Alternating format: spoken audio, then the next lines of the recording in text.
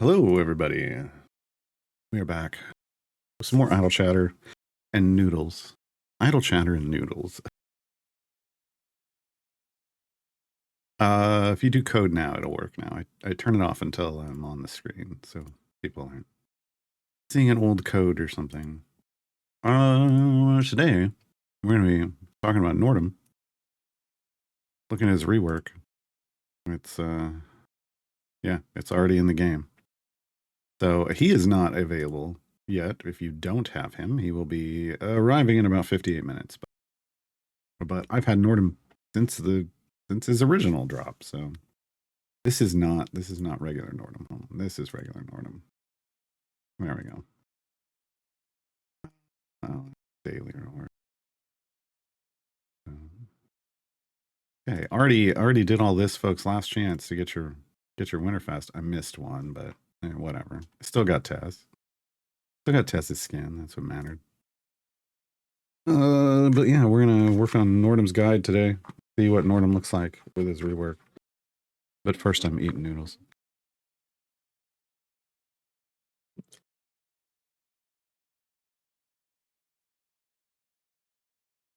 Hello, Star Chaser, Maskinac, J-Dog, Sergeant.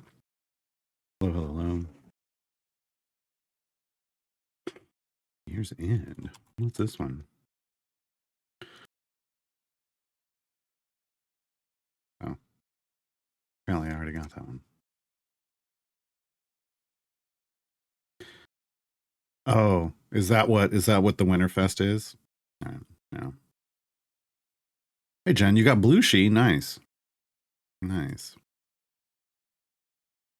Speaking of, let me. Hey Rodolfo. Hey Strathamel. Mitch bends 10 steps across the quad. Nice.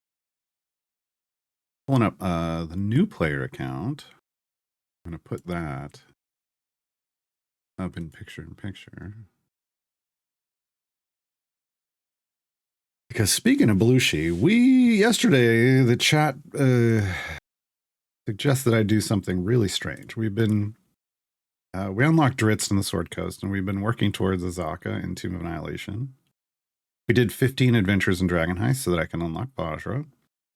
But chat was like, I need a seat too with the party too. And chat was like, why not just go try to get Blue She? And then I'll be on the Witchlight, which is ridiculous. Because I'm still on the second, like the first of the easy campaigns. And they're like, just skip to almost the last of the medium difficulty campaigns and do that. So we're gonna hop in and we're gonna attempt a deep favor run just to see like what is even possible. What is even possible? That's really it. Oh no, we left Brunar in the background too last night. Whoops. Okay. But yeah, so this is gonna be a slow burn. So it's fine. It'll just sit in the background, and I'll check on it every now and then. Hey Darth, did the Nordum drop already? Well, Nordum is not available to be unlocked in the event yet, but his rework is here. Because you got to remember, Nordum's been out a long time, so those of us that already have him can see his rework already. Sergeant, 7 steps across the quad. Need a seat 7s for Split the Party 3. I just flexed freely yesterday for Split the Party 2, so on the new account. Hey Delcoon. 100? That doesn't make any sense. Oh, it was on 100. I need an upgrade. There we go. I got to finish these noodles, folks. Cold noodles suck. Well, everybody's getting situated. I'm gonna stuff my face with noodles.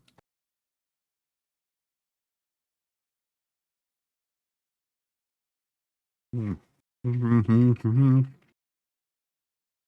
didn't need to move forward. Let's get Nordum actually leveled up. Nordum, we've been talking about Nordum all week. Nordum's new kit has a lot of scaling built into it, a lot like Karlach. However, a glaring difference between them is that Nordum makes you earn his through other things in the game, specifically through Modron cores. So if you look over at the far right, core competency, that's going to be the big one. It feels. Well, I don't know. Oh my God, they made the spec choice. They made the left spec choice pre-stack. Oh no. Oh no. I did not see that coming. Oh my God. Hold on. Stop the press. Wow. So that's an 11. Like I have 1,000%, which I mean, he's going to get a lot bigger than that this event. Giggity. The 47th. That can't be right. That can't be right. I would have choked on my noodles if I'd been eating. Looking at this Star Chaser, 10 steps across the quad. Nice job. Alkirise, 3 steps. They're starting their run. Good job. That can't be. Is that right? Good Lord. That can't be right, can it? I mean, it has to be right, though.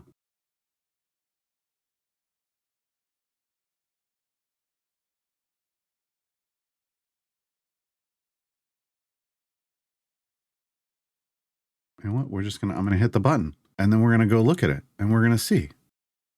Oh, he's got item level 1,000. Actually, I forgot. We got him up to 1,000. So yeah, no, he's in a solid place.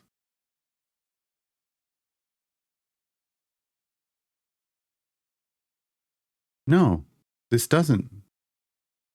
It's not pre-stack. It presents as pre-stack, but it's not.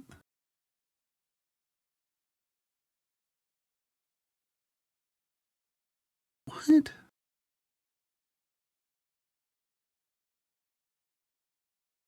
Something's got to be wrong here. Because even if it was, even if it wasn't, it is multiplicatively. This should be a much bigger number.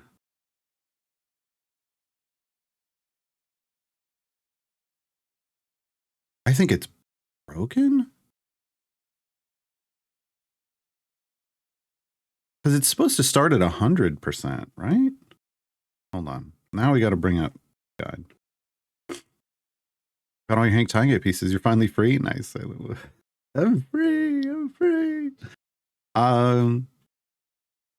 No, it starts at 33%. Okay.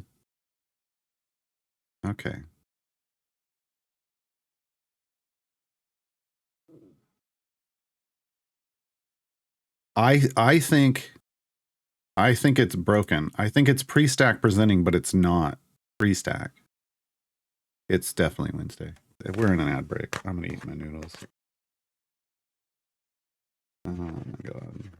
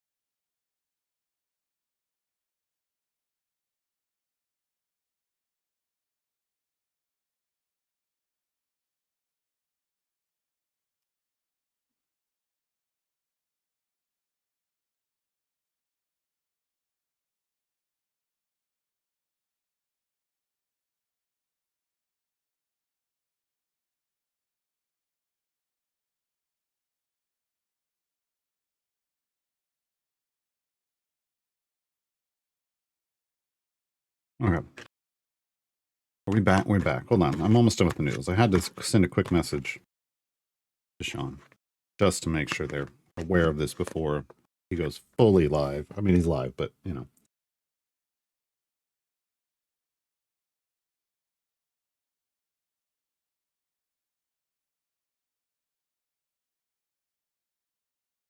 Plus noodles.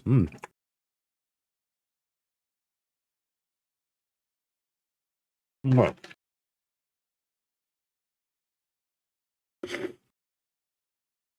Okay. Nifty games. 3 steps across the quad. Nice. Starting that streak. All right.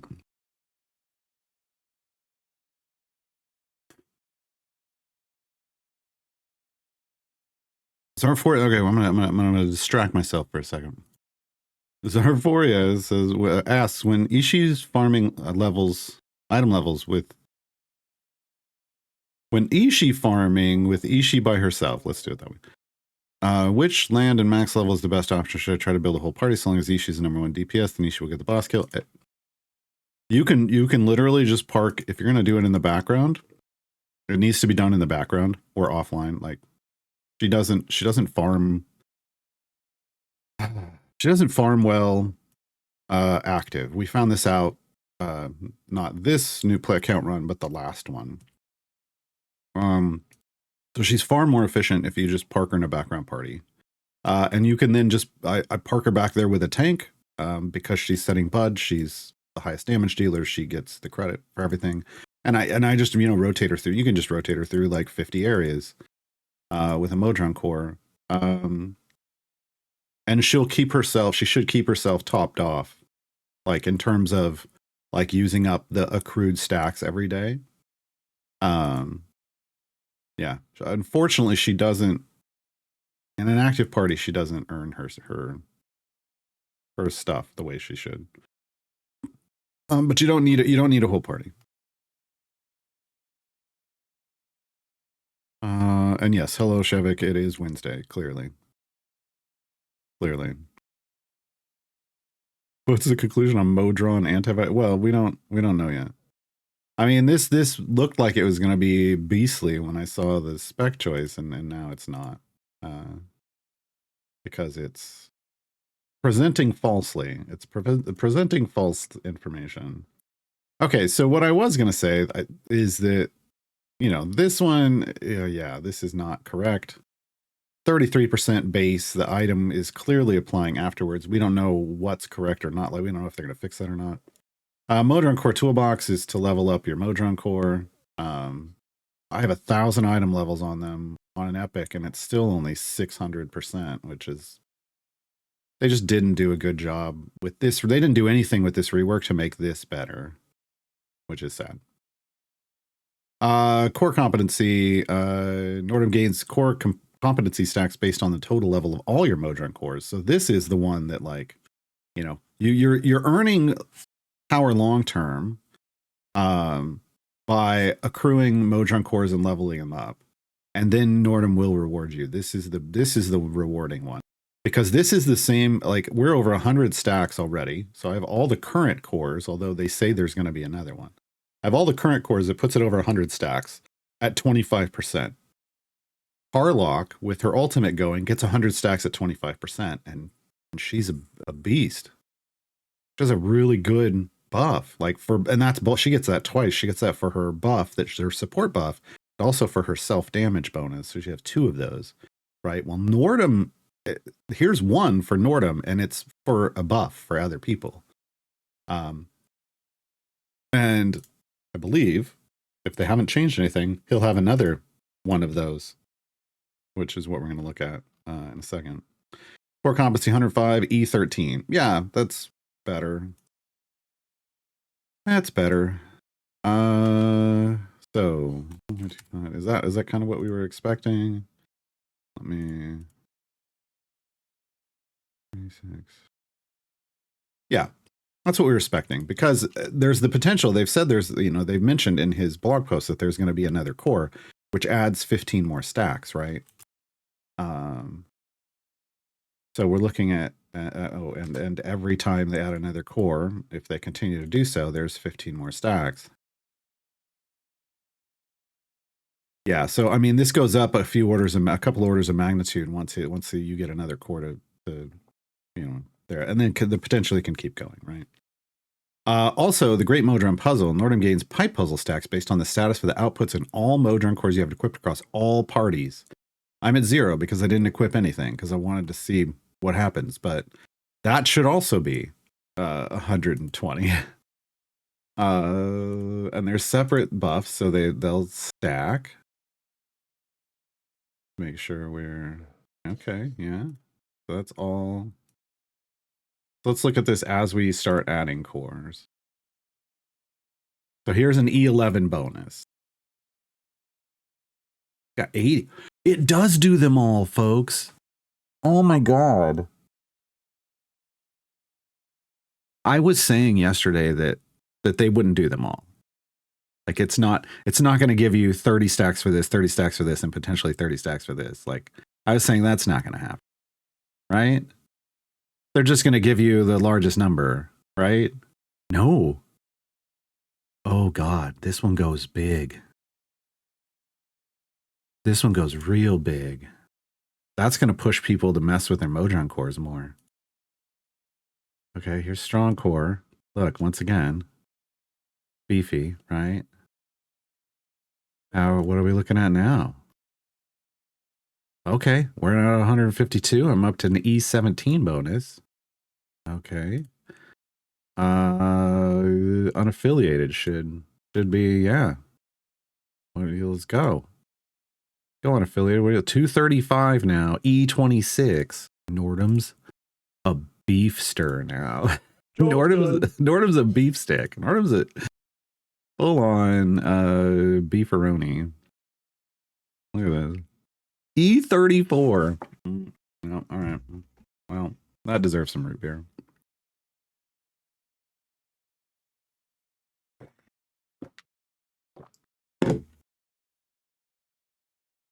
So I was right and I was wrong. I was like, I think he's going to be really strong support, but I also said he's going to have 2 abilities that get over 100 stacks with a 25% value. I was right about that. I didn't think they were going to add all of them up on this one. Oh, that deserves a hit of the alt. It does. Here's your reward, everybody. Here's your reward for the good news. Yay! The greatest ultimate in the game. Animation-wise, in my opinion. Yeah. Yeah, that was good. Let's get some music on, too. All right.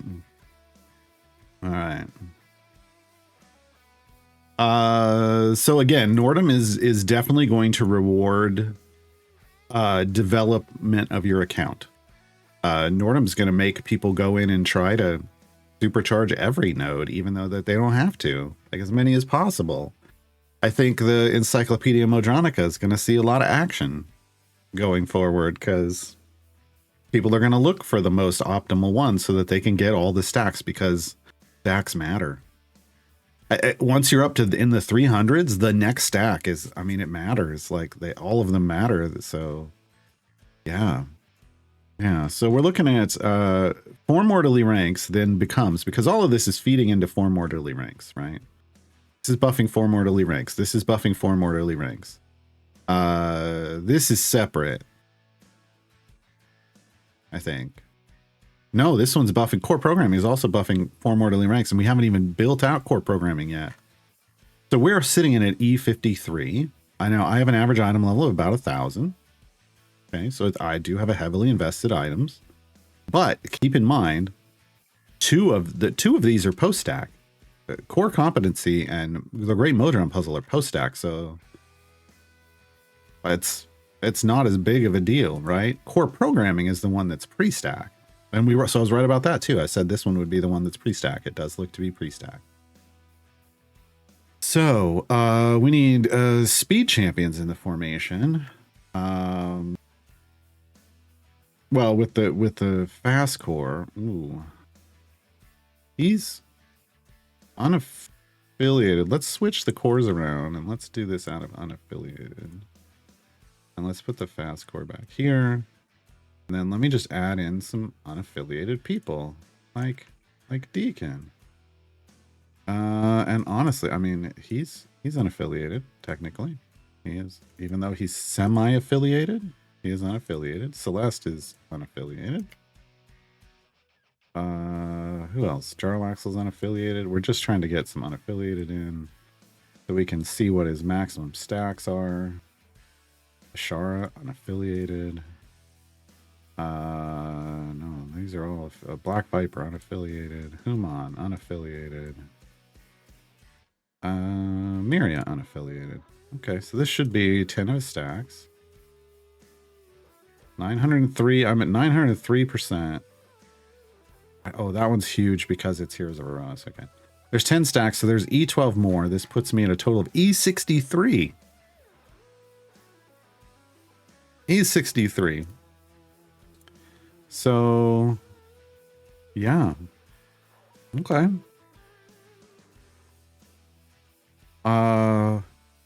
He's a beefy boy now.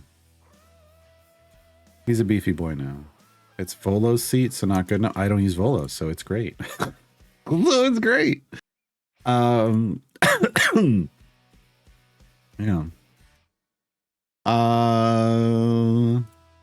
Dice says, asks if I've already got Minthara kitted. Is Halsin worth picking up? Well, they do two different things.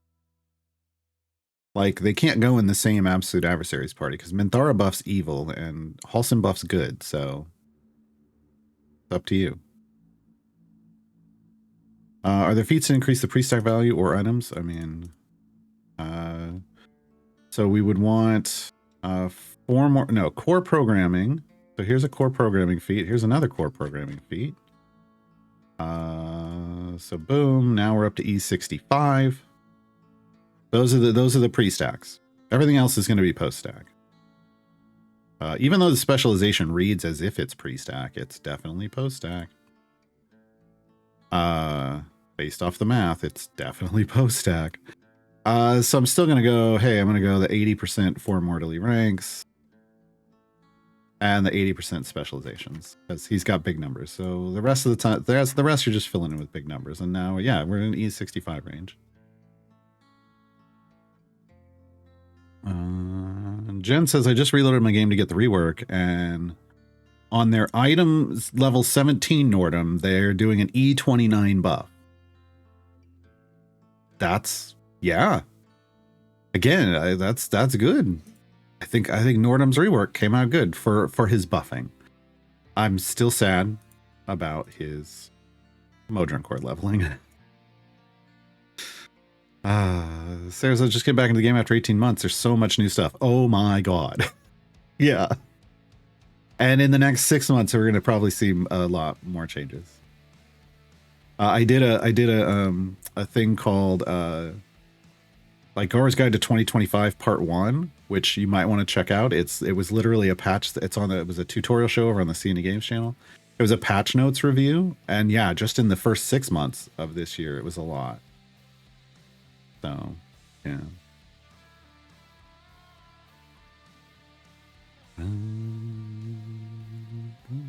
By Shakira's form order ranks is E71. What's your average item level, though?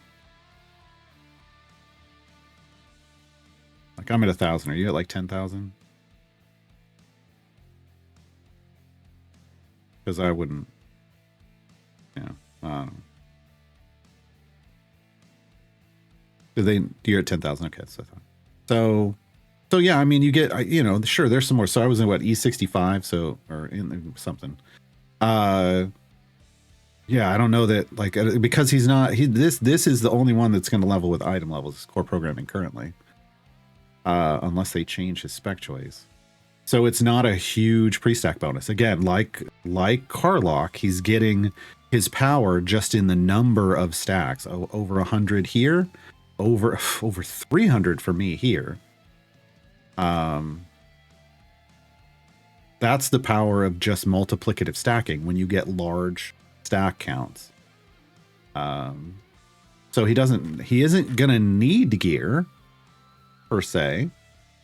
What he needs is you to develop your Modron cores, like to level them all up and then power them all up and then work on supercharging them all. So it's a long-term Something to work for long term, but he's obviously paying off. So if we go back and we take everything out, so we look again more at, take all the cores out. E22. E22. So Darth, did they nerf the Modron core leveling? No, but they didn't make it better, and it was always bad. That's the problem. So I mean, mine's fine. Mine's fine because I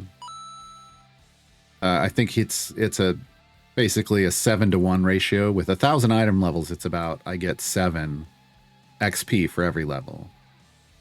But when you don't have any gear on him, it's 0.2 per level, and if you were trying to pick up someone in seat 9 to help you level your Modron core faster, it wouldn't be Nordum. It would be Diana. And that's sad. Right? That a player might think, "Oh, this champion has an ability that increases my Modron XP. They're the one I want to get to level my Modron core." But they're not. So people, over the years, we've seen people get Nordum, and then they find out that Diana was actually better, and they're like it's frustration, right? Like people get upset, and they rightly should. So I thought they were going to give him more just right off the bat. Like instead of 0.2, at least just give him double, give him 100% more, like to start with, and that at least puts him in a healthier place to compete against Diana. He doesn't need a huge investment to get bigger. And does it change? I mean, is it going to change people with tons of item levels? Sure, but it didn't matter for them anyway. Like for me, with 1,000 item levels, it wouldn't. Like, would it be a little more? Yeah, but does it really matter? No, because I mean, I'm done. I've got all my cores leveled. Like, well, they're going to put out another one, but still going to level it up just fine.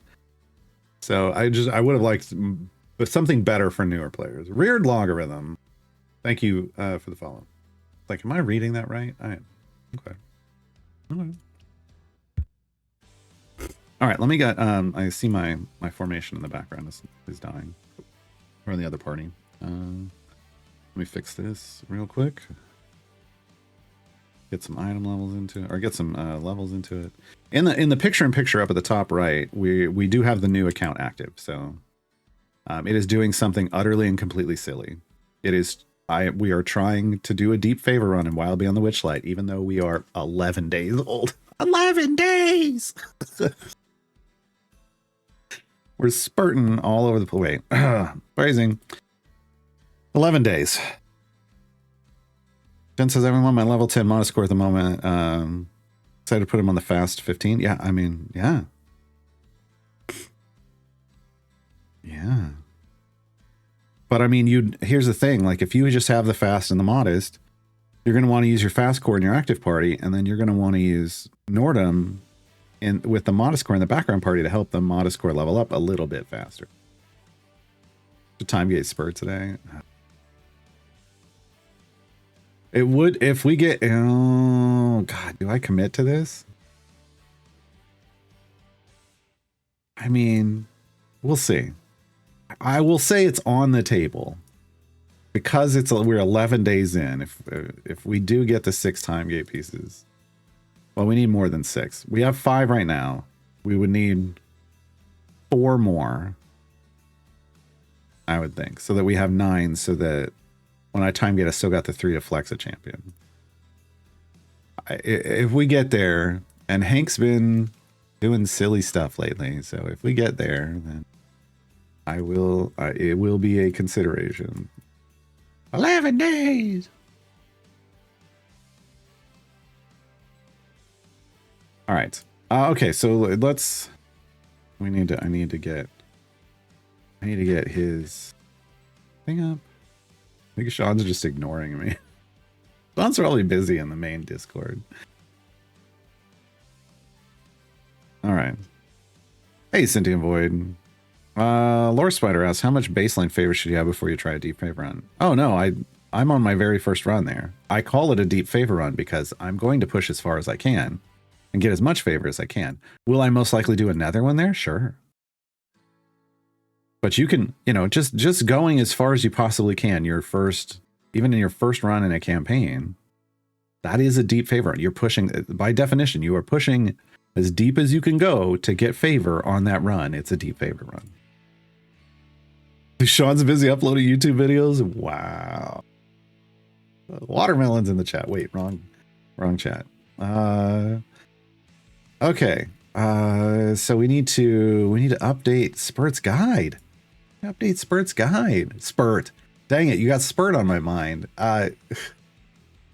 Jeez. Nordum is the featured champion. Okay. So Nordum's attack speed says 625, so that means it's 6.5 because there's a hidden quarter of a second here. Base ultimate 72.25, but I reduced it by 219. What kind of messed up math is that? And plus 291? That feels weird. Why would it be 291?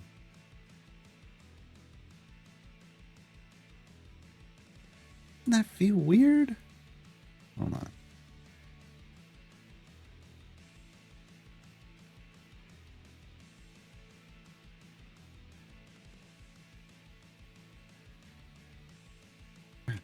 That's off. That's gotta be off, right? Maybe not.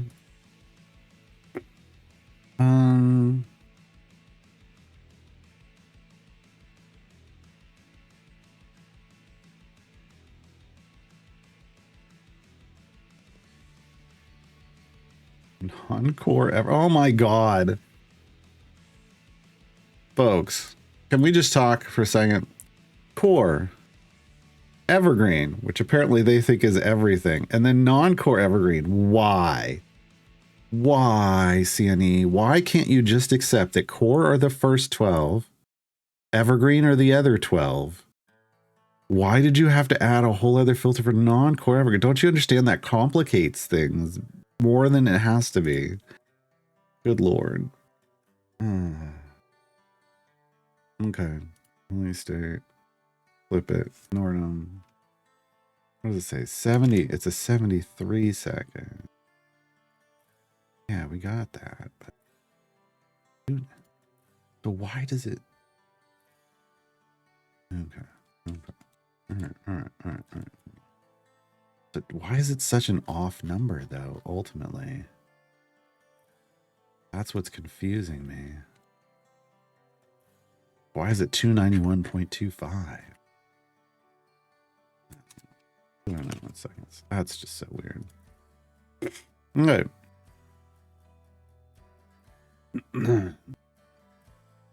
What is Spurt's big plus? Will I go for him in the time gate? I'd be going for him in the time gate because Spurt is 11 days old. It's his famous line from the very few minutes he ever got in Critical Role was they asked him how old, or how long he'd been doing something. He's like 11 days. How old are you? 11 days. How old do kobolds live? 11 days. Like that's just the number he knows. So because he's 11 days old and this account is 11 days old, it would be hilarious to timegate Spurt just for the fun of it. Just for the fun of it. But Spurt's big plus is he's evil. He is evil, right? He's an evil support, and he's pretty strong. Yeah.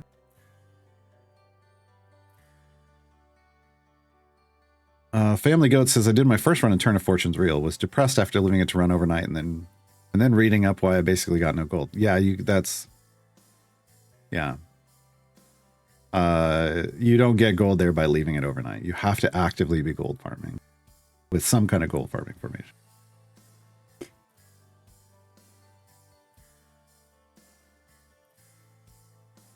Jin says, I finally cleared enough favor to get the Icewind Dale potions boost. My crops are watered. My skin is flourishing. Nice. Yeah, Spurt wasn't wrong. He lived to 11 days. Yeah, this is true. But we don't know if he lived 11 days. He could have lived a lot longer. We don't know.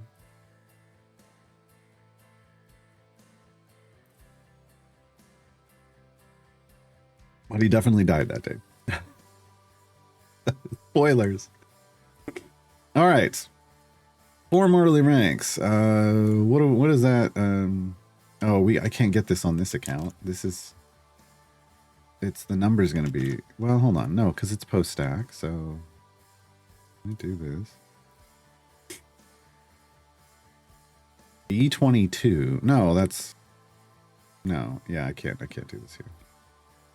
I have to go on, oh man, I have to open a different account. Okay. Is there anything we need to know before I change accounts? Is there anything we need to know off a geared account? I don't think there is.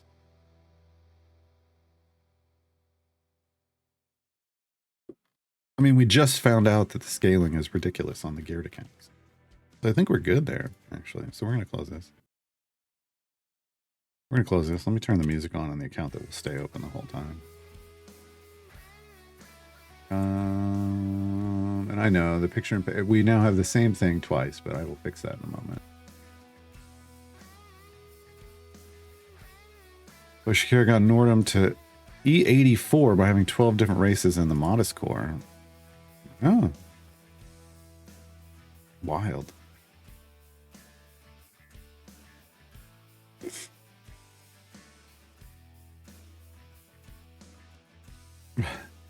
But Arnell says, that reminds me of a campaign where the shop owner was cursed and couldn't say any other price than 10,000 gold. Guess what? The players asked to buy the shop. Oh, that's just mean. That's taking advantage of someone, I think. That was an evil, that was an evil campaign, wasn't it?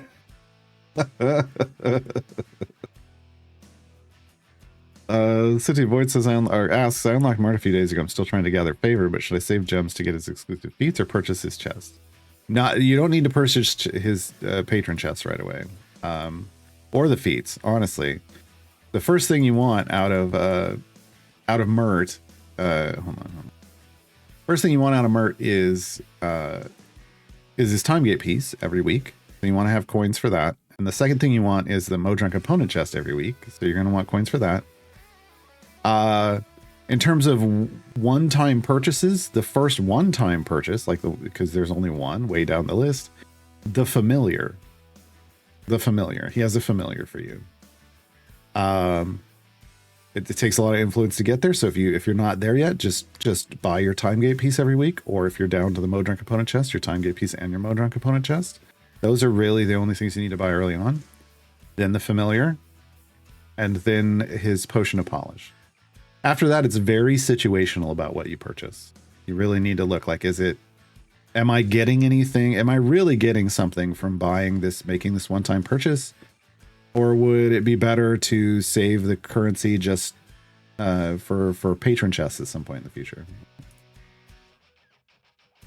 Are we coming up with it right? Okay. Oh, I didn't do Winner's Fest on this account. Whoops. It's fine. It's fine. Okay. Let's get Nordum. Oh, wrong seat. There he is. There's the Derp Lord. There's the Derp Lord himself. Alright. Where's unlocked? Oh yeah, on this count he's going to be real fresh and clean. Fresh and so clean. Alright.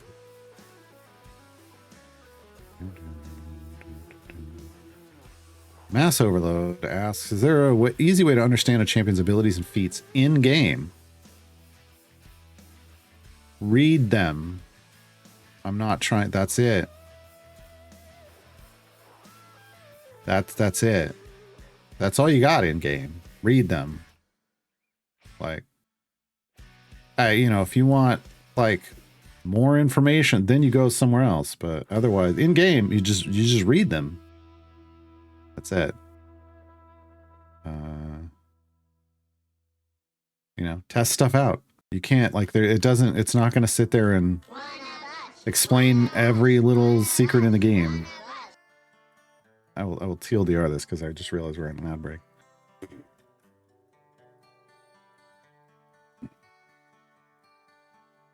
And I will call them out. Okay. So, TLDR, since we were on an ad break. In-game way to understand abilities and feats, just reading them and then trying things out. Like, that's it.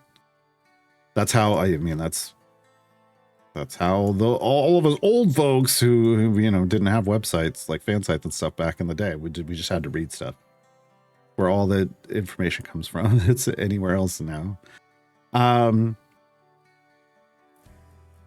back to the patrons, yeah, I did say Potion of Polish, but that's eventually. Darth Bonk says the skins are nice for free champion. You haven't unlocked it, but not early on. They're a waste of your currency. But I mean, yeah, eventually, sure, they're neat, but I mean, they could unlock a champion if you need it, but then you get a champion that has no gear. So you have to make, like I said, the familiar is the first priority. Potion of Polish is the second priority from the bottom of the list. After that, you have to understand what you're buying. Make informed decisions. It's fine to get skins. It's fine to get the champion. It's fine to do whatever, but to stay away from the generic potions, like the potions of specialization and those epic potions. Try to stay away from those. Those aren't great.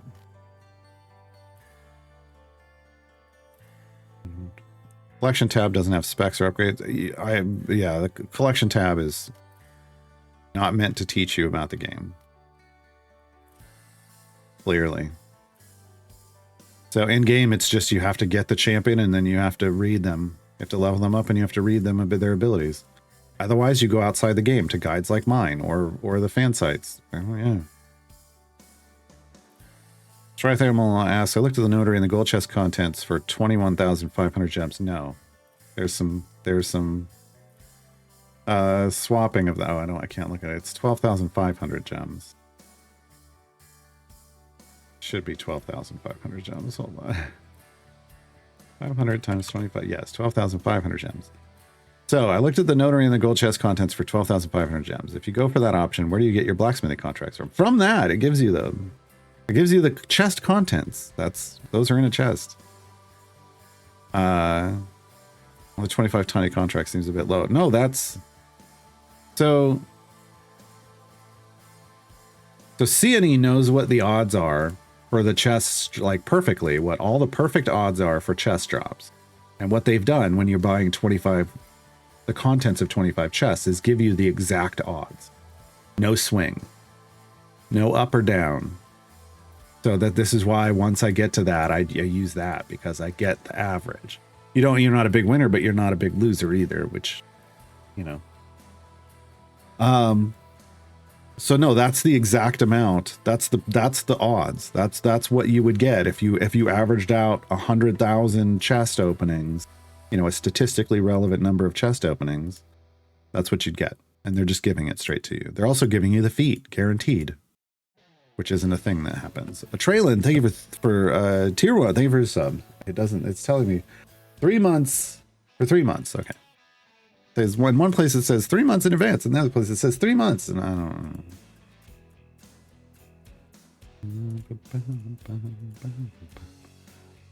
Okay, back to Nordum. All right. So Nordum without gear, a gearless Nordum, which is odd because he's full of gears. He's a mechanical construct. It's a joke. 4 Mortally Rakes. 419 EO 8% after upgrades. Okay. So gearless. Global DPS upgrade is 419. Oh no, 787 EO 6. Okay. That makes sense. So it went up a tiny bit, not enough to matter. The EO 6 is average. EO 7 is ooh. But usually it's like 1 EO 7 or something, so it's not even that big of a deal. But all right. Core programming. I don't think anything else is going to get ability upgrades. No.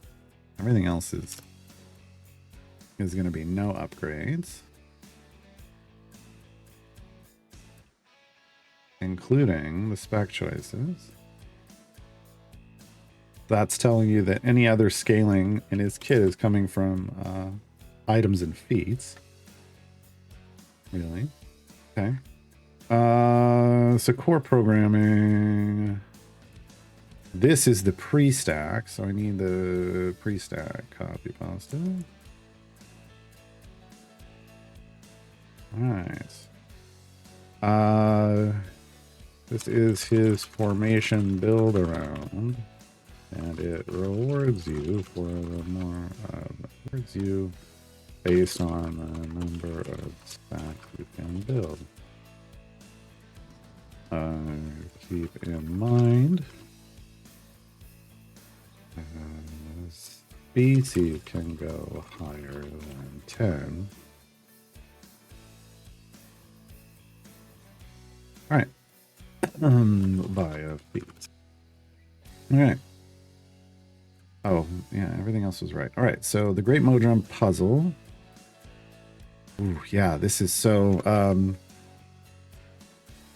amazingly, because I am amazed.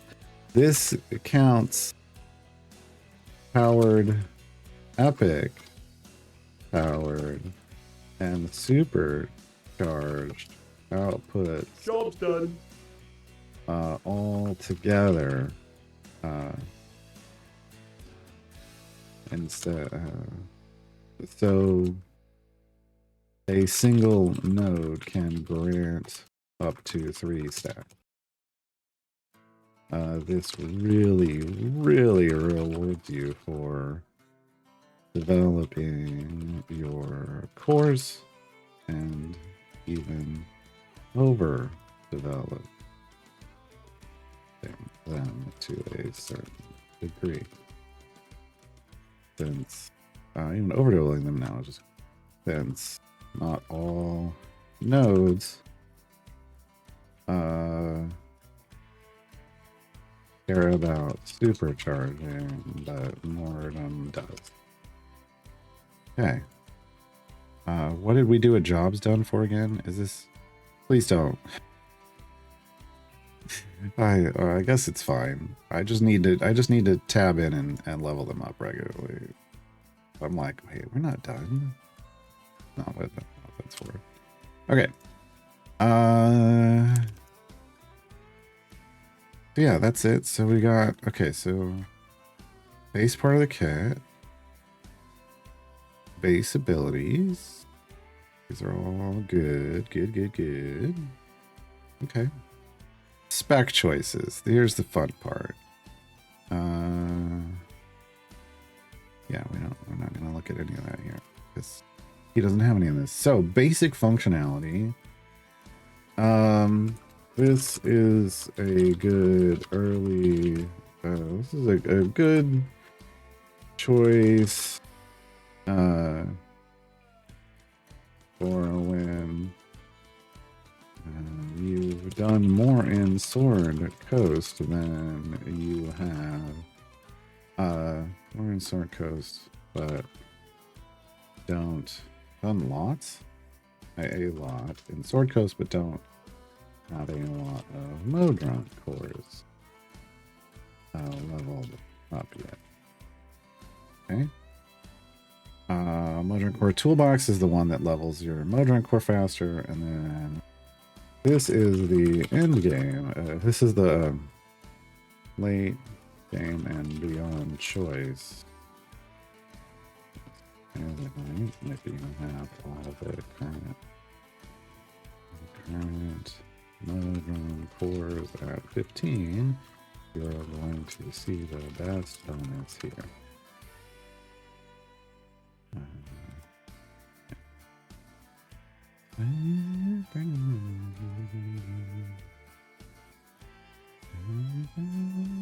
So is Nordum? I don't know what Mogron Mon. Is Nordum good? They're looking to be pretty good. Yeah.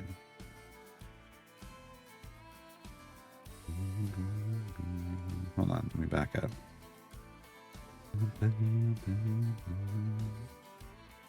So to avoid asks, I've gathered 15 time gate pieces. Which champion should I aim for since I want to unlock Strahd as a patron soon? I don't know. Whichever one makes sense for Strahd as a patron. I don't know. I really have no way to answer that question. There's 157 champions in this game. So there's a lot of options. I don't know what you're trying to build. I don't know what kind of formations you're trying to build. I don't know who you have already. Like, yeah, I have no way to answer that question.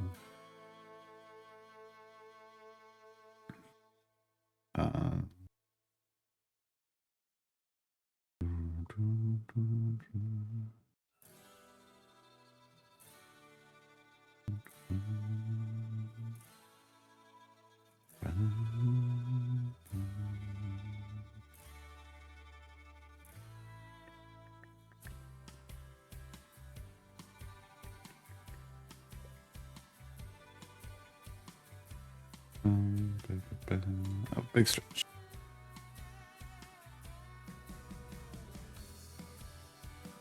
Ugh.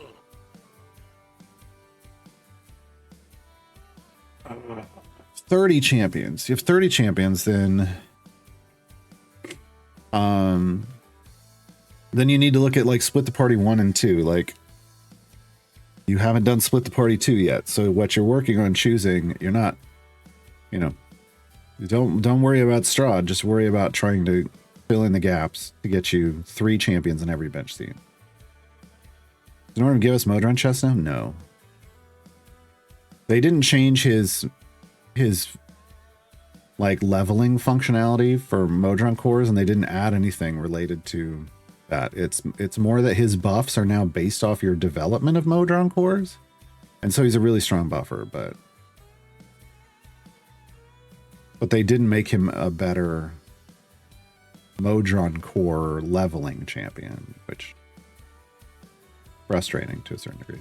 Okay, so his slot 2 is going to be his, that's his pre-stack. As far as we can tell. But honestly, I mean, everything else isn't. Oh, wait, that's not the right place for that. Goes here. Honestly, I think all that's a 2 and that's a 3.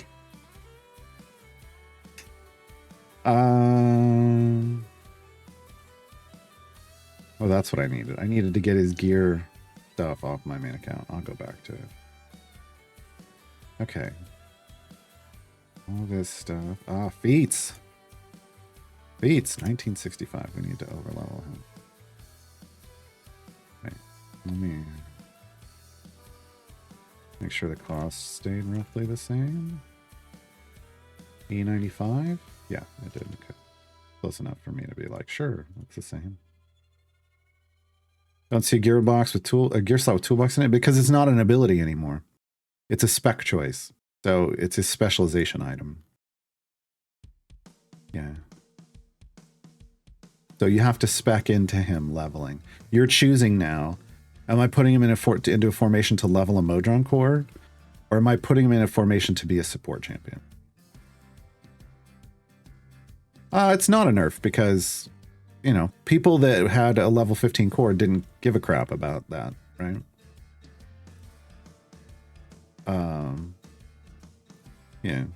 And honestly, again, because they didn't improve him in terms of what he does with a Modron core early, only after even, you know, he's still only a good Modron core leveling champion once you've heavily invested in him. And the investment in Diana is still more efficient, so you have to over-invest in Human in Nordum compared to Diana to get this a similar functionality or better functionality. He's still a functional support champion. You would still park him in a background party, and in a background party, you're not trying to push deep usually, right? So, yeah, yeah. I mean, obviously they gave him a good buff kit, right? Like, he's a good buffer now. He has the potential to be a very good buffer now. But they didn't do anything for his Modron core leveling. And yeah, it's just, I'm always going to be sad about that. Here to March is the other 12.5. Are there any other 12.5s? Yes. Type expertise and news speech power.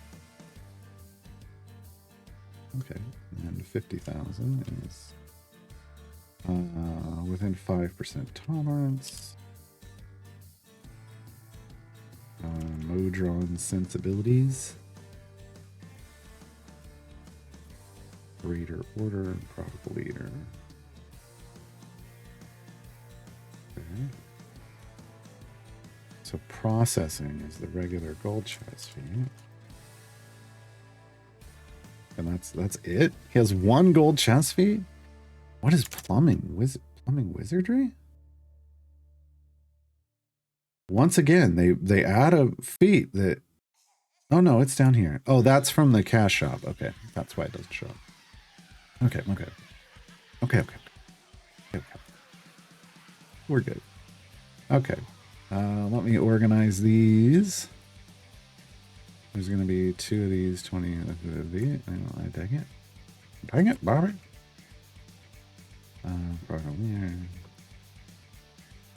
Okay. 4 more daily ranks. Gets at least 1 more. But I think he has 2 more. I think there's an 80%. Yes. Hey, Modron puzzle. I'll get multiple.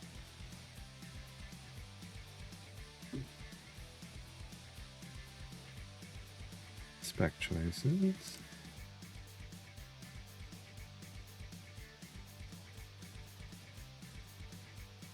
Okay. So now we want, this is the pushing feet. Both are, then we're looking at great Modron puzzle. Modron sensibilities, and then this would be core leveling for the spec choices. Yeah. Okay. We don't know his the rest of his stuff yet because he's not out yet. So, how much time do we have left? 1 minute. Oh, we timed this well. We timed this well. Oh, all right.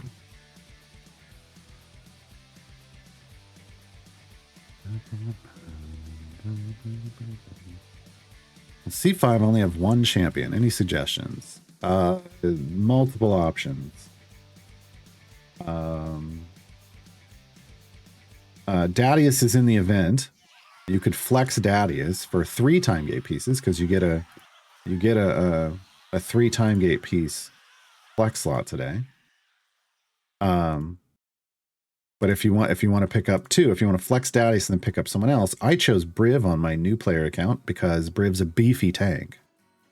He's also a speed champion, but he's not going to be a speed champion for a long time for you. So don't think of him that way. He's a beefy tank. So Briv is a tank. If you want someone who's a speed champion right away, you choose Calyx. But yeah. So you can flex Dadius in the event. You could time gate a Briv or a Calyx for 5.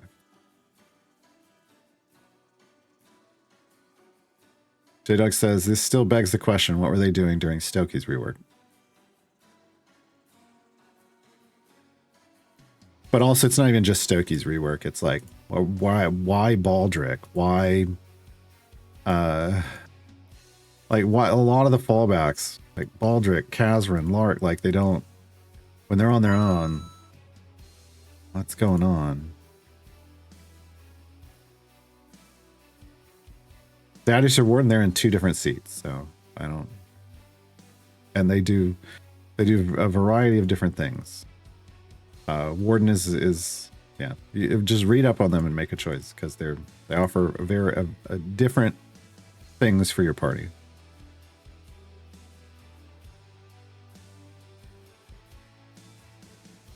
Fenzel, thank you for the follow.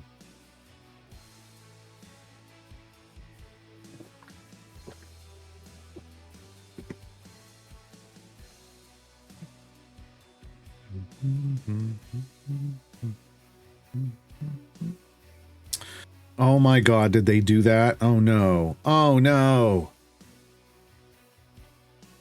Oh no.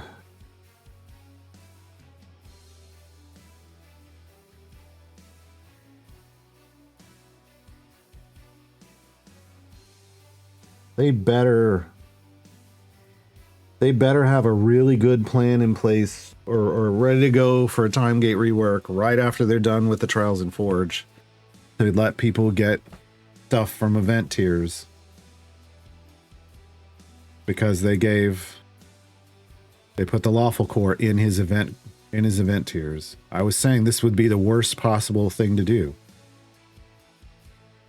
And that it should be in the tier 3 variant or the variant 3 reward in Tales of the Champions.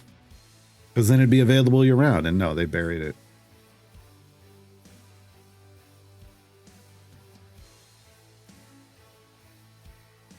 That's frustrating.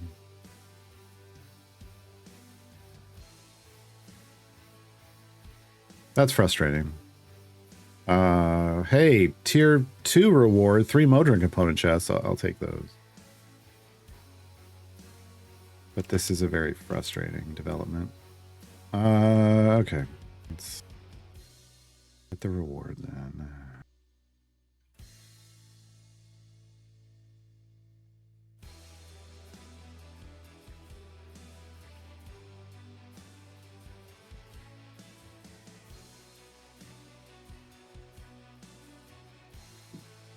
Alright, and his buffs.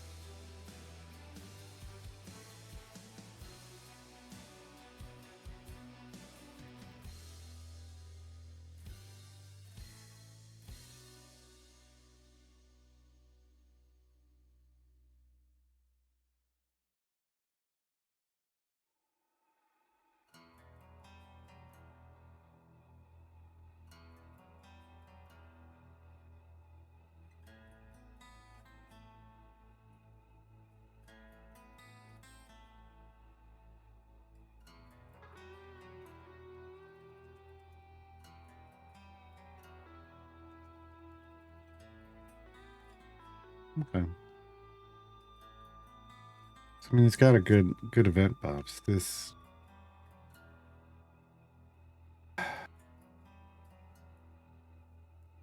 Yeah, I don't. So he's gonna be a good buffer. I think there's some weird decisions that were made around everything else. All right, let's look at his variants. I'll do that out here, actually. Okay.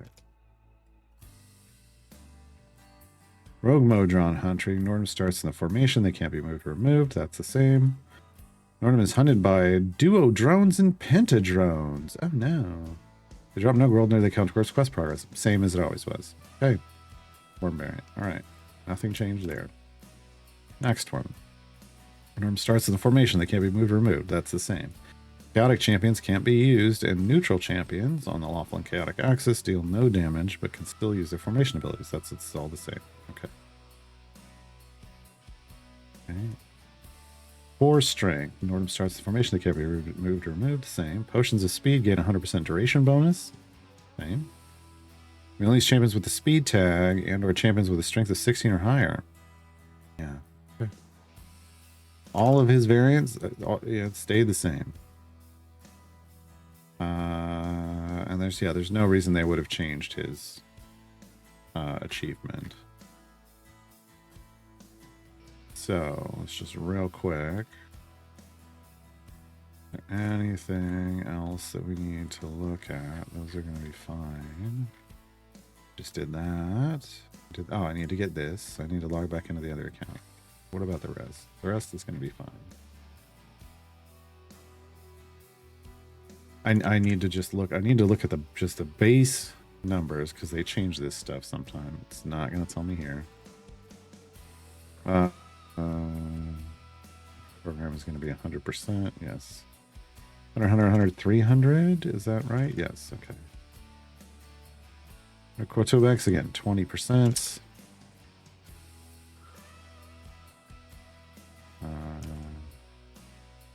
The others would have stayed the same, 33 and 25. Yeah. Okay.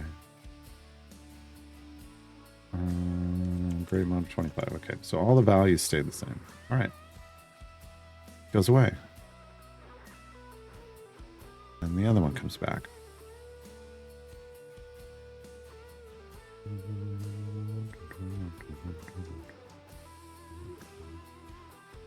Maxie says they did Bully for You with Zerial on their new account today. Cool.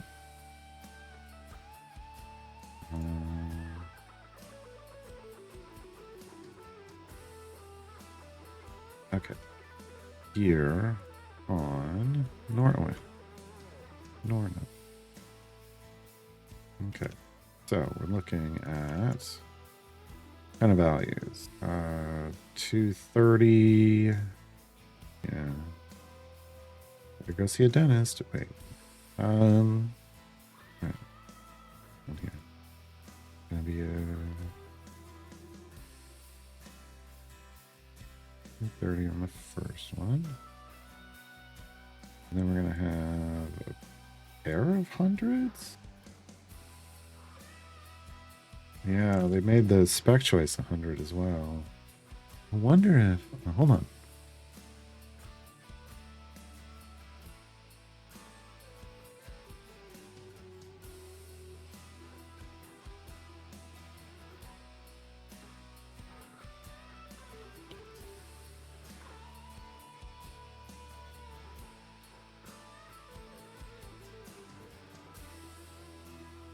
Okay. Sean confirmed that specializations are supposed to be post-stack, which is what I figured. It would be a little wild if they weren't. Like, he's already big enough. He's already big enough.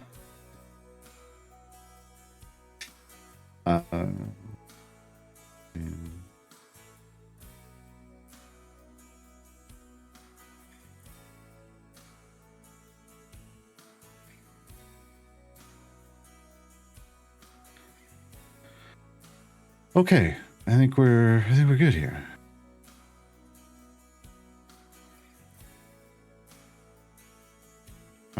Space Lancer Jericho, Nordum can be real big. I was looking in a buff in the E60s on my main account. Shakira was in the E80s. So, you know, that's the difference between like 1,000 item levels and 10,000 item levels. But you do have to develop your account. Okay. Darth Bong, I'll get to your question in a minute. Let me finish while we're on the Nordum thing. Let me get his. Let me get his stuff going here. Actually, turn off picture because that is the account we want, and we can turn off this. This is the account we're looking for. Throw the rest of this group out.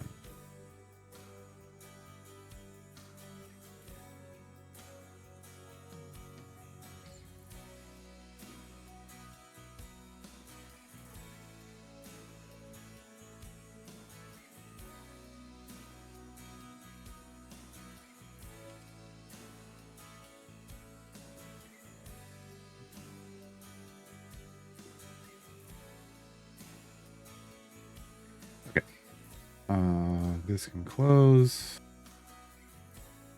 Over here, edit Nordum. Nordum, the backwards Modron.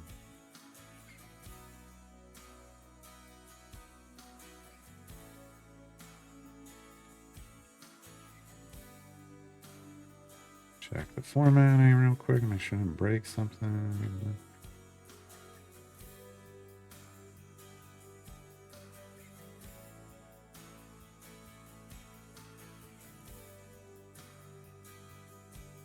Oh, ooh, ugh. No. Okay. Found something.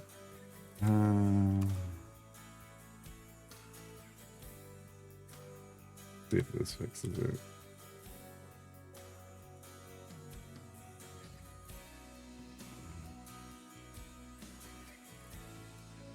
This is why we review. This is why we review. Yes, that's better. Okay. Okay. Good. Nordum's done. Throw that away. Update. Simroll. This part goes away. This part gets linked. And then I go do that in the... Oh, why do you keep doing this? Okay. Where is... There's Simroll.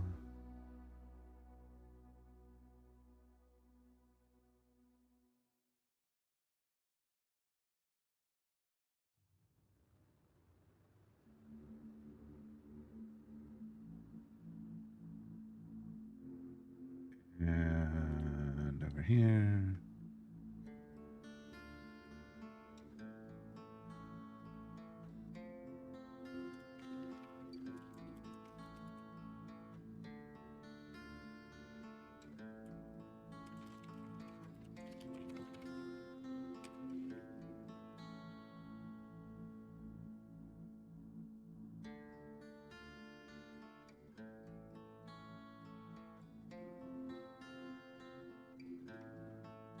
Oh, gem shop update. Heroic Diana skin is now available for gems, and Diana's +2 config is now available for gems and in wild offers? Why would it be in wild offers?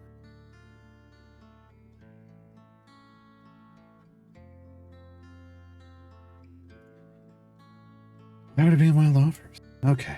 If it's available for gems, why would you... All right. Anyway. Okay. We're good. All right. Questions. We had a Talon question. Let me pull up Talon's kit, because I don't... Off the top of my head, I just need to make sure I'm remembering things correctly. So is it a positional?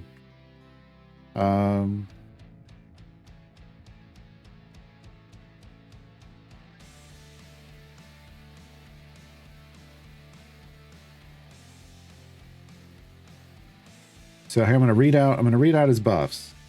Scatter attacks causes enemies to take more damage. So that's a debuff. That's not positional. Spot weakness.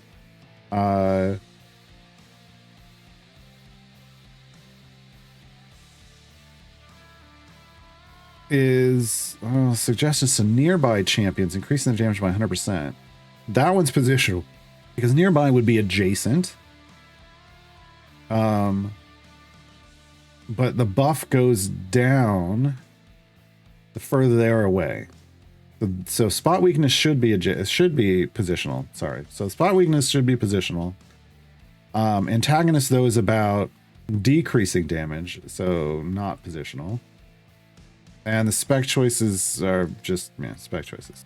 So spot weakness is a positional and should be a positional for like whoever likes positionals. There's lots of people that like positionals.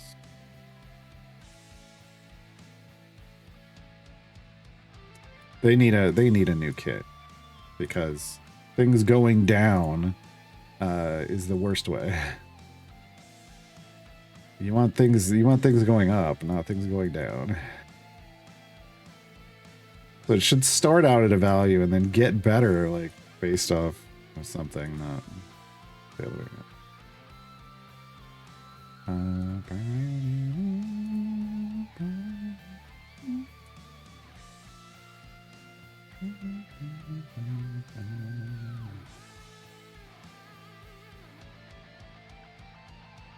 Well, somebody's on the subreddit like, since they're making a new game, do you think they're going to continue developing idle champions? Yeah.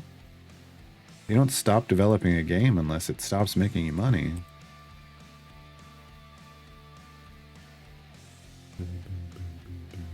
All right, let me catch up in chat.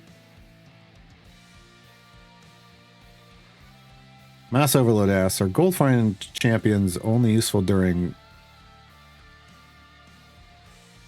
gold farms? I don't know. I don't know what that means. Or new kit. Gold find champions are useful all game long. I would argue they get even more useful the later on you get in a game, because you need to start getting even more gold than you've ever gotten. You need to gold more than you've ever golded in your life.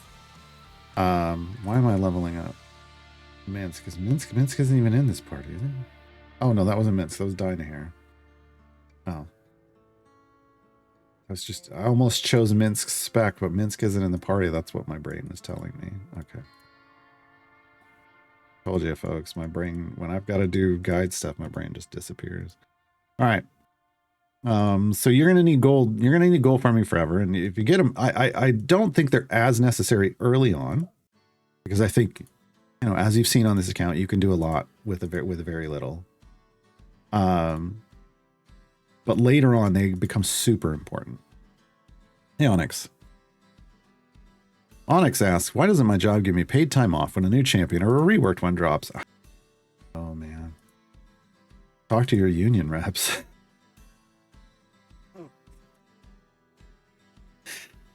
Continue. We are not trying to complete this one. We're trying to actually get favor. Oh my god, we're 150 areas in, and the damage is almost done. Oh, I don't think we're going to do what people wanted us to do here.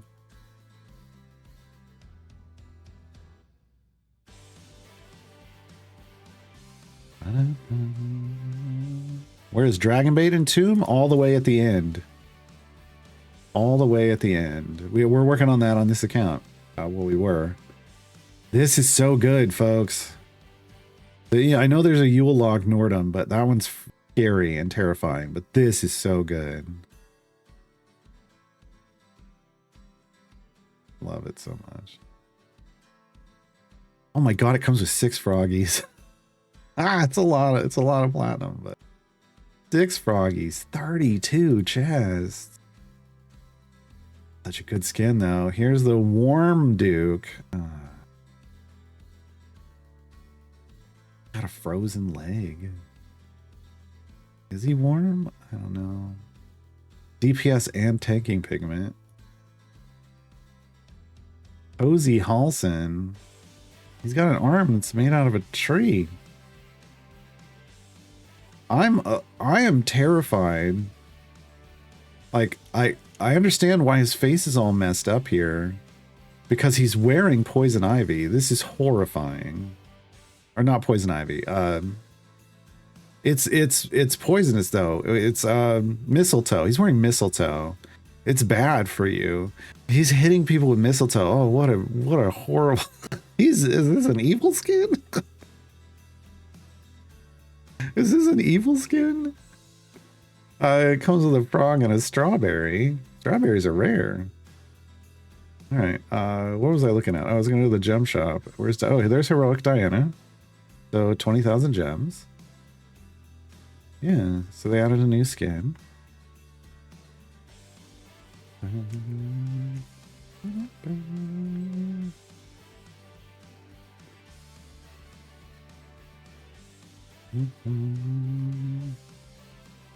It's a spot weakness, I was wondering. Yeah. It affects the whole... Oh. I don't think it says nearby. So here's the thing. If it affects the whole party... Well, no, it affects... I don't know. You're going to have to test it then. Because the fact that it drops its power as you move away tells me it's positional. But honestly, I don't fuck with the positional people. I don't care about them. I would never use Talon with like a Valentine. Talon's a weak buffer. There's the reality. Talon's a weak buffer. So if you're picking Talon, you're choosing a weak buffer in the hopes that someday they get a rework.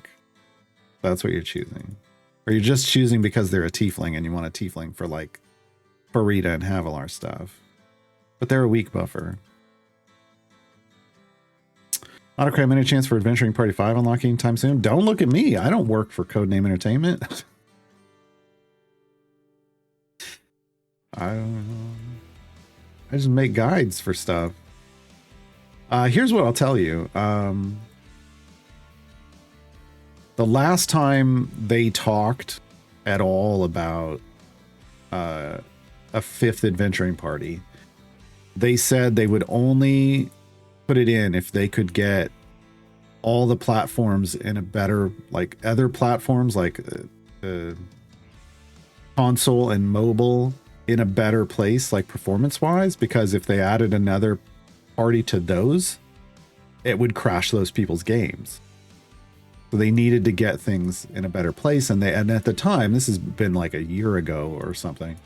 At the time, they were going to make some changes to things and they were hoping that it would work, but we haven't seen a fifth party, so I'm guessing it didn't work.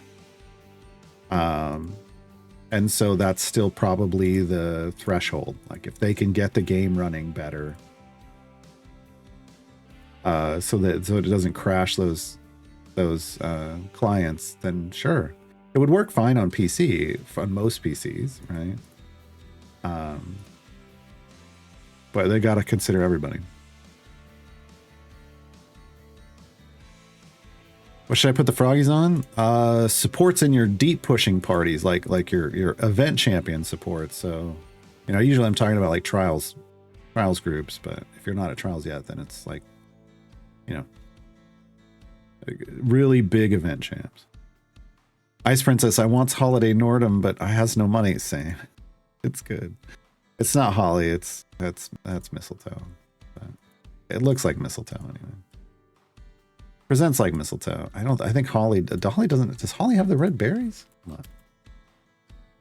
I guess Holly does have red berries, but usually you're talking mistletoe at Christmas. And you don't want that stuff anywhere near you. Mistletoe is a parasite. It's like hold on. Yeah. Oh no, you're right. It's holly is the red berries, mistletoe is the white ones. I am wrong. Thank you for correcting me. I always think that it's mistletoe with the red berries. It's holly with the red berries, and mistletoe is the white. The parasitic plant, known for holiday traditions of sexual assault. Wait.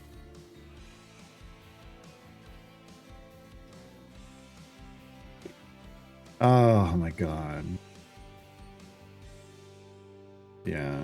I think for a while it was like the state flower of Oklahoma. Hold on, is it still? It is. Official floral emblem. We have a parasite as our official floral emblem. I hate it here. You're right. Holly is the red berries. Mistletoe is the white. I gotta remember. I gotta get that locked in my brain. I just can't stand mistletoe. Should I do one froggy per support or slap 6 on one at first? I did them 1 per support, but I also slapped 6 on Carlock because I knew I was going to use her a lot, right?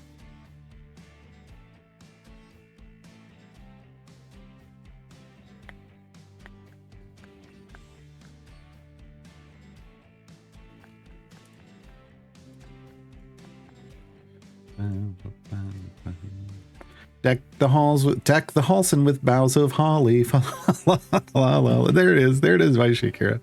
Deck the Halson with boughs of holly. La la la la la la la la. 'Tis the season to bear jolly. La la la.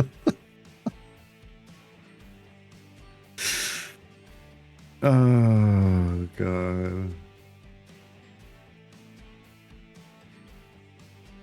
Sexual assaults are a fine time-honored tradition. No, they're not. But it totally is. Look, when they can't stand it. I don't understand. Like, I definitely grew up in the family where they're like, oh yeah, under the mistletoe. And I was like, this is horrible. Why are you doing this? But as a kid, I didn't get a say in anything.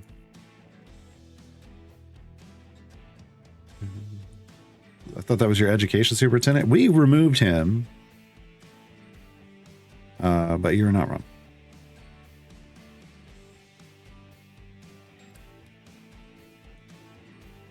Yeah, the parasite, that is, exactly. Yeah, don't even get me started. You know, there's two different. So, Baby It's Cold Outside can be viewed in two different ways. And in one, totally fine. And the other, it's a bit predatory. But it is that song specifically is a matter of perspective. And I'm fine if you want to just treat it as a sexual assault song and be bad. I'm okay with that. I'm just saying it. That one is truly a matter of perspective. Depends on who's singing it, right?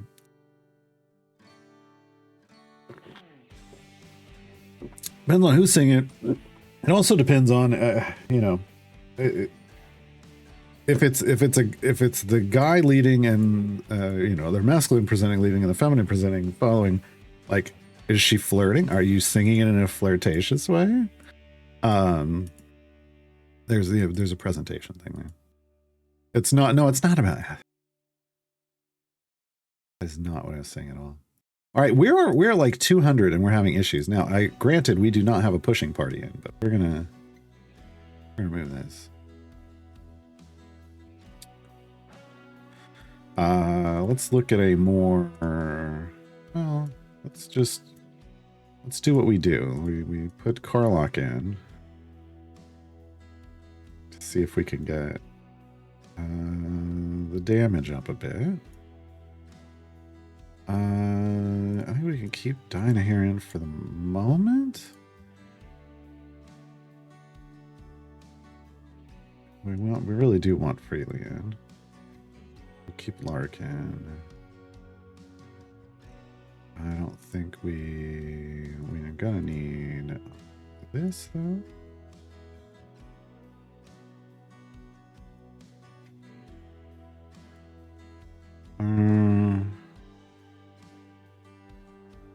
Who am I looking at?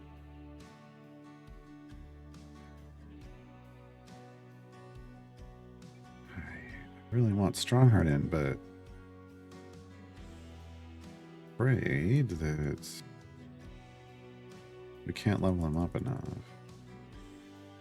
Yeah, we can't get people leveled up here. Let's see if I Diana in from. Let's see what happens here.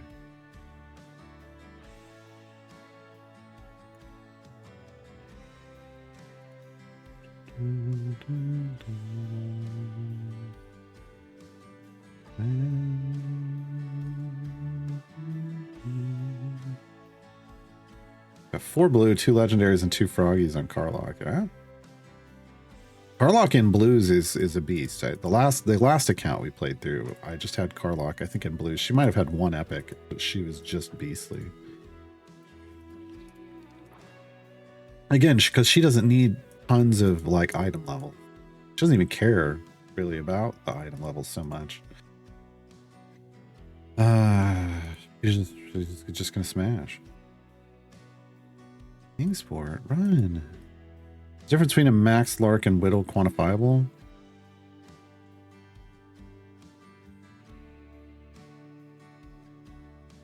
It's not that simple. It's about what party they're in, right? So if you're trying to figure out between a Lark and a Whittle on an account, like in a party where you've either reduced the quest requirements, or you're getting extra credit on quest requirements, or some combination of both, so you're down to like 5 or less kills to get to clear an area. A max Lark is gonna instantly load in those 5-ish enemies, 5 or less, or whatever enemies, and that should be faster than Whittle just accelerating their spawn speed. The higher the number you're at, the more quantifiable it would be, the more noticeable it would be. Like if it was 5, Lark loading in 5 is better than waiting for Whittle to try to speed 5 in, which would be across 2 separate spawns, right? But as you get down to 2 and 1, like a 1 and 2 kill clear, you gotta test it. I don't know. I mean, I think you could find the measurement. I think it's a lot closer. I think it's still better, but I don't know how much, right? So it's oddly, it's going to be a bigger thing for you if you're not at a 1 or 2 kill clear. But you're getting it low and Lark's loading and everything you need instantly. So yes, but that's only in that type of party. If you're in like this party, it doesn't matter. We have to kill a lot of stuff, right? We have to kill a lot of stuff no matter what, because I haven't done anything to reduce. We don't have any reducers in at the moment, right? So it's really kind of party dependent. Not the support spell for this.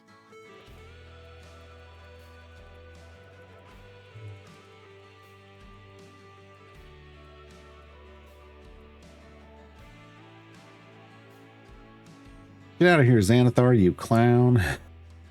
You clown.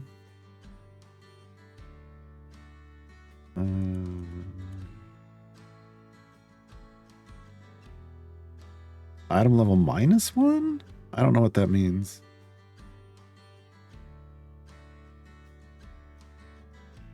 Or just item level 1?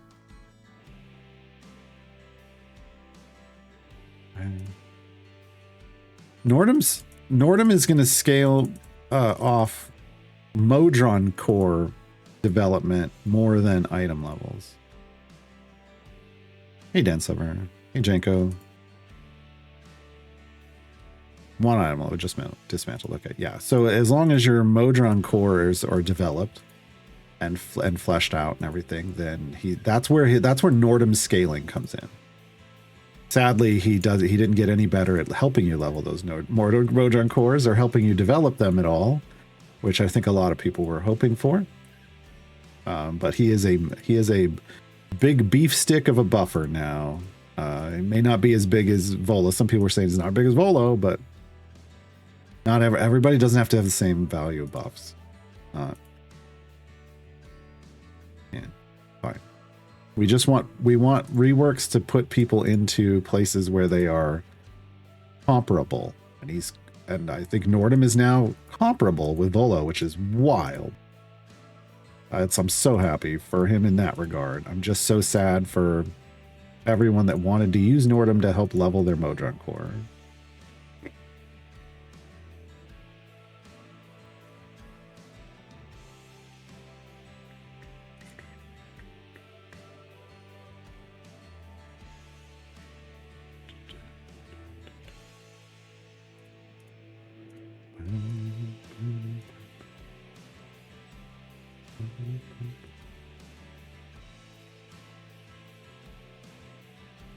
But he's a better support than Karlach, and you know how much I love Karlach. So yeah, no, I think emotes, or I think the Encyclopedia Modronica specifically is going to get a lot of usage. So get your links ready, share it with people when they're trying to do stuff, because people are going to want to. I mean, you're going to want to go beyond just like supercharging the superchargeable nodes. You're actually going to want to try to supercharge every node possible now with Nordum. You're going to want to overdevelop your Modron cores, because every supercharged node, if you supercharge a node, that's 3 stacks per node. If you just epic it, it's 2 stacks per node. So, it actually matters. Like, being too big, like going real big on your cores now, if you can, actually matters, and Encyclopedia Modronica is the best resource for that.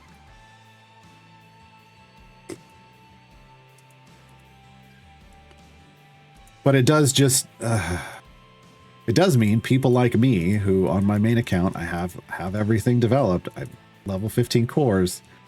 A lot of them are supercharged. You just need to fully supercharge like 4 of them. I have at least 4 that are supercharged, but they're not fully supercharged.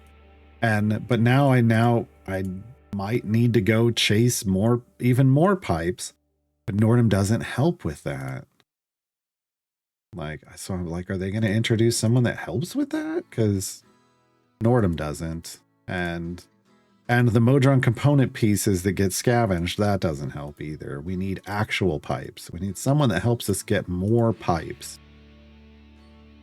Okay, speaking of more, Brunar was over here Working hard for the money. Yesterday. Did we actually? We did. We did complete it. All right. We've completed the Death Curse and Tomb of Annihilation. Okay. We were just doing, because I was trying to make progress in Tomb while we were doing other things. We're gonna do this again. We're gonna do this again. It's Brunor, and it's 2 familiars, and that's it. And we're gonna go back to the main party. So he got stuff. Got stuff for us. Looks like the news core is broken. Good. I'm so salty about the new core. I'm sorry, folks. Welcome to Garwar's Salt Lick. I don't giggity. I don't know. I'm salty about the new core. Specifically, I'm salty about where they put it. I'm upset.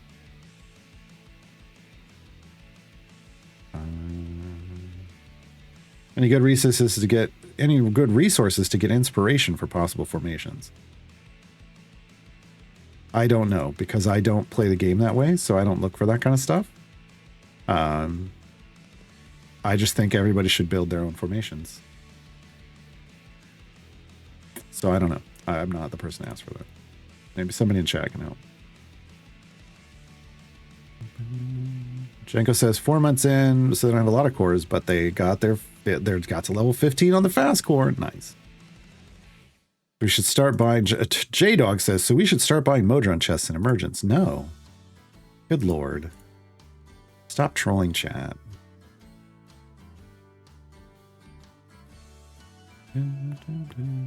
Upset about it being a tier 3 reward? Yeah. Well, I'm upset about it being a tier reward, period. It shouldn't have been. They were going to introduce a core. They needed to have made it available year round. So it should have gone into Tales of the Champions as a variant reward. And instead, they made it an event tier reward. And so it's only available once a year. That's not cool. To me, I find that uncool. That's... yeah.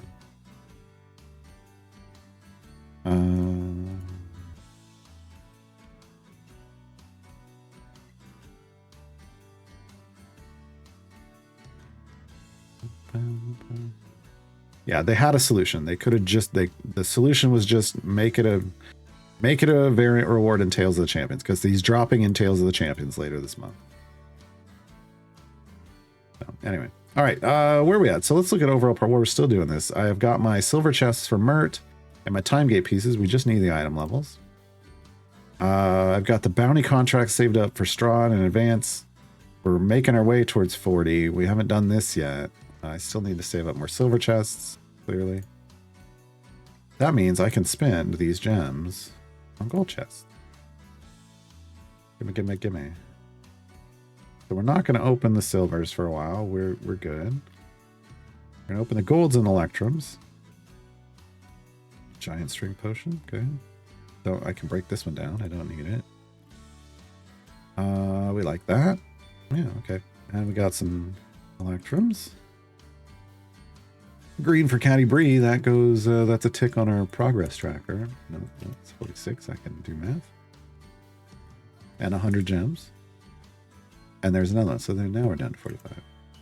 Okay. And a large potion of speed. Nice. Okay.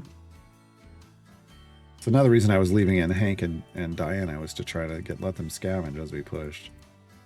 Hank, we're up to 7 time key pieces. Hank's doing it.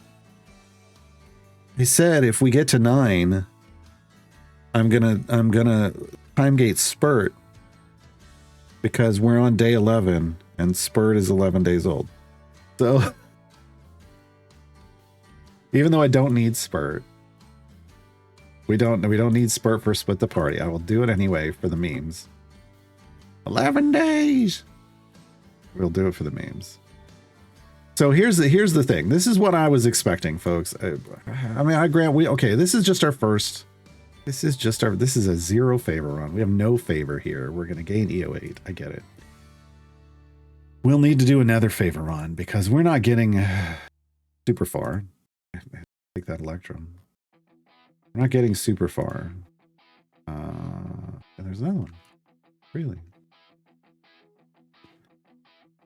Okay.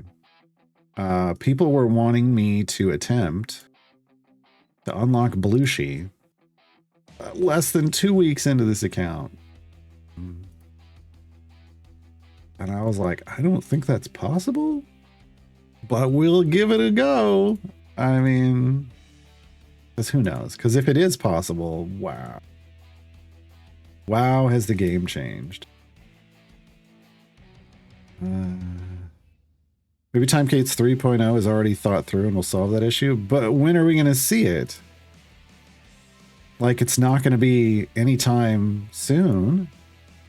Because trials has to happen, and then they have to do that, and then so like even if Timegates 3.0 is fully planned out and it addresses this issue, I'd say it's still 6 months or more away, which that still is why create a problem that you then have to solve with a rework to another system when you could have just put it in Tales of the Champion.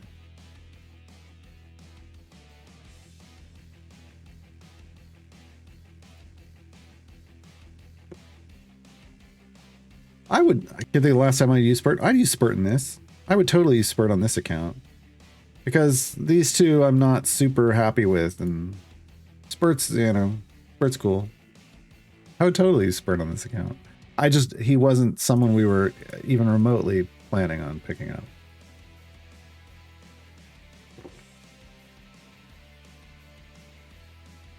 Yeah, an introduction of a lawful core makes me really want, like, a neutral core, which would work for neutral on, like, as long as neutral shows up on either side, you do it that way. So there's just one neutral core, right? And then a chaotic core, and then a good core and an evil core, right? Like, there's some cool cores to add to the game. Yeah. I mean, so I'm excited at the possibility of more cores, or I'm happy with the possibility. I won't say excited because there's no guarantee. I'm happy at the possibility of more cores based off things like that. I'm unhappy with where they put this one.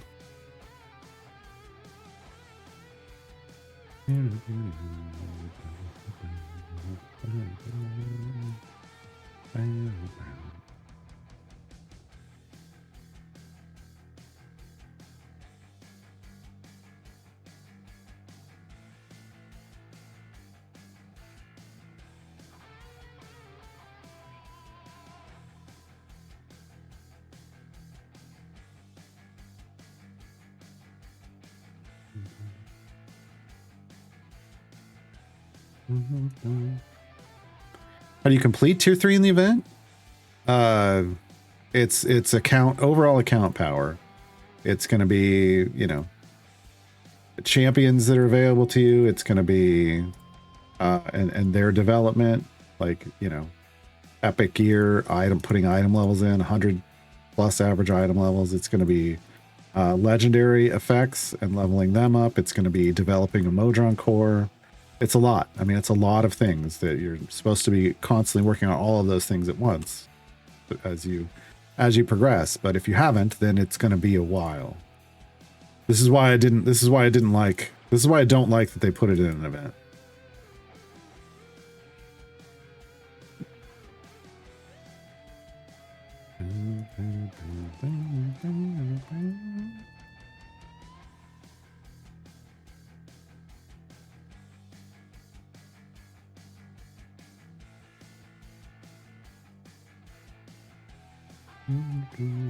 We're pushing better. I thought we were going to be done. We hit an upgrade curve, clearly. Okay, we're going further than I was expecting. Here's the thing. People want me to do Bully for You, which is Belushi's unlock. it's like 4 adventure nodes in, so there's a lot there's a lot to be done just to even get to it. Not a lot. There's some work to be done to get there.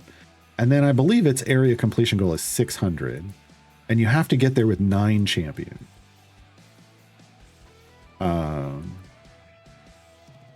So yeah, which campaign am I on? We jumped forward to Wild Beyond the Witchlight. This is not, as of this moment, this is not something I would ever recommend, but we're experimenting on a new account because look, I only did Sword Coast to Dritz. I unlocked Dritz and we didn't go any further.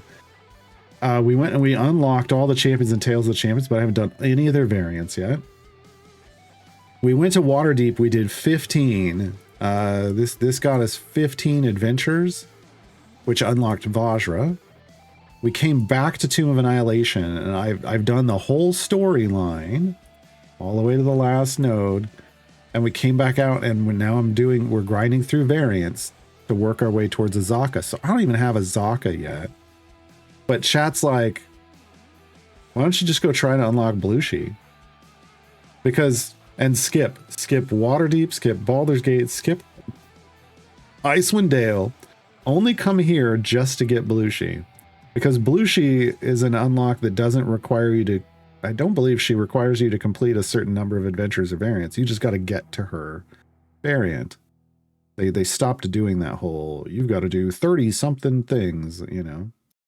And with a completion area of 600 on lower campaigns, we have hit 600 with less power than we have now. So people were like, you might be able to do it. We're checking. We're finding out. Yeah. Blushi's hard without a solid roster. Well, you just have to have 9 champs that are good, that can get you to 600. Yeah, no, I get that. I'm well aware, but it's just the 9. You just have to have 9 good champs because you get to decide what 9 you end up with. That part of this I'm very good at. Now we do have to, rotate some in and out along the way. So it's going to be interesting. I understand, but conceptually, hypothetically, there's a case to be made. So we're testing that out. Why did it kick back? Did we die? Shenko says, I wanted to make Kazra my DPS, and the only core that fits her is the magic core. That's not true. You've got a fast core. It's just fine. The magic core is a glass cannon core. You have no survivability with it. So I don't like it for anything. Personally, but there are people who use it. Yeah, I don't know. I've never tried to see what you'd have to look on Encyclopedia Madronica and see what it says is the best core for her, or at least, and then look if magic is the best, figure out what's second best. Figure out what's second best.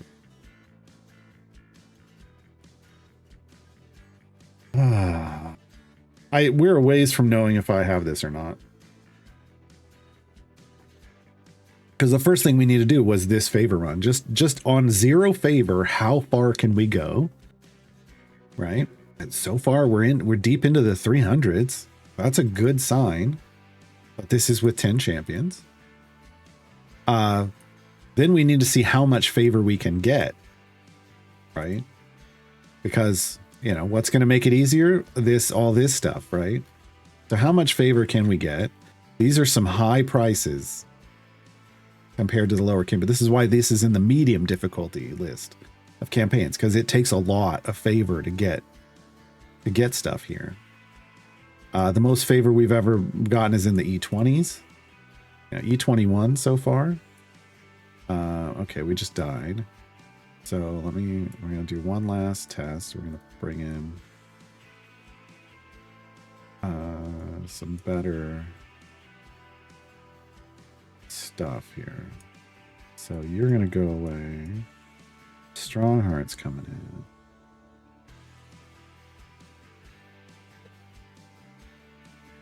Okay. Let's see what happens. Oh, Diana's got to go away. Forgot. Makos. Come on. And oh, yeah, that doesn't really matter. Okay.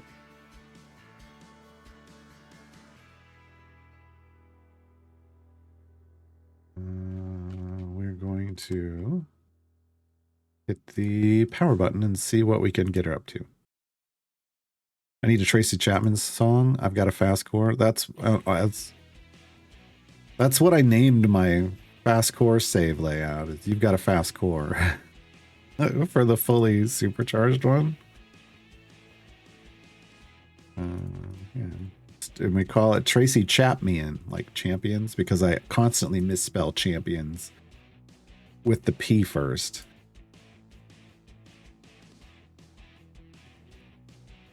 I have 62 champions, but I don't progress much in events. I did something wrong, probably. No, it's just that if you're not trying to develop across a wide variety of things, if you're just focused on one area of this game, then this game doesn't reward you. You can still get there, and it doesn't mean you played it wrong. The game didn't tell you that that's what you had to do. The game isn't good at communicating things.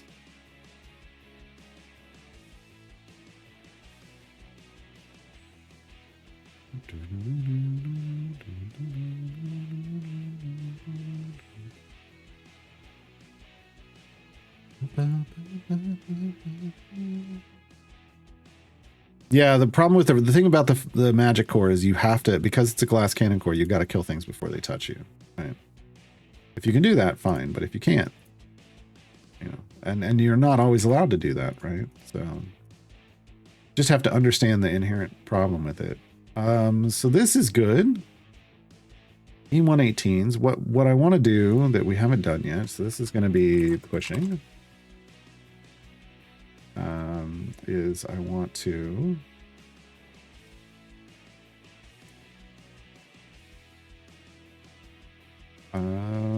build a gold find party.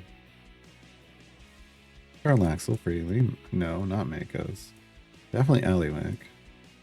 And then we add Archon as well. Odd as that sounds. Definitely not Makos though. Jarlaxle and Hitch as a rogue. Any other rogues? Or Drow? Oh, Dritz is the Drow. I don't think I have any others. No, okay. Ellie does need to level up. We need to shuffle her hand. So it's just Eliwick and Jarlaxle that get levels. And this. The others are just there to exist.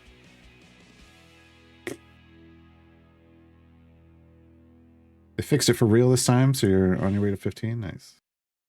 And you bumped your average item levels to 40,000 for funsies. Good lord.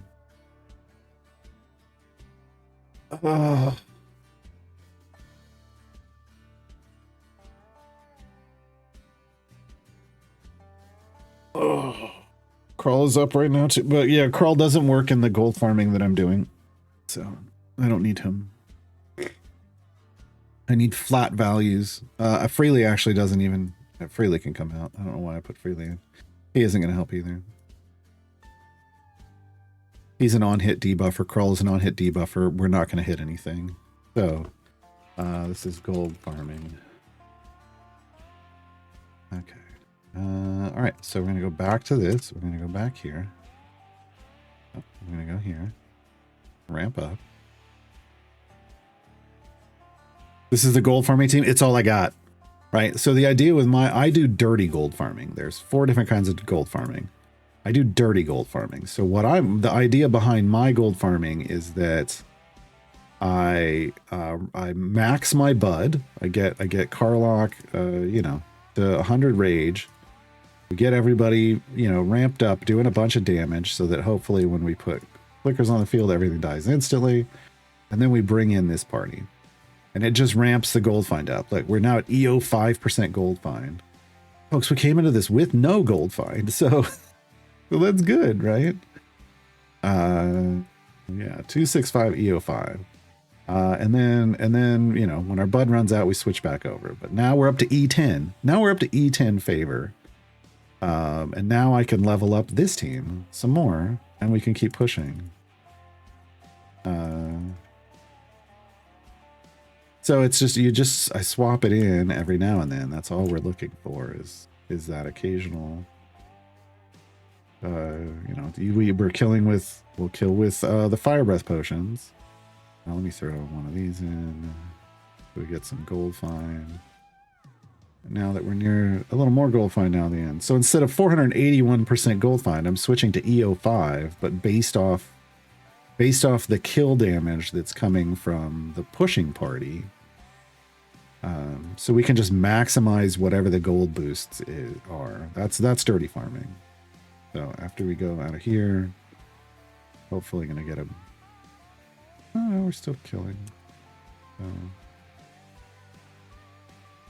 Oh, this needs to be... Right. Gotta get the familiar soon. So now, yeah, we're clicking up E11 and stuff. Now our other team won't make any gold anymore. Like, this team's not gonna earn us any gold anymore, really. Because we've earned well over, you know, with the other team. But that's fine. Now we just hot swap back and forth on occasion, and we can keep leveling up this team. But the problem is, you know, Carlock's only going to be that big beefy hitter when her ultimate is going. At this stage. That's just the way it is. Yeah, Archon's only in because he has a gold find item. That's it. He doesn't have to level up or anything. This is a problem.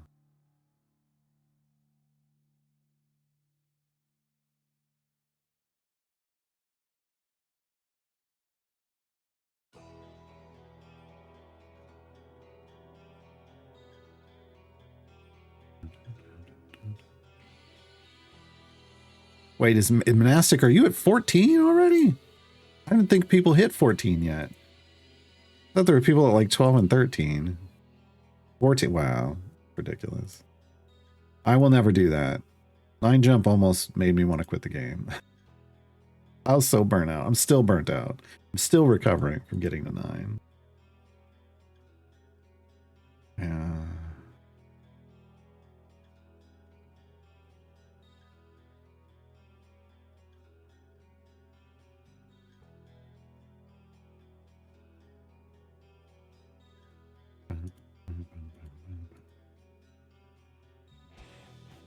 But E11 on our first push, and we're coming up on 400. That's pretty good. You know, it's not amazing, but it's going to get us. It won't get us a ton here, right? Like it'll let me buy a couple of these. It won't let me buy this. And you know, nowhere near this. This would need E18. So blessings are going to be hard to come by. Server takes a while to load now. So here's the problem, T5 Cats. They put a new Modron core in the game. So now everybody that's got like a you know, a 4 jump, 9 jump, or 14 jump Briv is now has that core in their party, and they're spam leveling it with Briv jump farming. Yeah, the server's gonna have issues until they're done. Potentially. It's just a lot of strain on the servers. Trying to process all that. And by Shakir is saying it's not even working, so it's broken again. Should be done in another minute or two. Oh, God. Yeah, so people in like 9 jump with a high enough Nordum before were leveling their Modron core in less than 15, in like 15 minutes or less. So 14 jump is like, what is it, like 5 minutes? Like in under 5 minutes, probably. Just absolute ridiculousness. Absolute ridiculousness. Okay. So we're up to 1. Oh no, we went Bud's buggy. Folks, we broke. We broke and went Bud's buggy. Oh my God. On the new account, this could be unfair advantage. Oh my God. Now I'm gonna have to explain Bud's buggy. Did I just hear a new core? Yes. Where is it? I'm only seeing strong Dex. They made it a tier reward in the events. And I'm angry.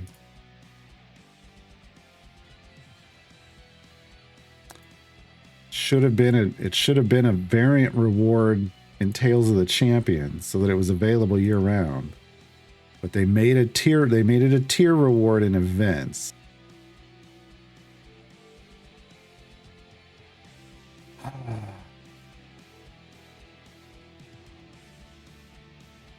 It's fine. I'm fine. It'll be fine.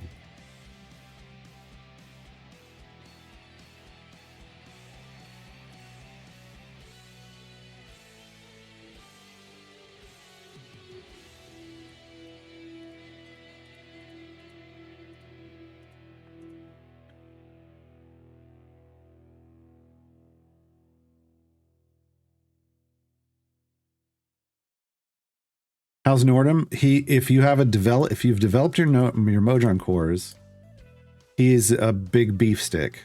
He's up there. Not quite as good as Volo, people are saying, but he's up there. Yeah.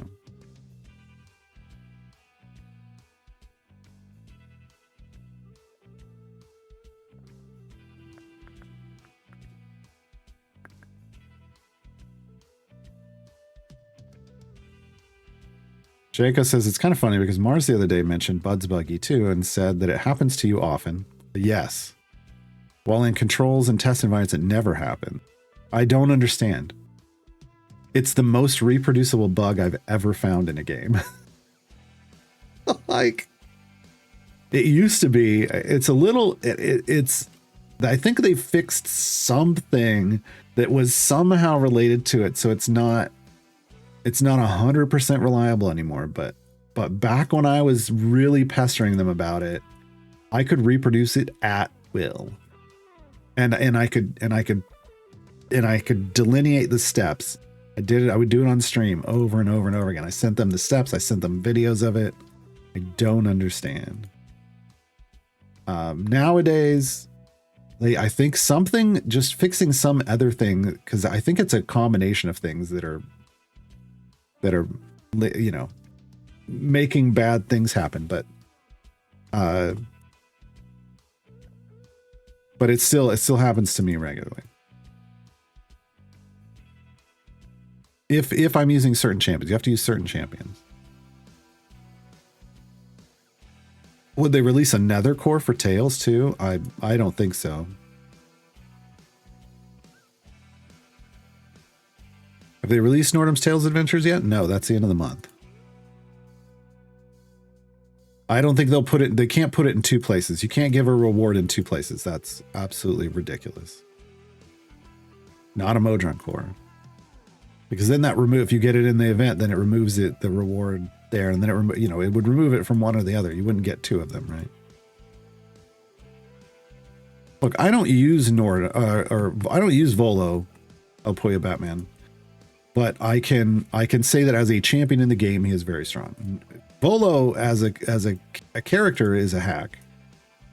And that's why I don't use it.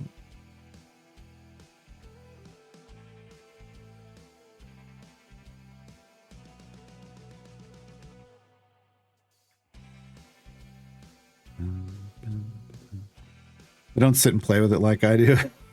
Amazing? Jesus, J-Dog.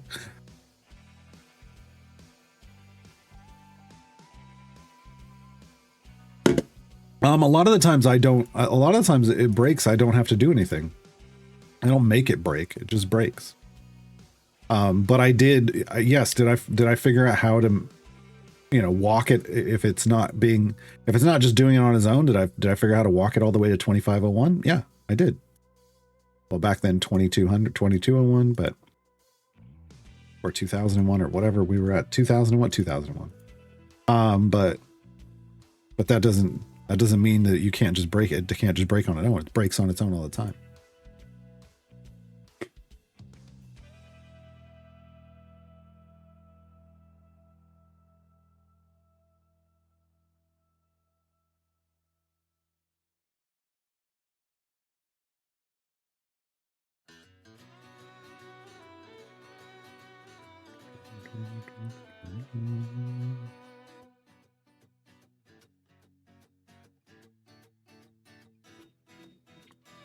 Who's a hack? Why Volo's a hack? Volo's a hack because he was written that way.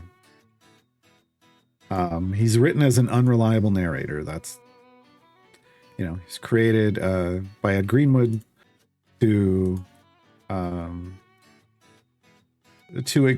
like, you know, be a character who can lead you to places, but what he says about the places is all wrong. Like his guides are all bad. And he leaves out lots of stuff, and he leaves out stuff on purpose, and that's so that they can make other books that fill in those gaps, right? But Volo's a hack. He was written to be a hack. He's written to be just kind of, you know, a bit of an idiot and not really good at anything. He wants to be famous for writing guides, but he doesn't actually make any money off of it. He doesn't really make money off of them. He wants that to be what makes him rich and famous, but actually what makes him wealthy, what gives him money, is he writes chapbooks. He writes, you know, smut. He makes money selling smut under a pseudonym. So he fits a need for campaign source books and stuff like that by being a hack, by being, you know, not always correct, right? Because they need that type of character. Yeah. So he's a fan fiction writer. He totally writes smutty fanfic. He totally does.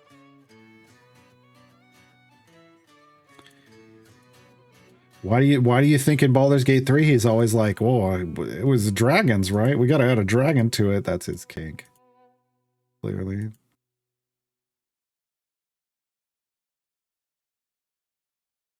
Lusty Argonian maid style. I mean, look, it wouldn't surprise me if like Volo wrote Tusk Love. If the writer of Tusk Love was just Volo under a pen name.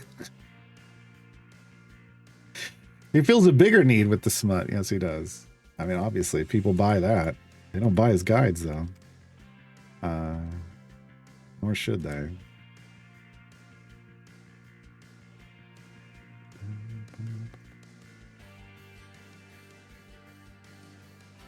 What the? Finish. Oh my god. Really?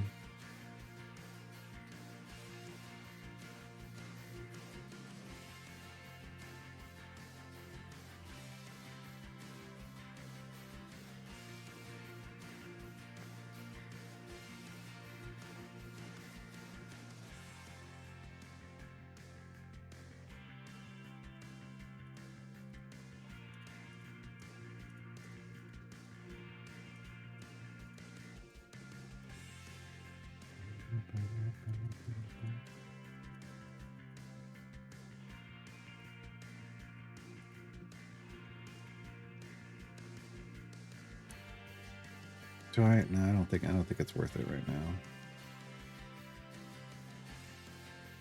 Yes, El Pollo Batman. Well, we knew it counted every core. That's not actually what makes it big. What makes it big is that it can give you up to 3 stacks per node. It counts powered, it counts epic powered, and it counts supercharged. So you can get 3 stacks per node. I knew it was going to count every core. I thought that was going to be great. He's going to have like 120 stacks. Which is, you know, that's better than Carlock's buff, right? She's 100 stacks, same base value of 25. But his goes up into like over 300. He is an absolute beefstick. He's a big beefy boy now with his buffs. It's ridiculous. I'm here for it, but it's ridiculous. I just wish he could be a whole. He could be nice and whole, and his release could be nice and whole without negatives, and instead there's negatives. Why can't they just? Come on.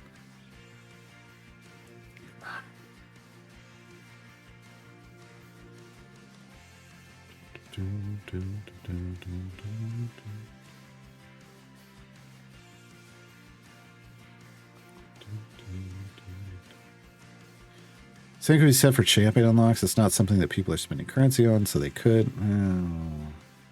It's not ideal, but CSA's made some bad. Sure, and this is the bad decision. Would it upset you more to have it in both places or just in the tier rewards?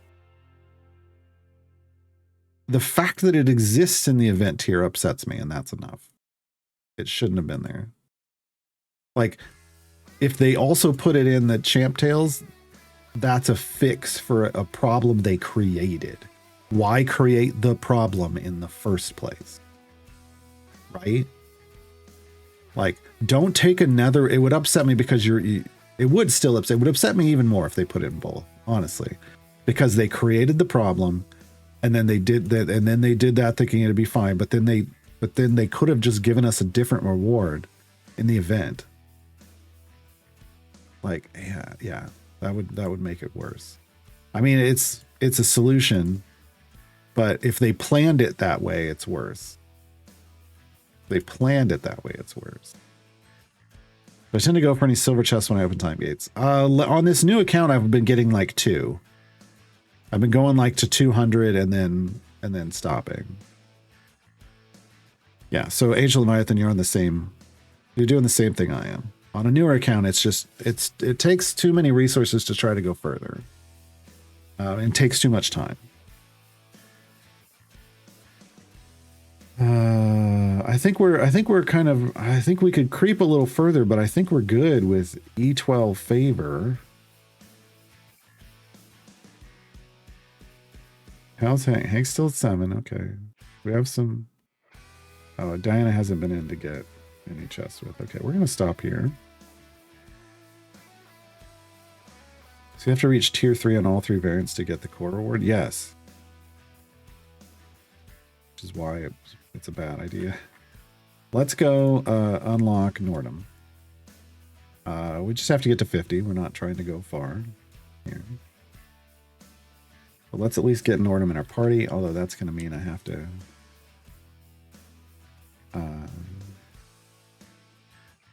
to reset. Ugh. I gotta up our tracker number. Badge. I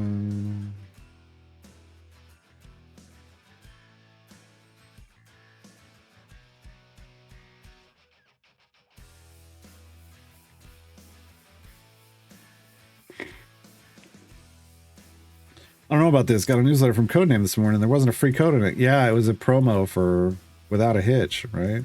I think I saw it too. I didn't open it.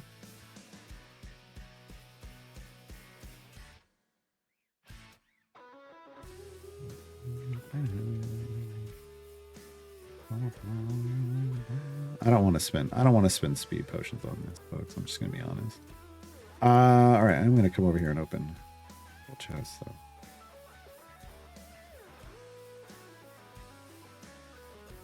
Epic, huge potion of speed, nice.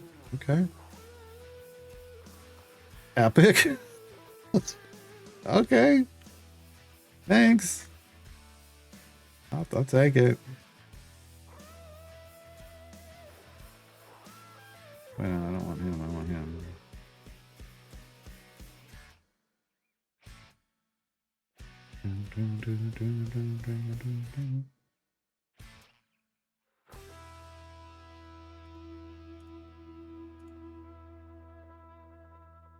Nope, Sean's still sick, so no formation save today, folks. Hopefully he gets better soon. Not just so you can have formation save, but because it would be nice if Sean wasn't sick anymore. If you reroll a free weekly item, will the next time still be free? I don't know, because I've never bothered to try. Like, why would I not just take the free item? I don't want to lose the free item.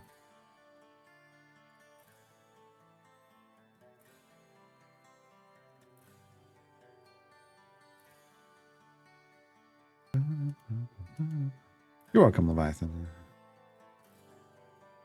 Got that email too, so I got an email from Eric inviting you to the playtest. Nice. Yeah, I didn't check for that. I probably didn't. I don't know that I want to playtest a game right now.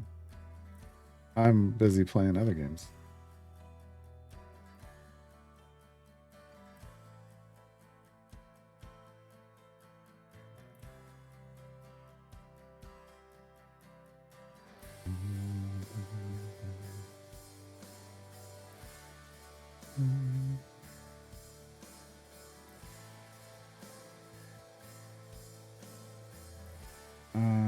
No. I wanted to follow up on my previous email. Look, you sent that without me asking for it, so... no, I don't think I care about that either. Or that, no, okay.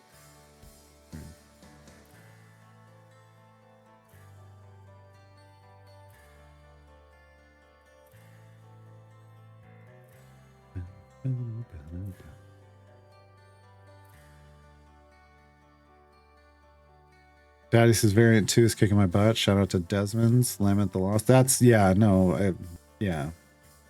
Everybody complains about Dadius's variant 2. And it is, Desmond is kind of the big help there if you have him. Otherwise, you just got to overpower it. Yeah.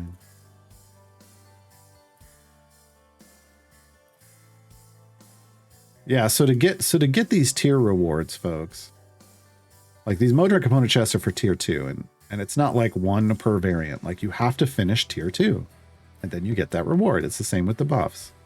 That means you have to do all 3 variants in that tier, and then the Lawful Core is the tier 3.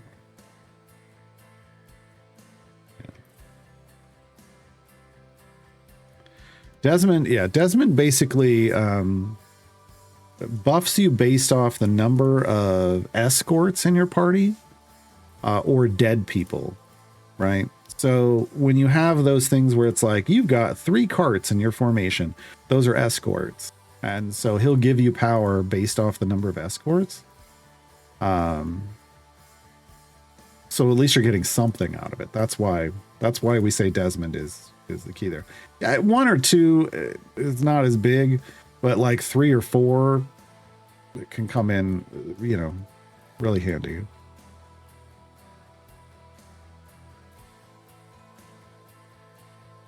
And yeah, if you have Cass, and everybody will get Cass later this month because Cass is releasing Entails alongside Nordum.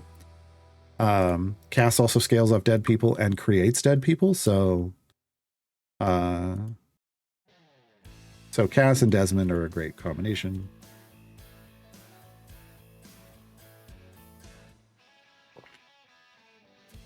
You don't even have to chase after the other champions that count as dead, because Cass can just create dead champions.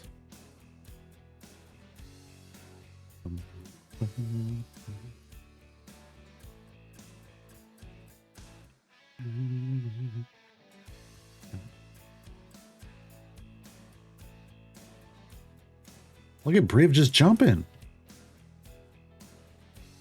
What's going on, Briv? Briv's like, I'm a speed champion too. You're not, buddy. But I appreciate that you're trying. You're really not right now, though, buddy.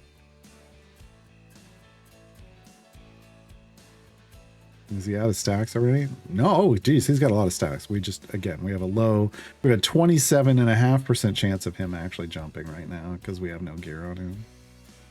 He's got a lot of stacks though. That's good. One day he'll use them all up.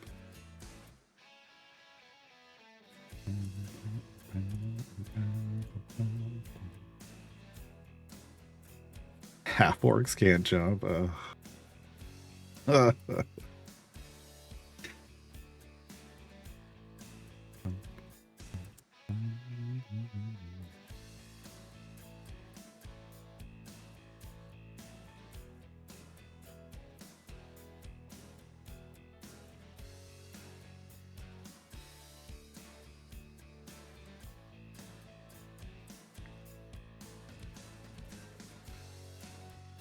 I feel like the better, I'm going to say, I think like a better play on that movie would be halflings can't jump.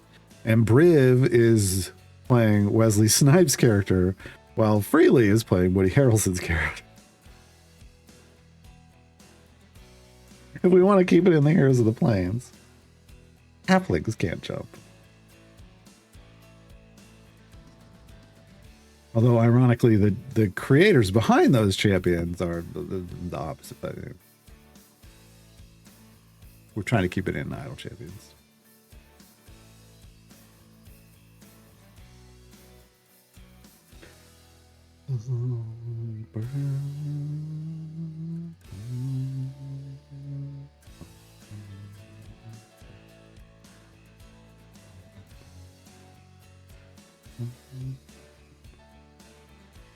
Okay, we did get some Coralon's favor, or Coralon's, or whatever you want to call it. We're going to go with this one. How much can we put in? That's it.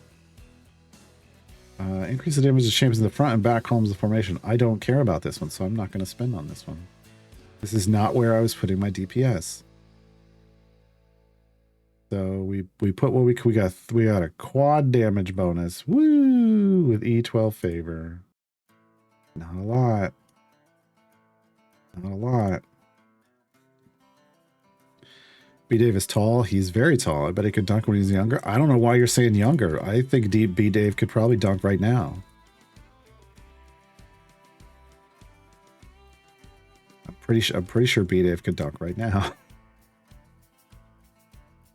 Hey, we hit level 2, folks. That's what happens when you level up your core. Now, notice I hit level 2, but I'm not actually there yet here because of the Briv jumps. The Briv jumps count. They give you XP, but it doesn't visually show it here. So we got to let that do its thing. If we restart it, it would recognize it, but right now it doesn't. So let's, oops, I'm the wrong thing. Open a chest. Modron component chest. Anything good?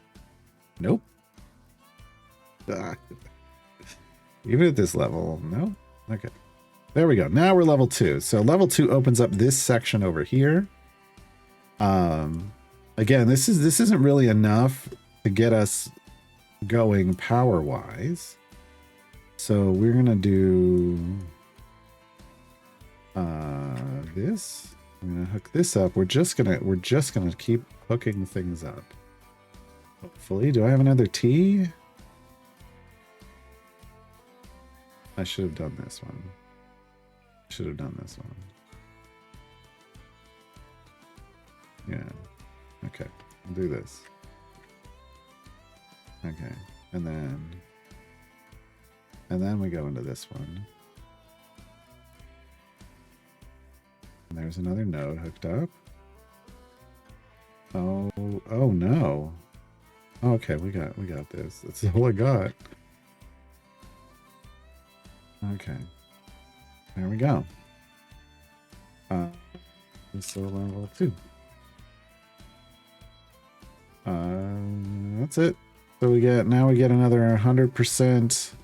If they've got strength 13 or greater, we got another 50% here. So total, you can go over here and get the total. 20% gold, 125% damage of all champions, and then 100% for strength 13 or greater, which is great for Karlach. And now we started off at 8,000 XP. Now it's 12,000 XP. Does it go up 50% every time? I've never tracked it.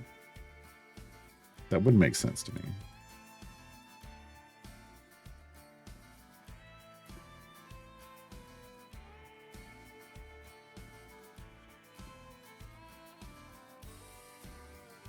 Iliandris, I did see this comment. I didn't get to comment. Dwarves also can't jump, obviously. They have to be tossed Looney Tunes style. If you had watched me play Baldur's Gate 3, you would not say that. You would not say that. Yeah, Garwar Grudgekeeper, the dwarf, was basically, he could stand flat-footed on the ground and jump on top of a building. Because his strength was stacked, and in that game, the strength affects your jumping height, and he'd just be standing there and jump. He was the best jumper in the party, honestly. And he was wearing heavy armor.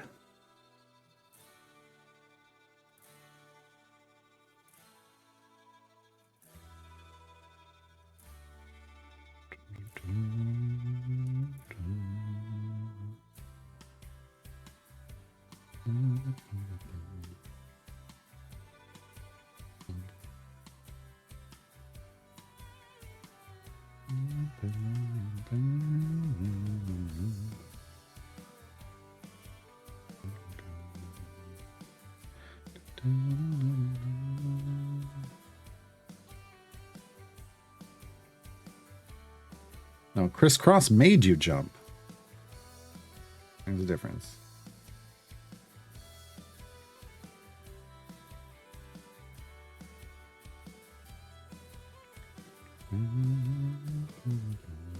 I should have. I don't know why I wasn't leveling up click damage this whole time. I'm silly. My apologies, folks. We'd have been done much quicker.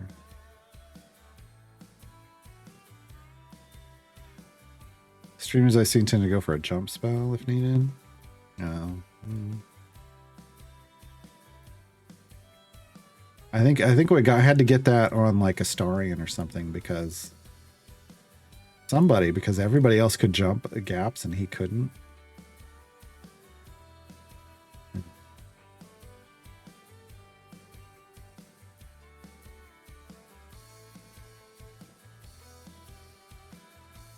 All right, there we go. Complete. Give me Nordham.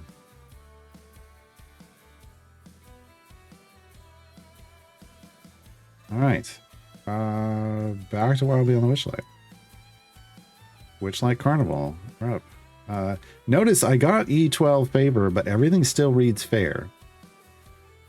The Wild Beyond the Witchlight is a reference to the Witchlight Carnival.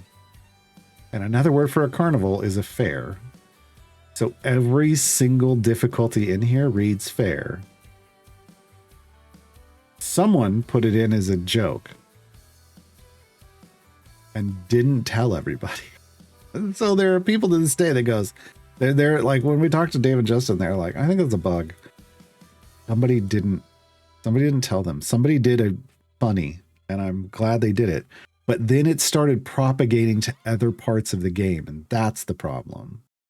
So after this started, we started seeing difficulty fair hard-coded into other parts of the game. Because I think they were copying the code from this to, you know, just to use it there, because why wouldn't you, right? But you wouldn't because it was a joke. It was on purpose, I swear. Somebody did it on purpose. And then kept their mouth shut. And then kept their mouth shut. And I'm proud of them.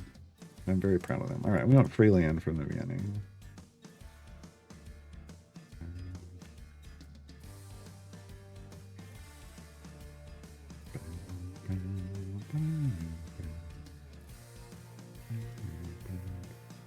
But yeah, but you will see it propagated in lots of places, and that's just because it wasn't explained to people that, hey, maybe don't go copying the code from there because we made it a funny. And they might not have gotten to make the funny if they'd asked. If they'd asked. So I'm glad the funny exists, but I'm just, you know. But it has caused headaches. It has caused headaches.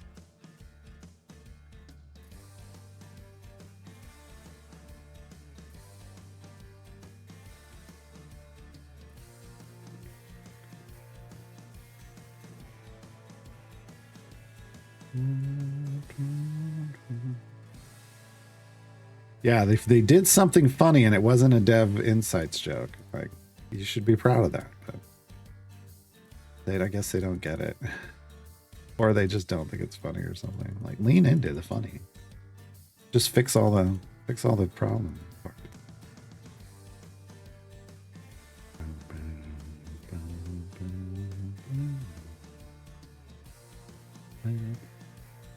Dwarfs, Jugash says, dwarfs are self-propelled wrecking balls. Of course they can jump. I got a funny story about that. Of course I do. I didn't play D&D for a very long time, but when I finally did, the wonderful Lauren, who used to be community manager here, is now community manager for WizKids, I think, or does community management stuff for WizKids, social stuff for WizKids. She DM'd me. We got a bunch of people. We got some people together, including Mars. And at one point, the story led us to a hut, and there was, you know, the door was shut, and then the person wasn't opening it, and we were pretty positive the person wasn't gonna open it, and was the big bad of this little one shot. And so I'm there, I'm in full plate armor. Like Garwa Grudgekeeper's full plate armor is full plate armor. Like, there is no skin showing. You don't see, like, there's beard coming out, but like the eyes, well, I think that one probably you could see through the eye holes, but like his, you know, canon armor is like this glass that's you can't see through, but he can see out of. But so really you can't see who's in there, right? But that's a heavy, right? That's a lot of weight to walk around in. And so since they weren't opening the door and it was pretty solidly shut, I just backed up and took a run at it, and I was like, DM, look, it's not so much that I'm using an action to try to break the door down. It's just that I'm gonna run towards the door. And then I'm gonna, with all this heavy armor, and then I'm just not gonna stop. What happens? And I broke the door down. Of course I broke the door down. Come on. In reality, you get, you know, a couple 100 pounds of dwarf wearing a couple 100 pounds of armor, or at least 100 pounds of armor. Like, you know, and then and it's metal and it's solid. Like, it's made to be like it's all set in, and all, it's, you know, master crafted dwarven armor. Like, you could take a hit on the top of the head and the helmet's going to hit the shoulders, which are braced against the, you know, everything down. So it's just, you're just like, okay, I'm fine. That didn't hurt me. And then you just, you know, go head first into a door. Wrecking ball. I came in like a wrecking ball. I did. I brought that door down. But yeah, that's the fun stuff, right? That's the fun stuff. We want.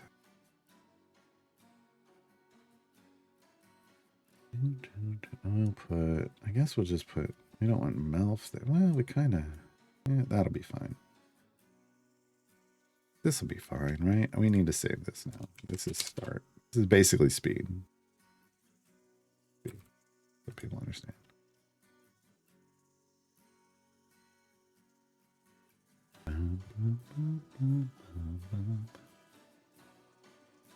Jen says, "Oh my god, I've been going insane trying to get them to show us easy." Yeah, it was a joke. It was a joke. And the thing is that far into the campaign, you should understand. By then, you really should. This isn't me chastising, but you really should understand what kind of power you have and how you use that power to complete things. And you shouldn't need a difficulty indicator to tell you that's based purely on favor, which means it doesn't really mean much at all past tier 1 of events or Sword Coast, right? You shouldn't really need that anymore. So it's a good place for a joke. It just propagated to other places, and that created problems. Was it Sean or no? They don't do the development, or back then, that wasn't. I mean, I know Mars Right stuff, but this was long before any of that. So.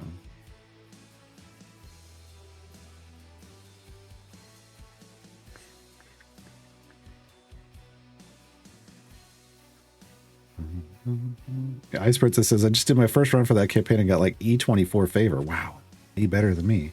I'm trying to jump ahead. I should. Chat challenged me to see if I could do this. We're trying. But yeah, E24 favor sounds more like a realistic arrival. But yeah, it would still say fair.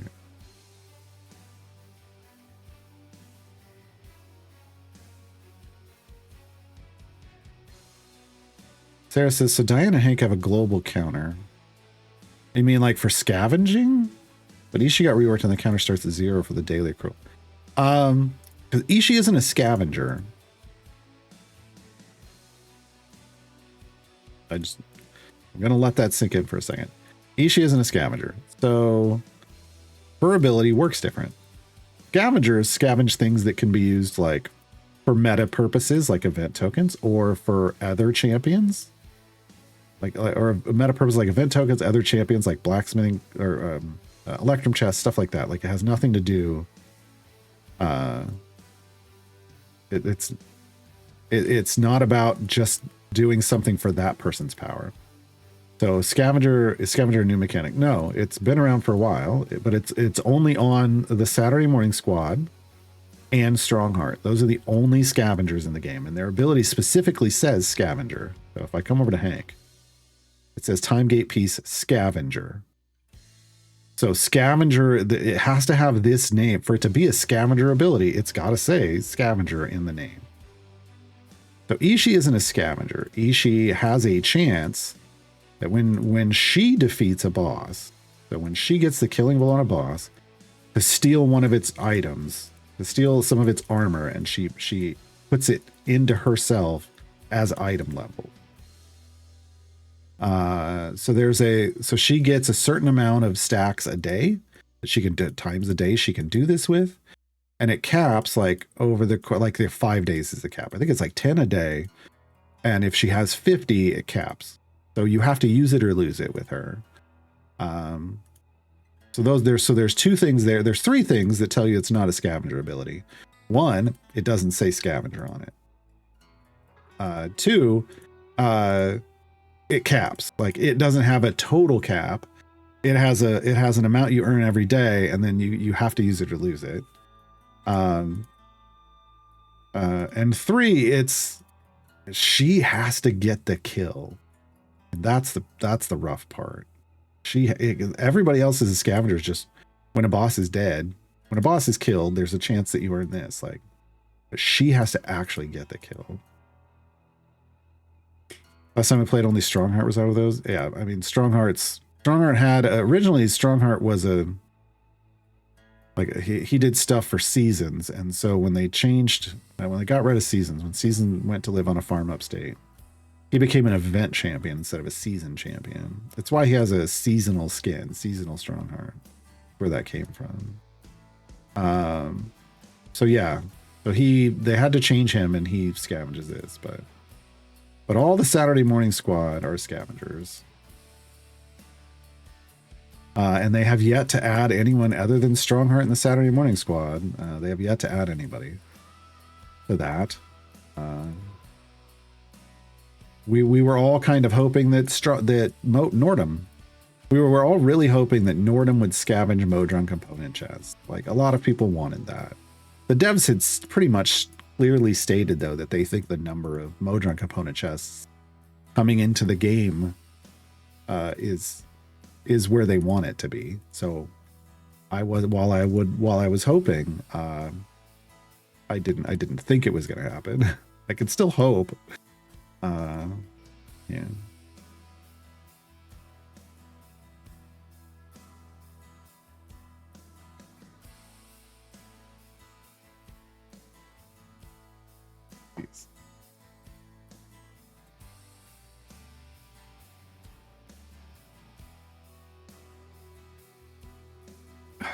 So yeah, TLDR, there's a set number of scavengers. It has to say scavenger. That's why Ishi's ability works differently. Toy says, so kids, that's why there's no Garwar doorkeeper. That's not why. That's not why. Garwar's last name is not even Grudge Keeper. People call him Garwar Grudge Keeper, but he's actually Garwar the Grudge Keeper. It was a title given to him. And the dwarven clan he comes from, say it properly. But everyone else screws it up because they don't get it. Then they just start calling him Garo or Grudge Keeper. And he just got tired of correcting people. Because it wouldn't make sense to anyone. Like, then he'd have to explain like what a Grudge Keeper is, and he's just, I don't know. He's like me. Like, I don't have time for that anymore. I can't do this every time I meet somebody. Finally hit level 2 on your core for real? Oh, so did they finally fix it? Let's blame a co-op student. Look, if a co-op student came in and made that joke and then left and just is giggling about it to this day, well done. Well done. That makes sense. Last times I played, seasons existed. Unlocked Blushi yet? No, but we're here. We're doing adventures. We're trying. I mean, I'm trying to see. We got E12 favor on our first run, so we're on our second run. We're already up to E12 favor. So, what a difference a run makes. See what happens. Like Mr. T, first name Mr., middle name period, last name T. No, it's just it's, I mean, I can do the lore of Garwar. Garwar is from Clan Glittersteel, so normally he would have been referred to, well, he wasn't a ranking enough member of Clan Glittersteel, or, you know, a high enough level. Like, you've got to be you know, a higher representative to be able to take the clan name in their clan structure. Otherwise, you just have a first name. But then you can, if you do things that are impressive, you can have a title. You're given a title instead of a last name. If what you've done is impressive and it ranks you high enough, you could have a title and the clan name Glittersteel. So he is technically Garo or Glittersteel. Well, he will be. Timey-wimey stuff. It's Garwar the Grudge Keeper. Oscar the Grouch. Yes. No. Okay. We need to swap in. Well, we at least need a better tank, right? We're also going to need a DPS. Diana was not cutting it. Diana was not cutting it. You're going to go here. You're going to go here. And you're going to go here. And we'll see how far this gets us. It's a lot. Explosives asks, in events, should I even bother doing a couple more 100 areas in free play for a couple more silver champion chests? That's not how events work, so no. That's time gates. So if you truly were talking about events, then no, because that's not how events work. If you want silver chests in events, you buy them from the shop. You come over here, you go chests, you go champion, and you pick up packs with silver chests in them. Yeah, a lot of people get them mixed up. They are two different. Ooh, we got 5 electrums. They're two different systems. They have to be treated differently. Aberration Hunter, was that something that we had already? We're gonna go C2. Make it easier to find. It wasn't. No, that's no over here. It wasn't. It still wasn't. Okay, so that's progress. Progress tracker. we're really just fishing for an Eliwick item. And we just can't get it. Nordum, you son of a... I need to stop. I need to pull Nordum out of this pool. Yeah, so here's how we do this. We go chests. We go Nordum. Just gonna go, well, no, we'll do like 2 packs. Yeah, I was gonna do that anyway. I'm gonna do that anyway. Okay, so there's 1. Oh. Oh my. Nope, those are dupes. Nothing there. Okay, so where are we at with Nordum? Still needs 4 more. Oh god. Gonna be rough. All right. We're just doing all of it. Yeah. Gonna take it, I think. Yeah. Trying to get as many as I can out of his Electrum pool, simply because right now I'm low on Electrums. But yeah, it's not.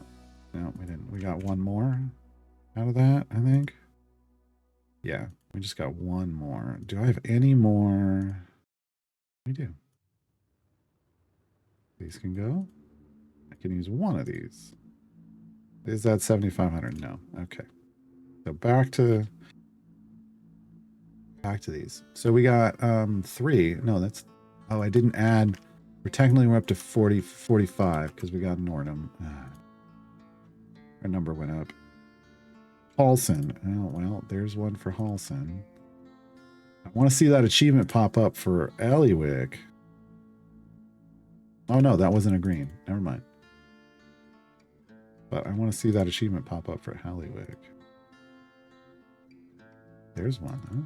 Okay.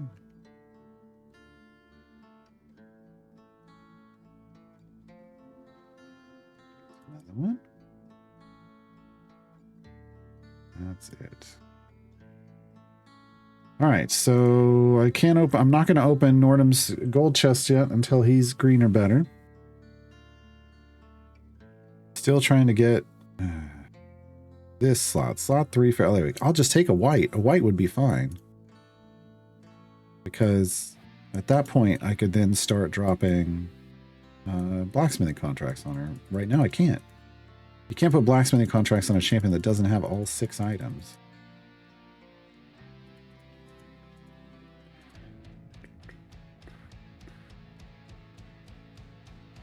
So yeah, it depends. So high explosive, I just demonstrated. Like I have a low... Normally I'm all like, you want to go Electrums, then named silvers, and then named golds.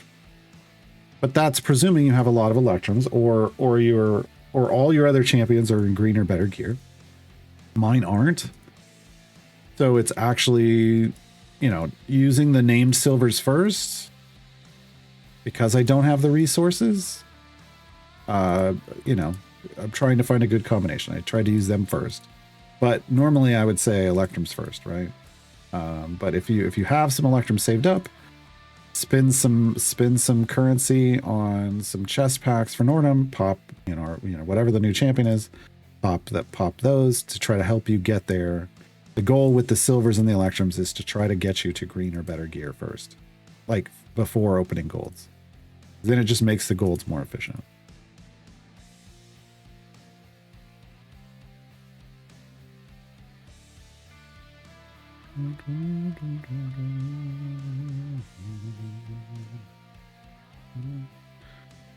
There are no silver chests in events anymore for running. Well, there never were, like in events, like in time gates, to be clear.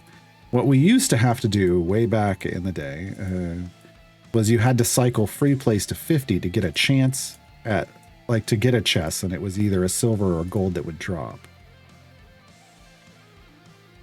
It used to be how you had to grind out more gear. They got rid of that, thankfully.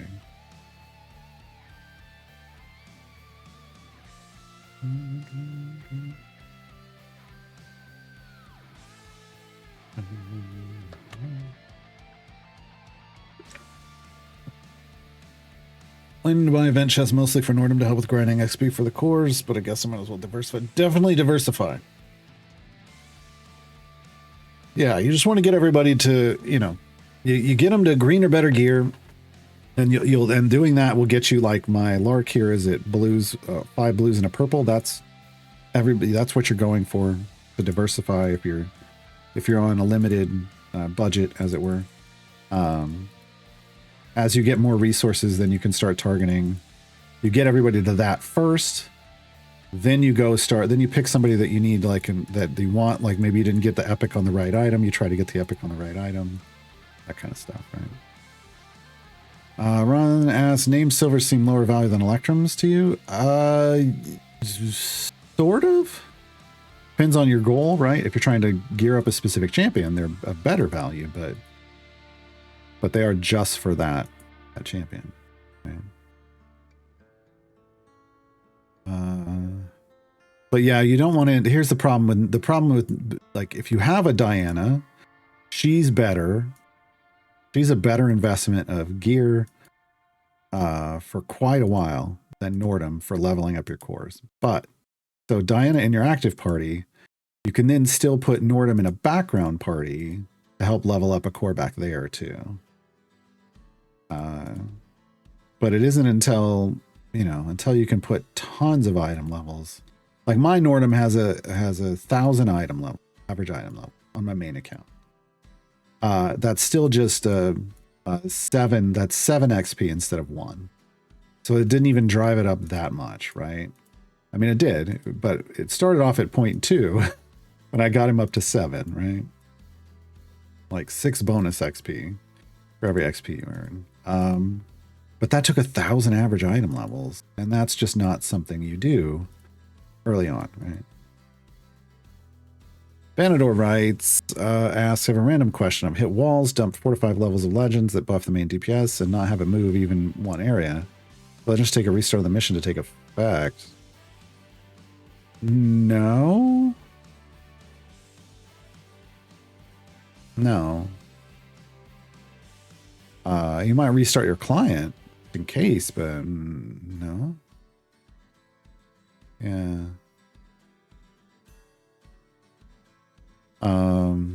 You just may be at a very hard wall. That sounds odd to me that it would, but I don't know exactly how much power you were generating with those legendaries. But yeah, restart your client as the first step. Sarah asks, it's hard to see in the new interface before. If you got a green item, you still needed the white for the item. Oh, just for collections? Yeah.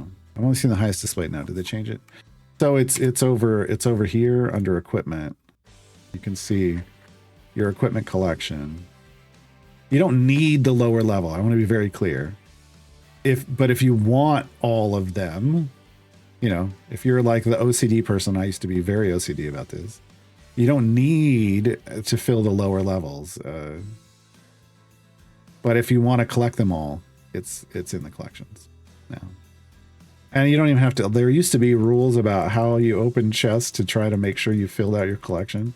You don't have to worry about that anymore because electrums fill in the holes now.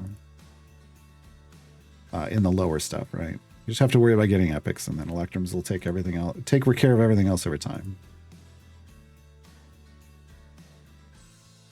Yeah, back in the day, every variant run and free play cost event tokens. Even the first adventure cost event tokens. Yeah, that's why there's a blessing over here called Start Strong. It starts you with oh god, where is it? Here it is. It starts you with 2,500 more event tokens. It was so that you didn't have to wait or drop bounties when an event started to go do stuff, because you had to back then.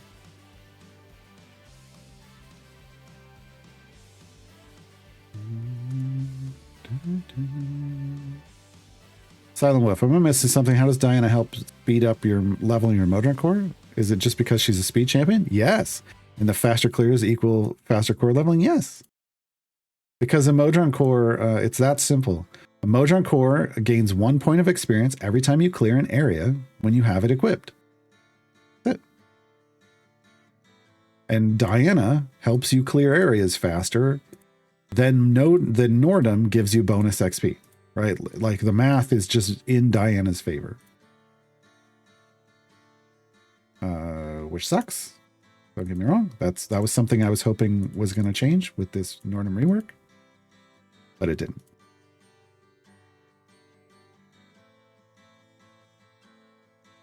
But yeah, it's that simple. Yes, reading through the equipment, like the text, like the story text on the equipment is pretty great. There's some good stuff in there.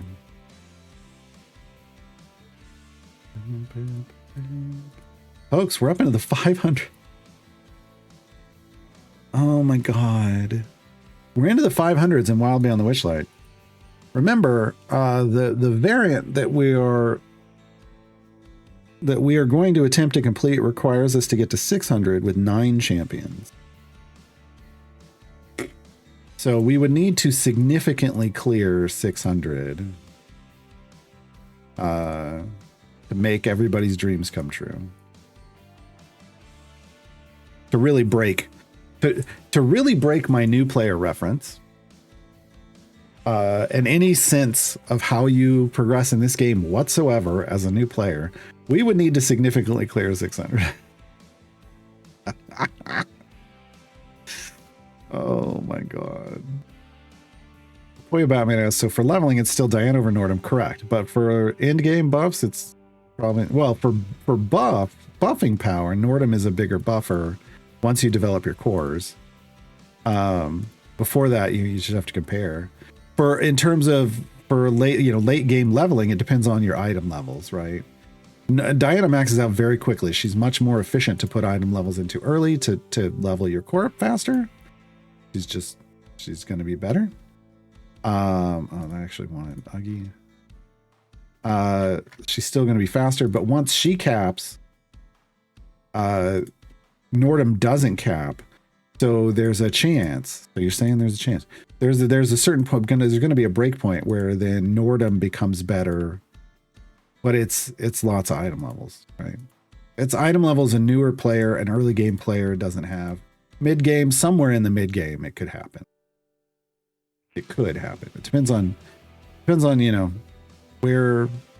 how quickly you get your investments done on all your other speed champions and how much gem farming you're doing, if any.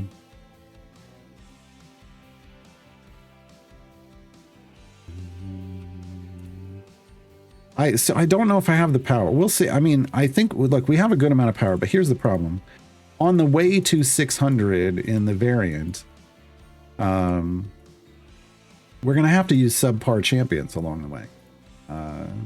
That's just the way the variant works. So I don't know. I don't know if we're going to be able to do it. 541. Who needs to move? You need to move.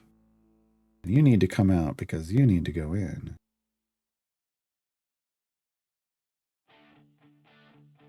Don't have the locals. Well, it's going to be hard to get the locals. They need a lot of favor, more favor than I'm earning. That's the problem. So where am I at now? We're in the E18, but E18 is going to get me 7.5 E18 will get me this global and most of these locals, but probably not all of these locals. But E18 is a lot. We've only ever gotten to the E20s. We'll get down here. We won't get here, right? Like, so it's harder. This is why I call these medium difficulty campaigns.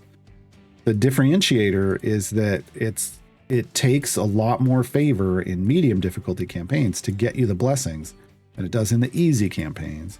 The easy campaigns are just Tomb and Waterdeep.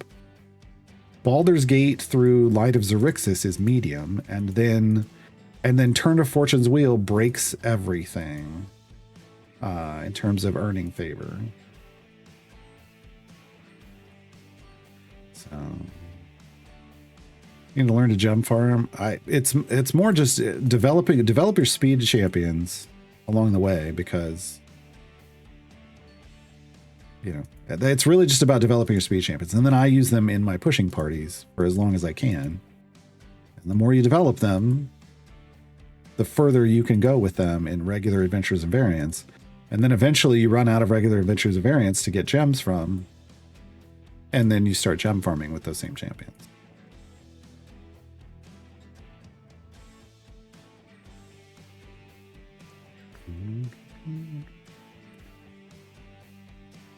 Who else?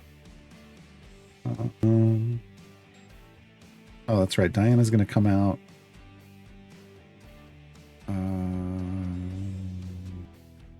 Soon? Now?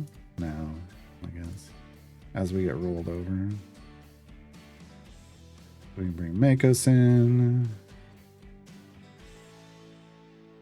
It should give us a better buff. I think this is a better buff. Let's go look. 125 EO7. Welcome to early game. No, 762 EO8. Wow.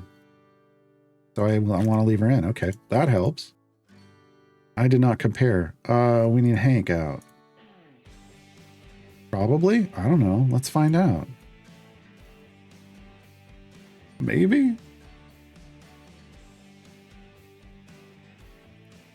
This is how you figure out who's supposed to be in your formation. You test when you get to a wall. E12 for training montage. Yeah, that's going to be the big. So E12 for training montage versus E12 for adjacent. Wow. But we want her breaker functionality. Yeah, everything's feeding into adjacent, but he also gets. Yeah, all right, we're gonna go back over here. He does have. I mean, he does have some. He has a blues and purples, so it is nice. Man, Hitch does not buff Carlock. I don't think Tess is going to be developed enough to take over for... Melf is who I'm thinking? What's Melf at? EO7 for adaptive support. Oh, maybe Tess... Wait, Tess, though, is behind? Columns behind her. That would be... We could do that. All right, hold on. We could move you here, put Tess here.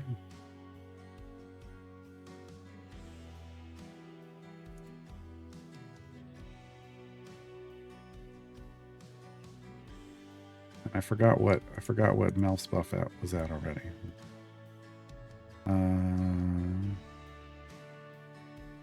Wait, what is snack attack again? Oh, it's bud damage. That's right. Either way, unleash Augie. Plan for everything. So this is E18. Oh, wait, yeah, no, that's way better.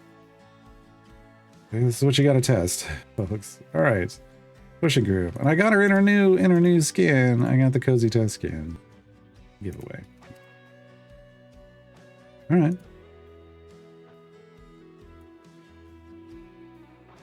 I'll take it. Ultimately, we could try Halson, but I don't know who Halson would go in for.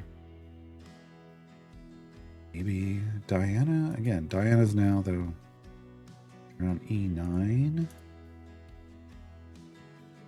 we'll be looking at?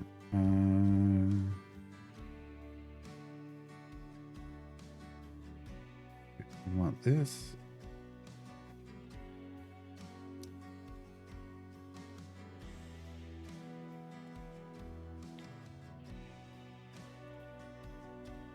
E14. We got 9 stacks, so there's improvement. All right. Okay. This is what we want to push in.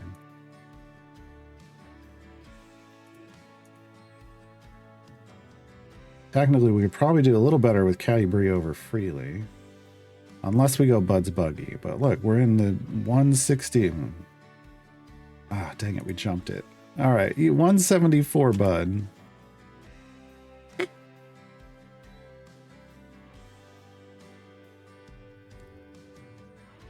Go full dismantle to retrieve Nordum's welding torch. I don't know what you're talking. Like on your account, you could if you wanted. I don't have such a thing. High explosives. How many more item levels should I put in the Eliwick slot 2? I have a blue shiny at 163, giving 123.5 bonus. That's not, we don't care about that number, high explosives. You're looking at the bonus on the item card, and we don't care about that. What you care about is you open up her kit, you go down to the cards, the deck of many things, and you see what percentage she's giving per gem card.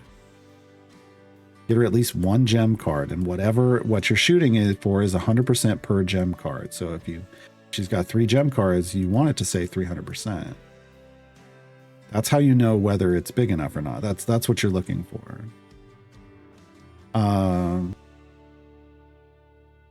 But here's the other part. So if your Eliwick is at 163, but your Diana is only at item level 10, you do need to put more in Diana. Like, yes, now is the time to put more in to get them roughly equal, and then go back to if you need to. You don't want to put all your eggs in one basket in this game at all. You want to level things. You want to level things roughly equally so that you get all the separate multipliers doing well. Like, one big multiplier isn't always as good as lots of solid multipliers. So, get them both up to like average item level 50, then get them both up to average item level 100, and then you go up like that. Is the better way to do it. Is that what I'm gonna do? I don't know. This account is all over the place, but that is the better way to make sure you're lifting everything. Spec choice item is pre-stack. Who are we talking about? Are we talking about Nordum? Then no, it was presenting as pre-stack, but that was a bug. Yes, yeah. Like the burrito scavenger, yes. I would be a scavenger in the game.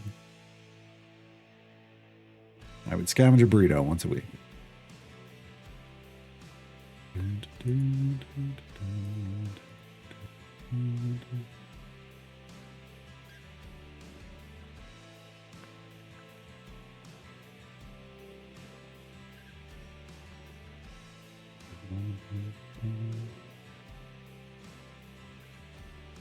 They've been a Taco Bell right next door to you. You're gonna go get a midnight snack. I mean,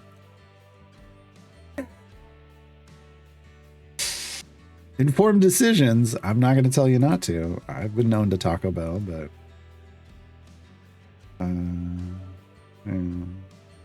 what would I don't think Nordum would give us much of anything right now, honestly. On this account, we have a level 2 Mojang core. I don't think his buff is going to be that big. That's, well, you know what? What's she at again? Let's level her up. 408 EO9.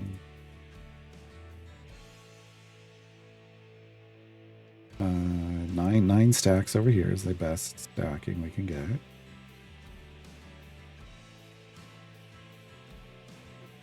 Oh Jesus, he's E11? He's better than Diana already for buffs. I didn't even have feats in yet. Oh my god. Nordum what? Nordum what? So yeah, Nordum's a better buffer than Diana, for sure. For sure. I don't even have, we're not even in, we're in somewhat equal gear. Nordum's a better buffer than Diana. That's E11. What was Halson at though? Halson was E14 or something. So Halson's going back in. E15. Yeah. We're still putting Halson back in. We cleared 600, folks. Or this isn't the variant though.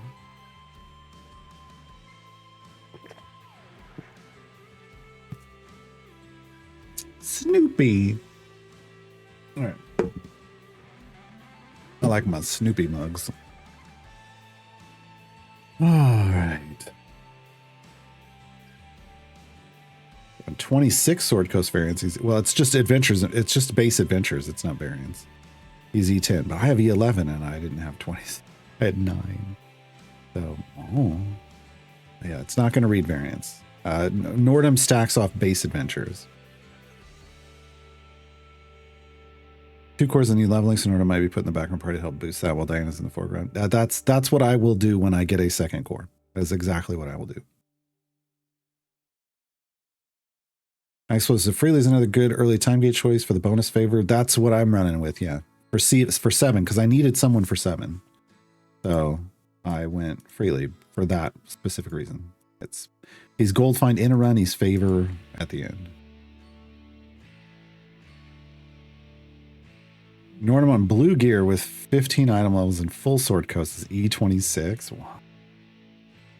Yeah, Nordum's, they definitely made him a better support.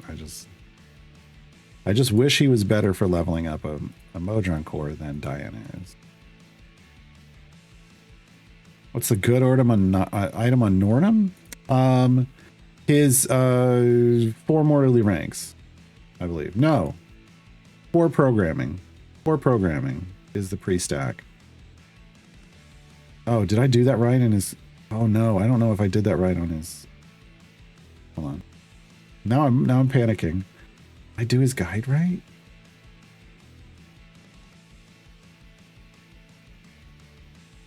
It's definitely core programming.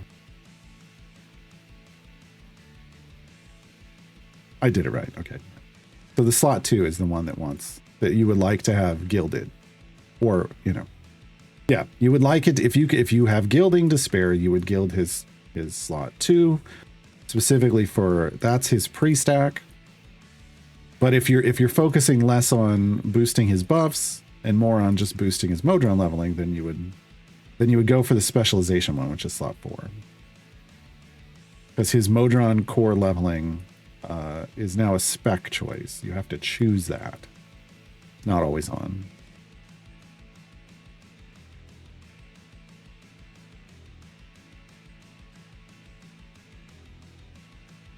Oh god, and they made, I mean, don't get me wrong, his ultimate is the best ultimate in the game, just visually. But I can't believe that they put a golden epic on his ultimate cooldown item. Did they just have everything golden? They must have everything else golden on him. And that was all they had left. Yeah, because that doesn't make any sense to me. Otherwise. Yeah, so my slot, yeah.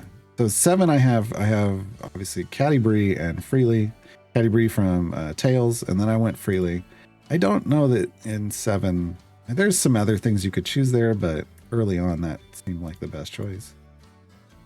Some seats are easier to figure out who your first couple picks are, if, you know, all things being equal.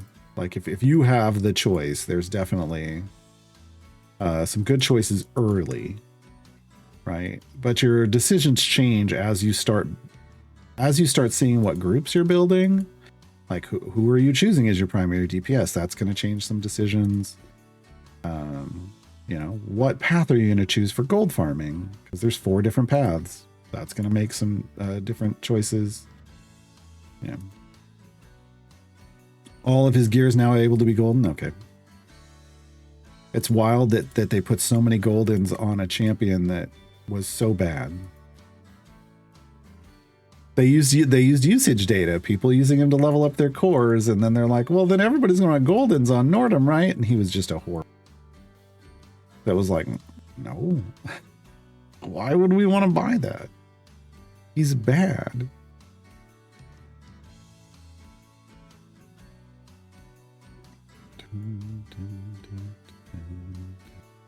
Triathlon asks, can you explain the 4 different ways of gold farming? Yeah, I can. Did you want me to? Oh. It's that kind of day, folks.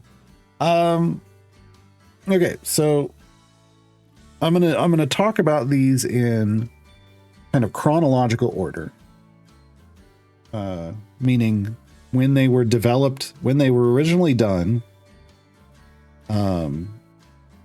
When they were originally done. Because I don't know, I like it that way. The very first gold farming in the game was called Makos bombing, and it revolves around you. Well, nowadays, back then it was just around damage, but nowadays it's around your bud. So it's about, you know, building a formation, building up your bud, dropping Makos in and hitting his while he's in his gold find spec, and then hitting his like pulling out a DPS, building up a wave, drop Makos in and hit his ult, let him attack once to set Bud, and then hit his ultimate. To do that properly nowadays, you have to have Sergeant Nox.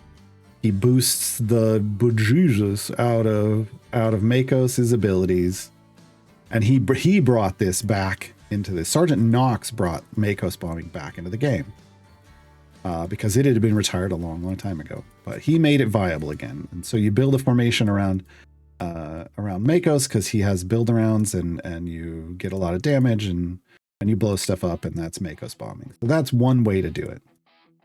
To do Makos bombing, you have to, it's a lot of work. It's very specific formation skills and swapping people in and out, and it's work to make happen.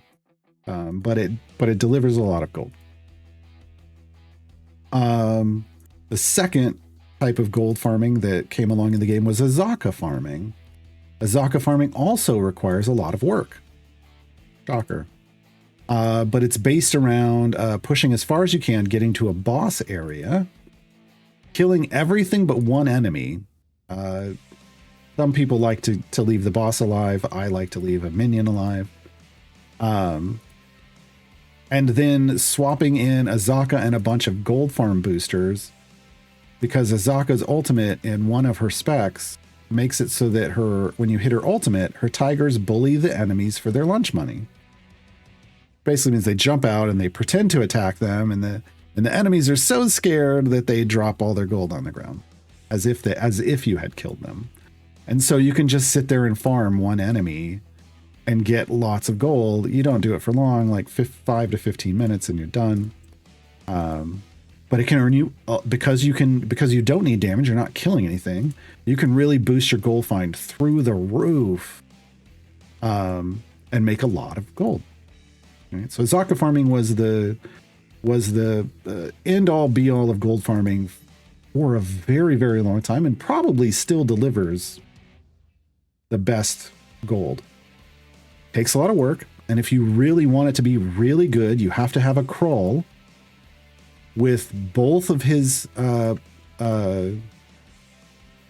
virulent plague feats, virulent strain feats, to make it work, because what you're trying to go for is what we call a 40 stack, which is 40 pilfer stacks on the thing that you're farming. It takes a lot of effort, but it's every 10 stacks multiply against, like, it's stacks of 10, and you get 4 stacks, and they multiply their gold find values against each other. So his gold find is a multiplicative pre-stack because he's got an item for it, and feats. You put the gold find feats in too. It can be absolutely ridiculous. Takes so much work and knowledge to figure out how to do that efficiently, right? So these were the standard. Azaka was the gold standard. She even has a farmer Azaka skin in overalls and with a pitchfork because of gold farming. The only thing they screwed up on that skin is that the dogs that are with her, they turned them into dogs instead of the tigers, and they should have been golden retrievers. Should have been golden retrievers, but they aren't. So Azaka was the gold standard for a very, very long time, and I demonstrated Azaka regularly on tutorial shows and all kinds of stuff, right? And then Turn of Fortune's Wheel appeared. Turn of Fortune's Wheel, most campaigns, as health goes up on the enemies, the gold find goes up. They're correlated. They're not, it's correlation, not causation. Whatever, but they can tweak it. They can change it, But usually, as the health is going up, so the further you're going in, the gold is going up equivalently. Turn of Fortune's Wheel, the health does this, and the gold just does this. Which somebody was commenting on earlier. They left a Turn of Fortune's Wheel push overnight to try to earn some gold, and then cried because because they didn't earn any. They still, even overnight, they didn't earn any. That's not how it works. Turn of Fortune's Wheel requires you to have a strong gold farming team so that you're going to push in as far as you can go, level up your champions as far as you can, and then hit a wall, gold farm, then bring back in your pushing champions, level them up, because you're not going to earn enough gold to get to soft cap there early on.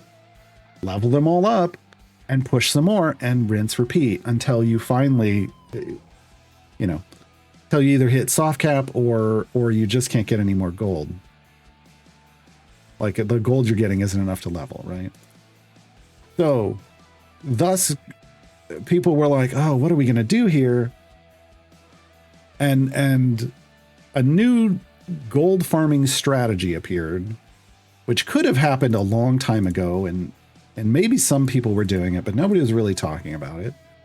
And that's where you just pop a fire breath potion, you push really hard with your pushing team like we're doing here. You build out a gold find team in another party, like I've got over here, with just the best boosters that are just straight gold find, that aren't on hit debuffs or on death gold finds. You just want the most base multipliers of your gold find at the top left. And then you set a high enough bud that your fire breath is killing everything, and you just hit the button, toggle in the gold farm team, and just soak up some gold as you move along with fire breath killing. Right? And then when the killing starts to slow down, you switch back into the pushing team and you do it again, and then you can push. You could also then toggle into a speed team and do the same thing and just race through. But this some people called it bud farming. Those of us who did all the work of Makos bombing back in the day and did all the work of Azaka farming found this to be such an easy way to get gold. Like, and you're not that far. Like, it's still more to do Makos or Azaka, but you're doing so much less work. You're not doing any work. It felt dirty. And so those of us, some of us in the community started calling it dirty gold farming because it just felt dirty. It felt dirty that you could get so much gold. And we just cleared 700 for the first time. Felt dirty that you could get so much gold for so little work. So dirty gold farming started coming up. That's dirty with 2 R's, Christina Aguilera style. Dirty gold farming became the new hotness. But then some people, when Makos bombing resurged, it came out, and Makos got an immolation feat, which kills with bud, does bud base damage when he attacks. People created a Makos dirty farming, where it's basically a Makos. It's like Makos farming, but you're killing, instead of with fire breath potions, you're killing with his immolation feat. But you're doing the same kind of thing where you're maxing your bud, and then you're switching to the Makos team to let Makos soak stuff up. Yeah. So those are the 4 ways. I use dirty gold farming. And you know what? We're gonna go back. I'm gonna load in my team here. So you just use whoever is going to give you the best gold find. And unfortunately for me, all I really have is I have Jarlaxles, Master of Piracy, that gets boosted by having rogues or drow in. So we just put in Hitch and Dritz at level 1. I have Eliwick, who we're gonna have to shuffle our hand, as we want the blue cards for her, but we're getting green. And then our Archon has a gold find item, so we just put him at level 1. This is all I've got right now. Really is a gold find champion, but he's an on hit gold find. Like, he debuffs enemies after a hit to make them drop more gold when they die. We're not going to get that far. Okay, so that doesn't work for us here. Krull wouldn't work for us here either, even if I had Krull, which I don't. She only got 1 gold card, but this is going to be fine. We're at E17 gold now, right? Whereas with my main party, we're only at E12. So we're going up 5 orders of magnitude by switching over to another party. Let's try to We're gonna Carlock Rage. God, we got over 700 without Carlock raging. Oh, somebody died though. That's a problem. Avalar's just not having a great day. So we're gonna try to see how high we can get Carlock's Rage. Oh, she's at 100 stacks. It's not great. We're reaching the end of our push. So we need, I mean, that's 214. That's not the worst. 219. There we go. There we go. Okay. We're going to turn this progress on. I loaded in the gold find team. And now, so I'm not killing with these champions. My familiars are killing with the power of Carlock's Bud Max and a Fire Breath potion. Okay. Now, if I go over to favor, we've jumped up to E23. I should have looked at it before, but it was probably E21, E20. Like we got more, and now I can go back to leveling up my main team. Oh, we're soft capping. Womp, womp, womp, womp, womp. Okay. Well, now we're going to find out what our max power is here without blessings, because we're soft capping. Soft cap hype? Have we been soft cap before? I feel like we had to have soft cap. Did we? I don't know if we did. We haven't gone over soft cap because I don't have all my 4th feed slots.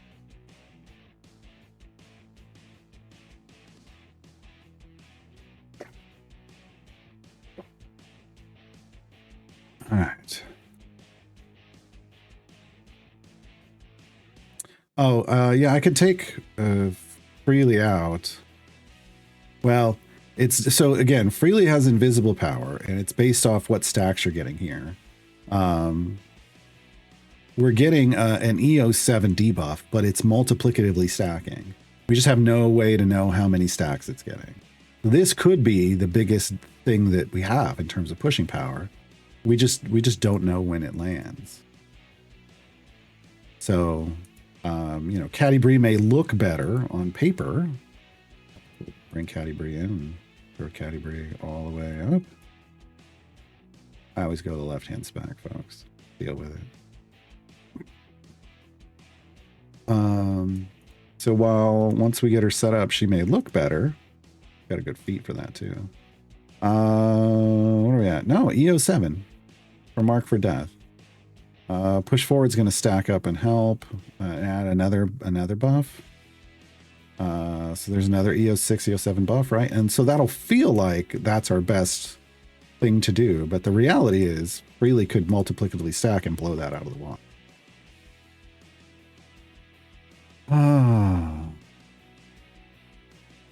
Yay, history lesson. Yeah, I got a lot of Idle Champions history lessons for you if you want. So is getting a 40 stack on Crawl still an RNG nightmare? I made it manageable at one point. I got good at making it happen. If you don't know how to manipulate, then yeah, it's pure RNG. What do you mean no work? You're pressing Q and W after all. Oh boy. Onyx asks, what's the story with Nordum and item levels? He likes them, but it's not like his scaling is more in his kit and developing your Modron core and stuff than him developing item level. He has some scaling. He has one free stack item. It's core programming. But like I have 1,000 item levels on my main account in Nordum. I was getting like an E60s, a buff in the E60s. Baishakir had 10,000 item levels and was getting one in the E80s. So, you know, there's some there. There's some power there for sure, but it wasn't like, oh my gosh. Okay, what are we at? E7 E23, and I'm gonna bring the. Oh no, we weren't spiked enough. Yeah, we're at the end of our run. So, you know, there's some there, but the main power of Nordum comes from developing your Modron core.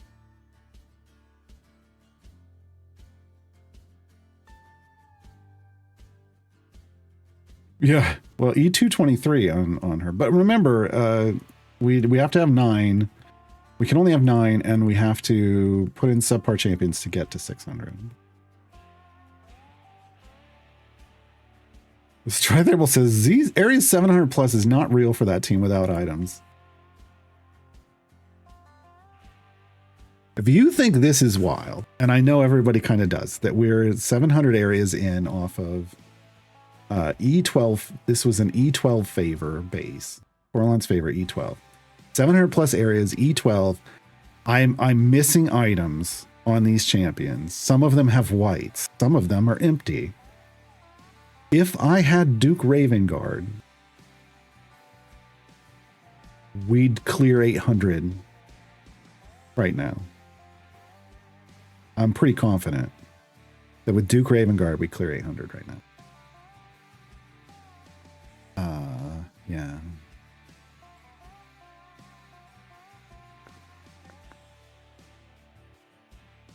This is wild. Okay.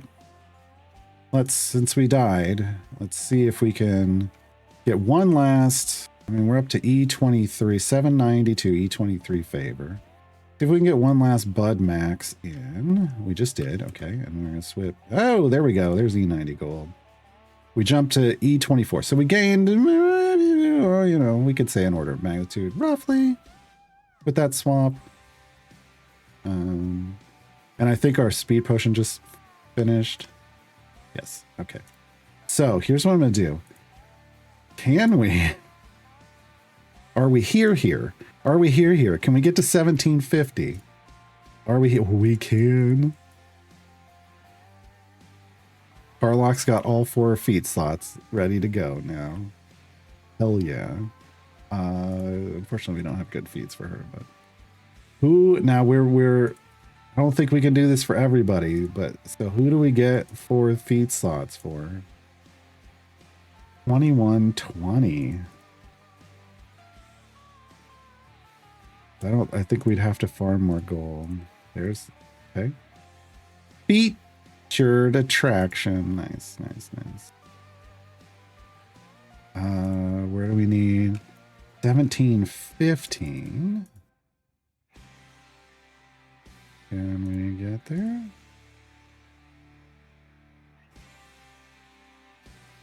Yes. Lazel. I'm not gonna do Halson. I'm gonna go Brit. 1410. No, now we're out of gold. So try this again.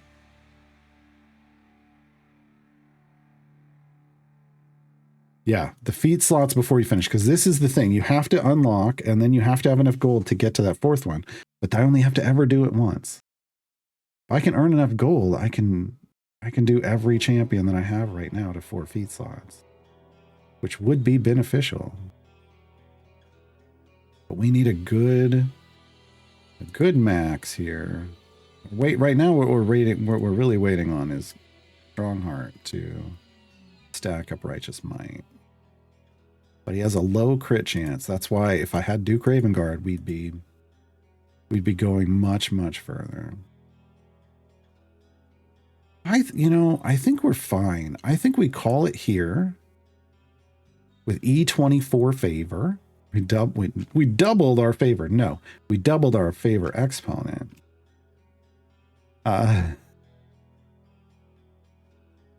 We doubled our favor exponent. Yeah, we did killing it. I think we call it here, and then I think we do another deep favor run.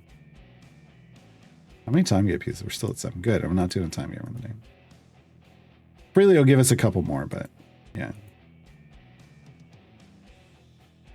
Oh, I didn't save. Oh, that. No, it's not. We're just not setting Bud the way I want to. There we are. There we are.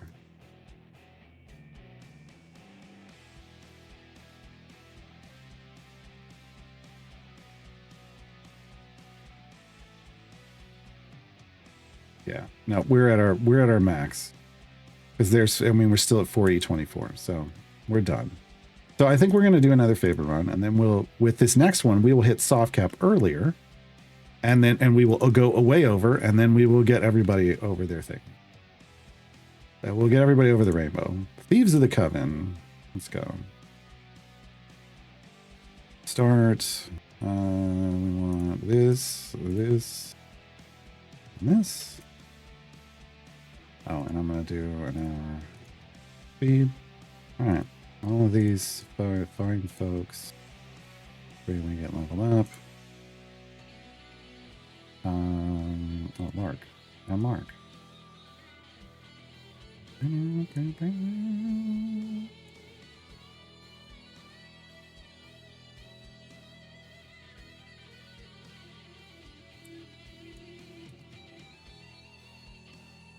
So because I have a specific goal in mind, well, gold too. Because I have a specific goal in mind, though, I'm treating every run here as a favor run, as a deep favor run to start. Also because it's just so hard to buy stuff here. Like, we're going to go look at the blessings in a second, but because they're so expensive, it's worth it. It's worth trying to go, like, to treating each one as kind of a gold farm for the moment, because look, we started at E12, we went up to E24, maybe a little higher. I'm gonna go look. Hold on, where are we at? No, E24, 5E24. And so it's very realistic for the next push, for this push, to get us over like E30. Like, and so until it starts slowing down in terms of gold, we can treat them like favor pushes. And that's totally fine. How am I doing for Strahd? We don't have enough champions for Strahd. We are approaching that quickly, but the champion gain has slowed down. Strahd wants 40, and we're at 35. After Nordham, we're at 35. So I am sitting on it. We can get another one. I'm going to flex somebody, and that'll be 36, but we're still be 4 away. Blushi would be 37. Azaka and Dragonbait would be 38 and 39. Next week's flex, we wouldn't even get that. We would get a time gate before then, probably, or with thanks to Hank. So we're getting there quickly, but I don't have to worry about it right now. Okay.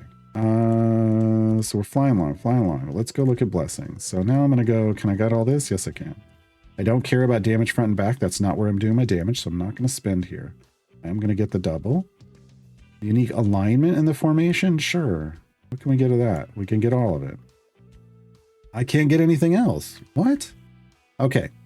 I need 9 more blessings from the first tier to unlock this, so I have to go spend here. I hate it when they do that. Okay. I'm only buying enough. All champion damage plus 20% for each familiar unlocked. Damage of Druids, Rangers, and Barbarians. Yes, please. Karlach is a barbarian. Awesome. There's 3,000% damage for Karlach. Attack cooldowns. We'll see. Damage champions without an affiliation. That's not Karlach. But I need to get down here. I need to get 20 more blessings. So we're going to go here. I am going to do this one. Nope, I'm not. Because I can't afford it. I should have known when I looked at it. I would need 2.5E26. So can I get 15 here? I can. And then I can come down here. Elves, Gnomes, and Harengon. No. Champions in seats 7 through 12. No. Okay, so I don't even need anything from here. Yeah. This is a pretty shitty tier for a Karlach run. Because this doesn't help, and this is patron variants and patron free plays. Free plays, don't care about this. This is gold earned from bosses, don't really care about that. So this is, we're done. This is the best we're gonna get right now for Karlach. I think I can go ahead and level this and it's not gonna change anything. Yeah, we have enough. Okay, I think this is it for blessings that matter to us. So this favor run is more just for being able to soft cap quickly to make it easier to reach our goal when trying to unlock Belushi. There's no other reason for this. It's not, we can't get any, we're not going to be in an affordability range for any blessings that really matter right now. Which is a sad statement about that blood, the way those blessings do go, but that's part of the difficulty of this, right? Okay. I think Bruner finished his job over here. He did. Bruno's just been trundling along with a couple familiars, getting us some stuff done. Do I want these? 225? No. Over here. I want 150. Flying Monkey Skulls of Doom! One of the greatest names. All right. That's it. I'm done. I just put those in, and now I'm switching back. That's all I'm doing. I just park him over there with 2 familiars now that we have a background party. It means I do only have 3 in the front and the active party, but I don't care. It's not a gem farm. I'm not gem farming. I want to be very clear. We are not going fast enough in the background. That's a gem trickle. It's a gem trickle. I guess that's all she's got. Didn't say. We didn't do them. You can get them. Oh no, we want up tempo Uggy. Right. He doesn't have any more. She doesn't have any more. Okay. All right. All right. Let's go get our stuff over here. What do we get? A bunch of this. Claim all. I don't need to read it all. What's my currency at now, though? Staying on clay. 3750. Okay. Don't have enough. I do have almost 3,000 gems. Buying gold chests. I know there's some people going, but wait, Carwar. Gelatinous cube. You're almost to the gelatinous cube. Gold chest. The gold chest.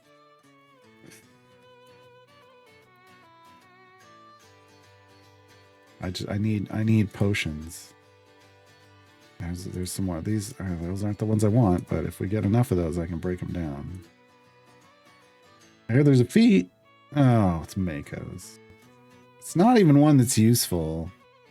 Like, it's for his goal find. I'm not even doing that. I did get an epic. Like that.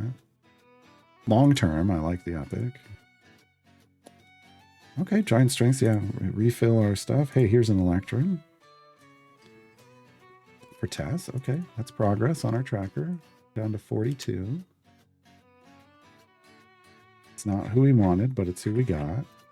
We're up to 20 silvers. We want 30 banked. So we have 10 for Mert and 10 for Strahd. I guess I didn't save. Save. All right. 11-day old account. You're already pushing 700 plus. It's wild. Yes, it is. Is there anyone else to get from this event? Oh yeah. I picked Dadius because he got me to what I needed for Split the Party 2. Like I needed a 3rd and 5. I'm gonna hold off on picking someone right now because the whole thing about Belushi is Belushi would fill seat 2, and I was gonna either do Talon or Regis, which meant I was gonna do Regis. And then I need a 6, which is either Shadowheart or Crawl, which I'd probably do Shadowheart. Because I'm not doing like an Azaka farm or a Makos bomb, I don't need the Crawl. If I was going to push with Crawl and 6, there's power there. That's, yeah, but I mean, there's a lot of gold in just regular pushing with Crawl. I almost think I'm too developed now for that to matter as much. I don't know. It's a toss-up. But here's the thing. Like, if I can get Belushi in 2, then I don't have to get Regis.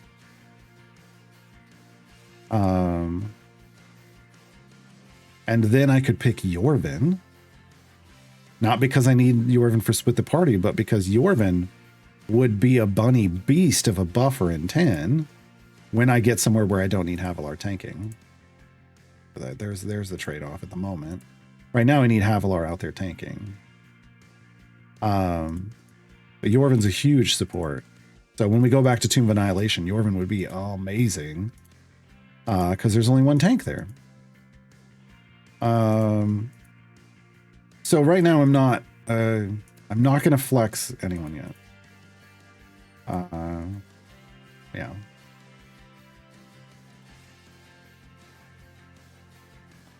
So we'll see what happens.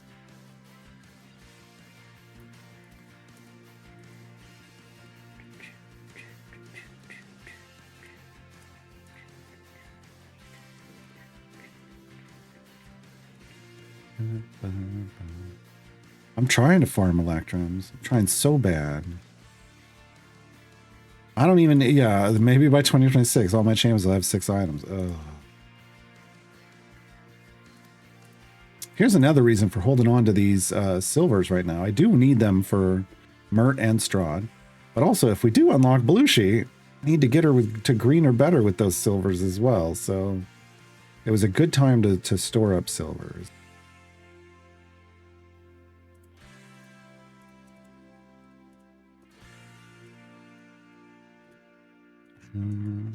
Big stretch. Who should I try to get for a seat 11 to get my third? I mean, who's your DPS? Like, who are you building your... Who's your primary DPS?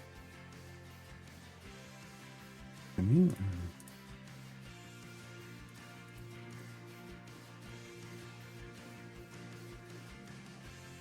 There's various options. I'm going to be biased, but it depends on who your DPS is. Craven. So if you can tell me who your DPS, who you're building your party around, then we can talk seat 11. Is it bad to say Clamp is my favorite support for damage buffs? I mean, it's not a great buff. I think it's fine to say that you like Calliope as a support. I like Calliope as a support, but because of her shields, so a little odd, but maybe yours is real strong for you. That's fine. Alphacrawler, any tanks you yourself are considering and perhaps recommend newer players with time gates? Briv is obviously the beefiest early game tank. He's going to carry you, he's going to carry you for a very long time. And in seat 5, you can get to him pretty quickly.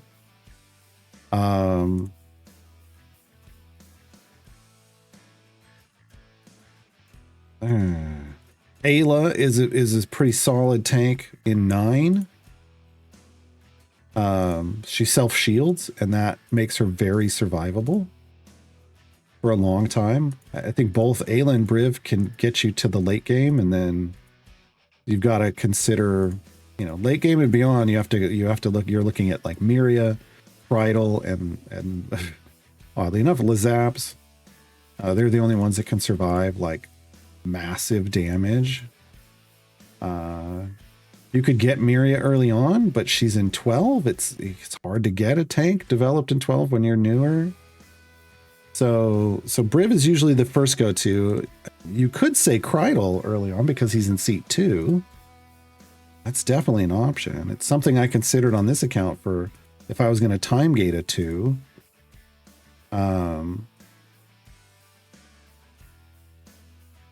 Yeah. Those are my preferences. Dragonbait is in 11 as a tank. You get him just by playing the game, and honestly, I think he's a solid tank for people early on. But again, he's all the way in 11. Yeah. Craven, you haven't told us who your primary DPS is yet.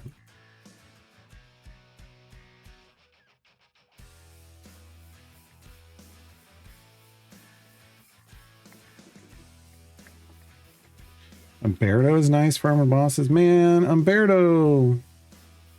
I have a beef with Umberto because of his, you know, that whole time-based buff thing that he has, but sure.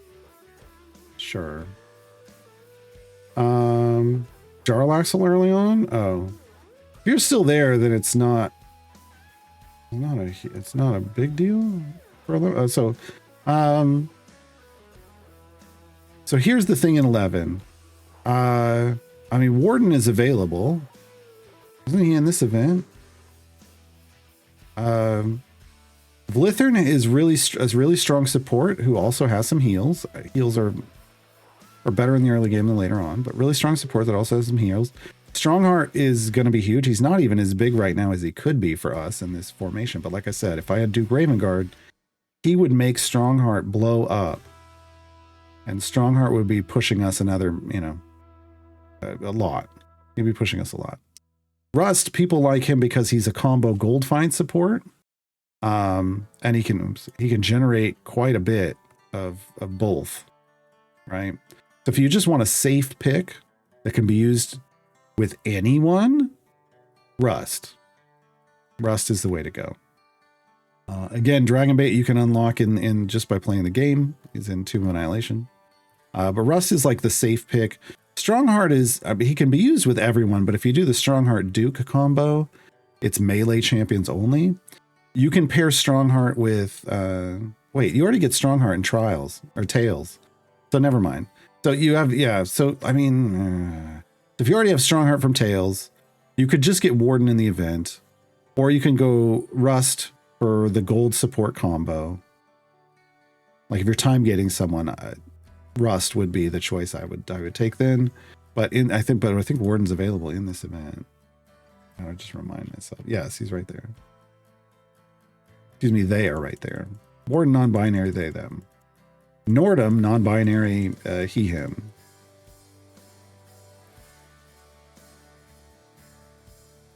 I think Sentry Sentry identifies as female. Construct but straight up identifies as female.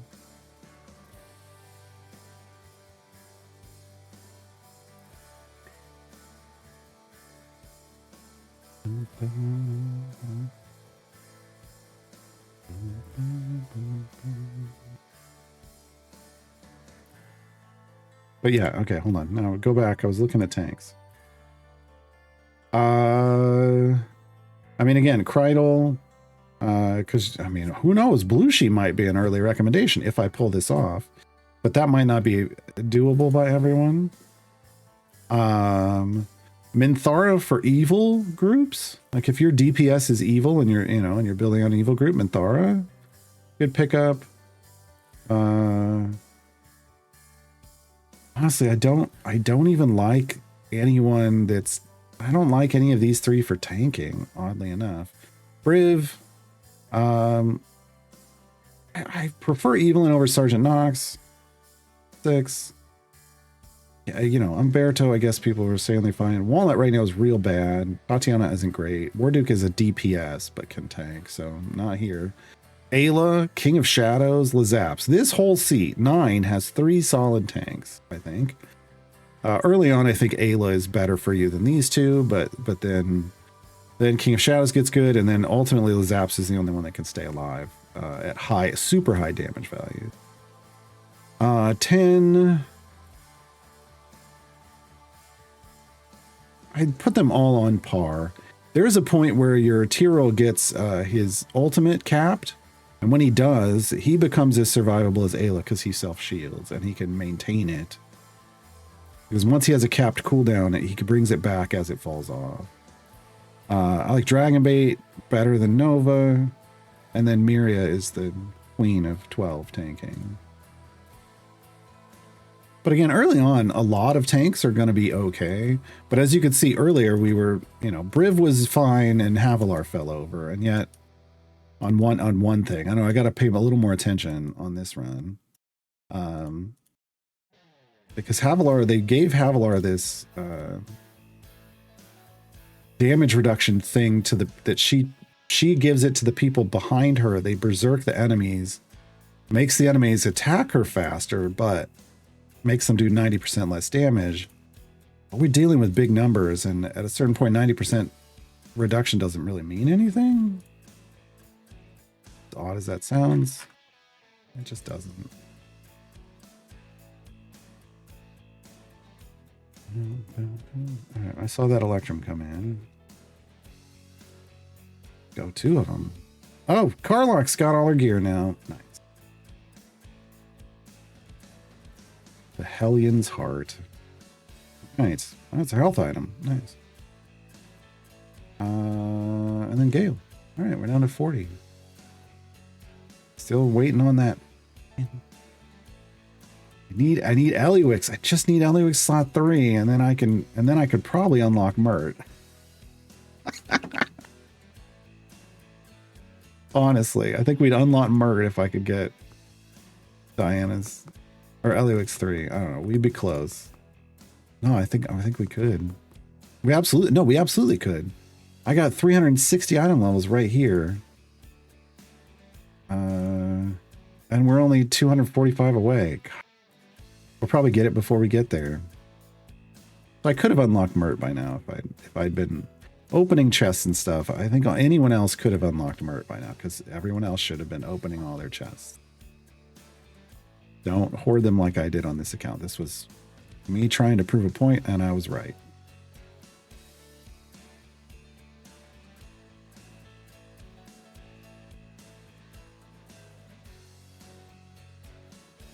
Yeah, there is a Carlock. There's a code out for Carlock right now. It's always the greatest time of year when there's a free Carlock for everybody.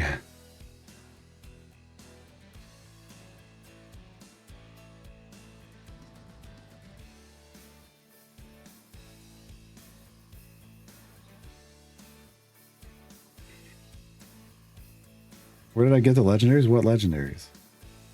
Oh, the blacksmithing contracts. It's like, what legendaries? I use the notary system. I came over here with a notary system and I just convert it up. This is lossless. You can convert up and down and totally fine. So now I'm up to 4 of them.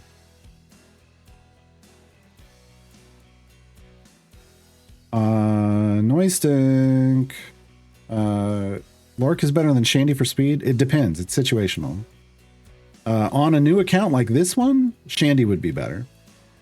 On an established count where you're maxing out your speed with potions anyway, then Shandy does nothing and Lark would be better. So.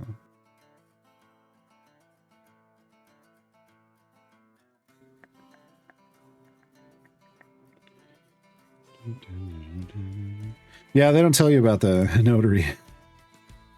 I had no idea that existed. Welcome to a lot of things in this game. Yeah.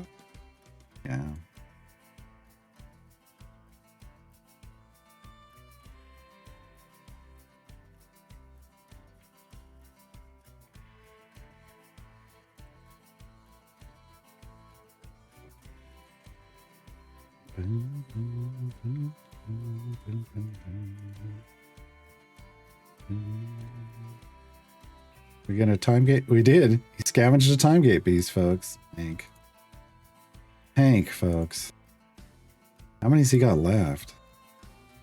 60. I'm only at 25 out of 68. Good Lord, Hank. Good Lord. I need this number to go up a lot and very quickly. But she's got us 3 this adventure. Good for her. Proud of her. I just need a lot more. Spurt would have been 9. And I don't... Man. If we get 9 before we're done with this push, then I will open up a time gate and unlock Spurt. Solely because 11 days. But that will set me a little behind on the path to Strahd. Well, no, it won't. It'll set me behind on the path to split the party too. That'll be a little frustrating. Strahd will be just fine. I don't know why I hit that button. You didn't get the night tomorrow. Nope. I said it. I said son. I said if I get 9 today, I would do it. That was the only way I was going to do it. It's about today being day 11 of the account and Spurt being 11 days old. It's a joke. It's a joke. The only reason I would do it. Yeah. Not because it would be optimal or even good for this account. Although I don't think it'd be bad, but yeah.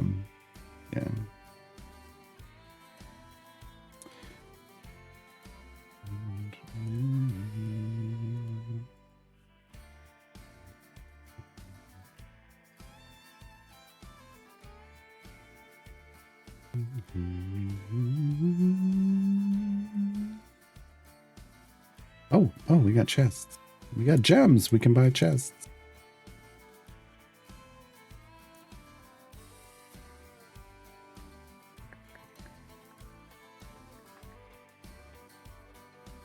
Okay. That's fine. All these. One of those. One of those. And then I haven't broken down potions in a little bit. This goes, this goes. This goes, this goes. Some of these can go. I don't need more than 5 stacked up. Oh, that I can't. I need more than 5 on that one. And that one can go. All right. I'm still lower on reagents than I would like. That's because every time I turn around, we're doing stuff that doesn't reward gems, like time gates or event runs, and I'm not getting gems off of them. Spurt's available for both Merton Project. Yeah, but I'm not going to be doing tons of patron variants on this account, so it was more a meme thing.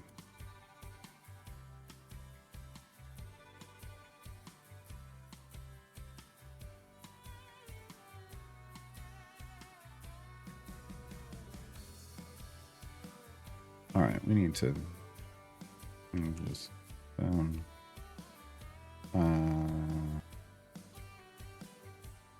rules.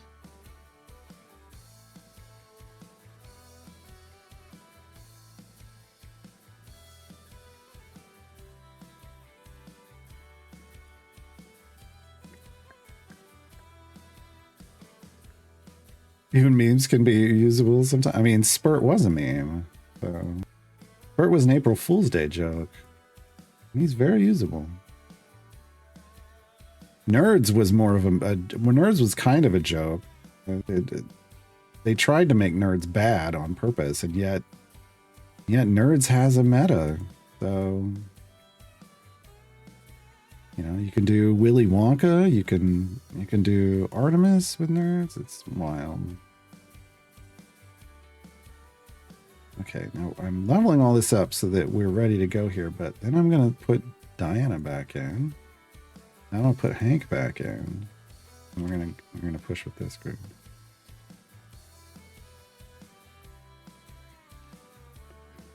We're going to do that. All right, you know what? We're going to give Karlach the health feat to help out the tanks in the front.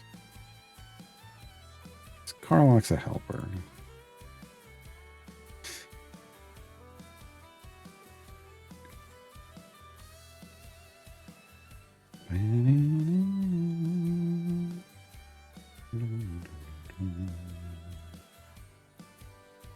I mean, with legendaries, you can get anyone up to like E1000. It feels like. It feels like if you do the legendaries just right, it feels like level 20s. It feels like everybody can get to E1000 DPS, but that's end game, right? We'll see what happens after the rework. I'm really curious. Like, are they gonna? Like, are you gonna have the same rough power right away, or are you gonna have to work for it again? Let's see. Let's see.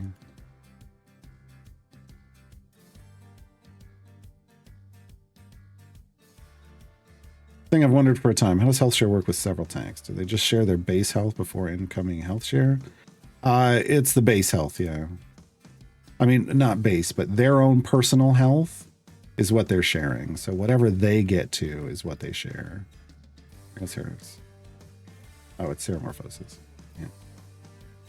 Like her max health, but they can't just keep recursive looping the health. So I think it's whatever their bases they share, but I could be wrong, but I feel like it falls off that way. I feel like that's how they make sure that it falls off and you're not just creating this thing that just kind of stacks itself up forever, right? That's the way it feels. Because when we have something like Yorvin, who you know, he buffs based on doubling health, like really 2 tanks is it. Like I tried more tanks, but it just didn't really make it better. Like the sweet spot was like 2. Wasn't significantly better.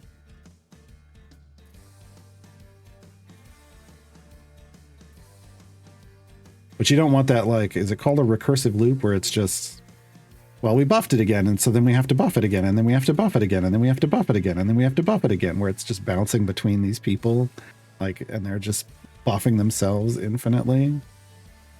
Yeah. Well, you can't do the loop, that kind of loop in your Modron core either. Overheats. There's probably a dev build that had infinite health. I'm sure at some point that probably happened.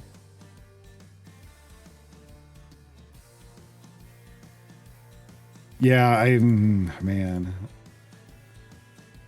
Do this just once.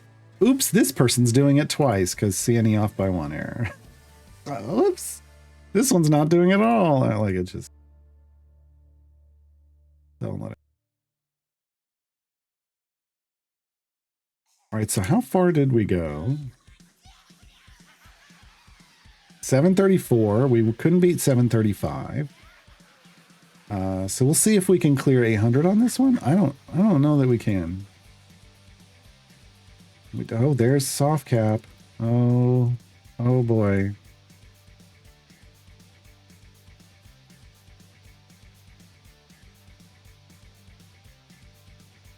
Is there a guide to better using your Modron core? There is a thing called the Encyclopedia Modronica. I don't have a link to it, but it is the resource people use for Modron stuff. I have a video tutorial over on the Cena Games YouTube about Modrons and the pipe game and stuff, but just really introductory stuff. I've never made a guide myself because other people did, so I didn't feel like I needed to. Yeah.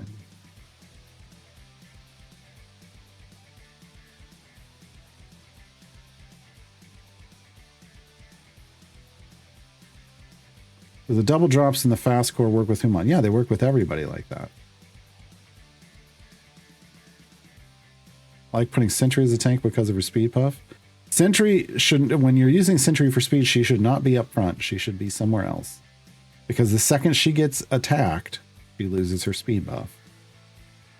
The second the party gets attacked, she loses her speed buff.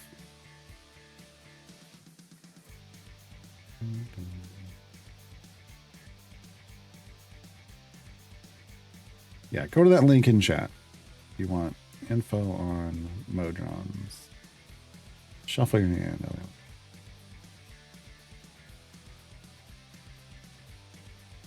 Give me at least 1 blue. Come on. Ugh. Killing me. You're killing me, Smalls. Alright, well. I'm not going to get as much gold this time around. That's fine. Okay. Oh, I forgot to. Oh, now I've got the actual potion too. All right. Let's get all their feats in. Right, health. Save. Pushing.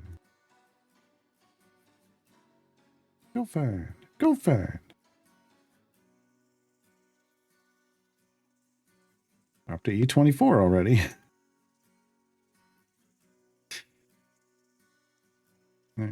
And we could switch just over to the fast team right now.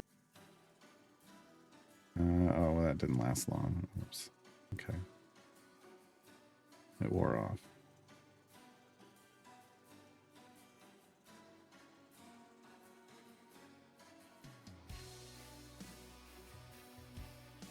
See, I'm really feeling the lack of this, right?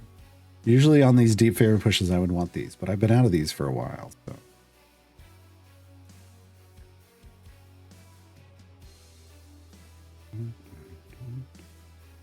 So we're coming up on, matching our favor. We had 5, 16, E24. We're almost there.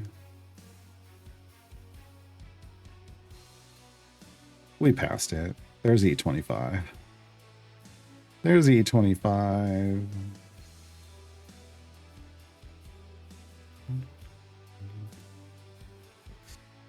So the further we go past it, the more champions we'll be able to unlock a fourth slot. We get to 2580 for Halson. This is his speed ability, though. I don't care. 1410. Oh, we don't have another one for Briv. Yeah, we got one for Lark. 2530. Let's see if we can get him there. We can. Okay. Boom. Save. Freely, he doesn't have any more. Tess does. 2205.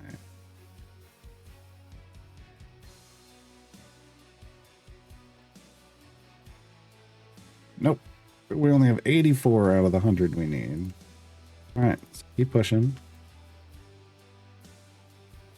Yeah, you need a lot of gold to be able to overlevel all your champions to get their feats. So.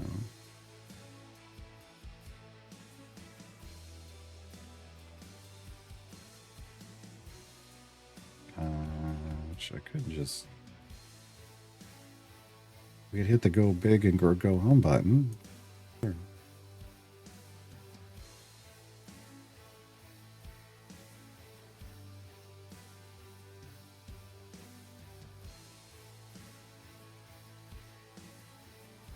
Stack up to 100.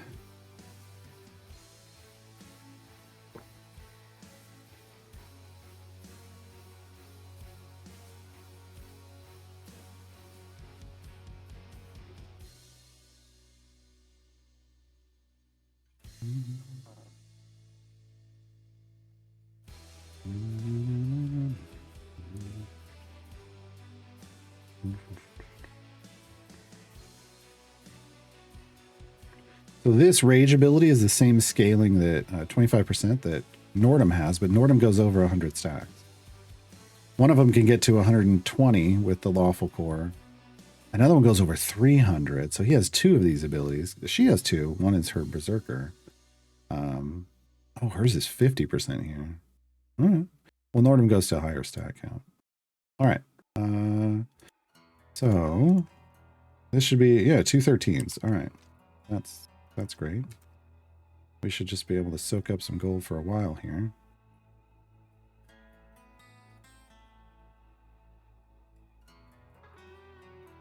And now that my, the two people that mattered for gold find, Jarlaxle and Eliwick, now that they're at their soft cap, this is our max gold find boost from this party.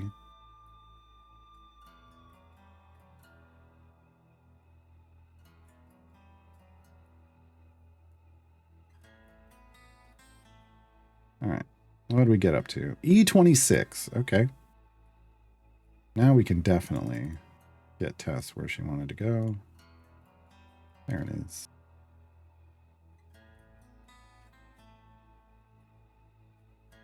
There is an argument for snack attack, but I'm not going to go there just yet. All right. That would give her some overwhelm. 1955. I want to do like 25 and then tens. There she goes. And there's her feet. Okay. Who else? 2580 for Halson. It is. He doesn't. I mean, it's called action. That's his speed feat. I don't. His speed. Ability's garbage at the moment. Alright, so. There.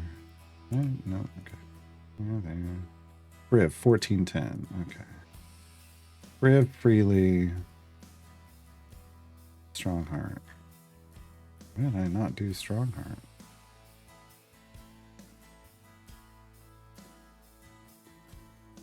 Oh, I don't have enough. I'm 3 levels away. Oh no. Okay. So we're gonna have to do this again. We still don't even are over 700 yet. So so there's a lot of gold still left on the table. But I was kind of hoping we'd be able to soft cap a lot quicker.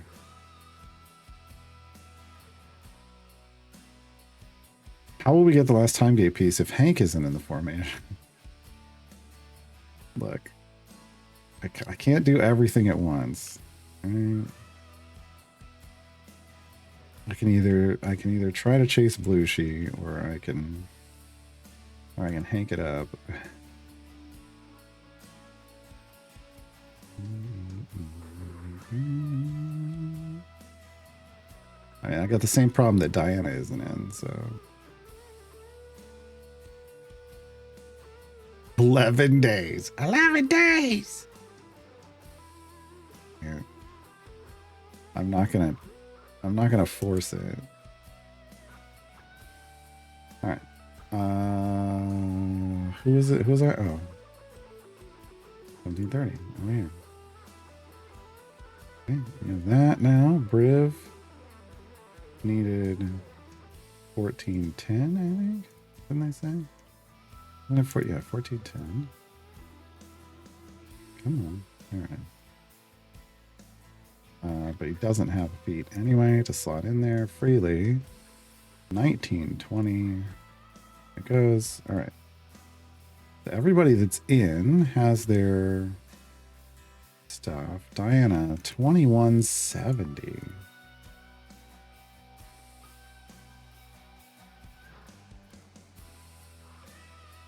There she goes. Boost her attack speed. Not where we want to save that, but I did it anyway. Melv. He doesn't have it. 1855. I don't know that I care about this on Melv.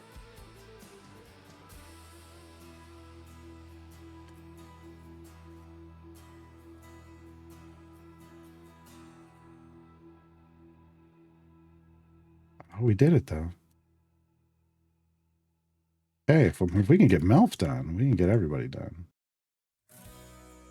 All right, so who's not in the formation? Diana's not in the formation, so let's get Nordham's. 1965, yeah. Yeah.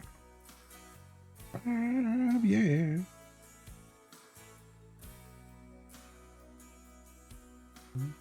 We'll have to bring Bruno out of the background. Yeah.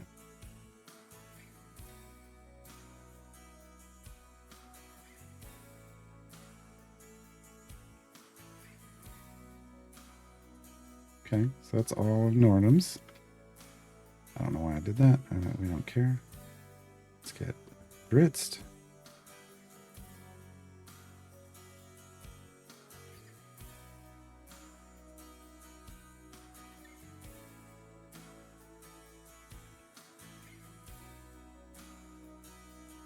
$1,200.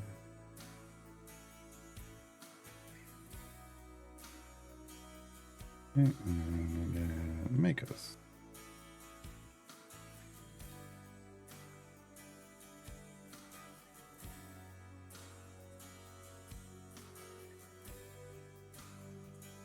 $5 to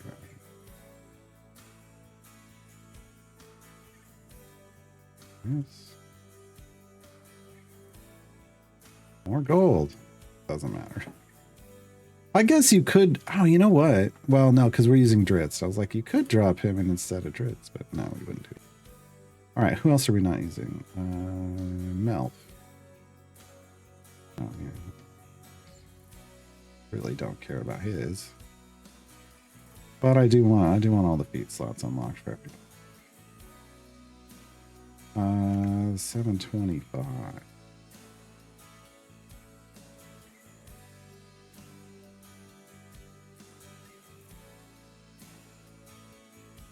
All right, he's tough.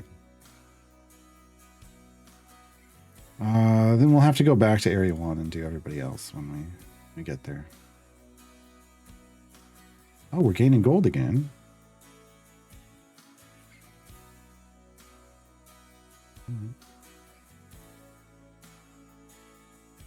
There's an electron.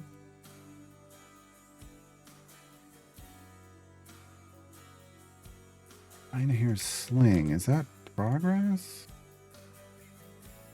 Machine.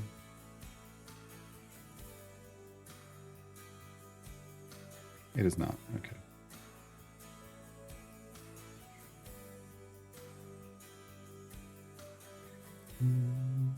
How's Bruno doing back there? Probably higher than 31.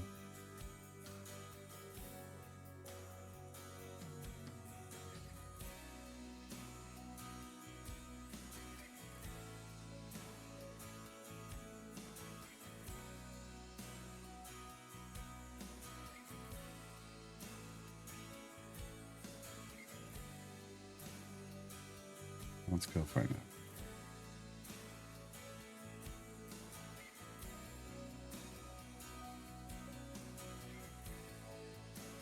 $46. Yeah, see, that's higher.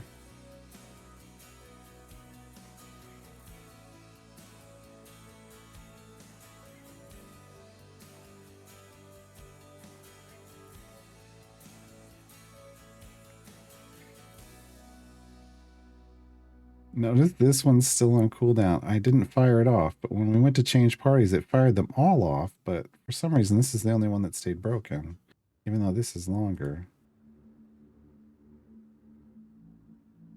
Oh, Idle Champion.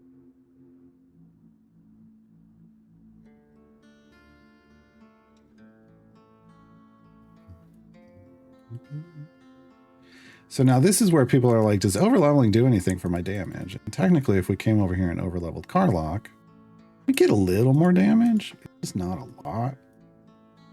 And right now I want to save my gold for getting all the feat slots, but yeah, it is possible. So we could go back to 1 right now and do the, well, there we go. Earned E100 gold. That was a 5%er. Whee!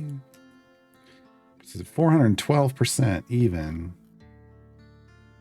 for this. That's where's the gold things. Okay. So we're in E100. We're at this part. There's still an E125, E149, E174, and E199. Basically E200. So miles to go before you run out of gold find stuff. Achievements.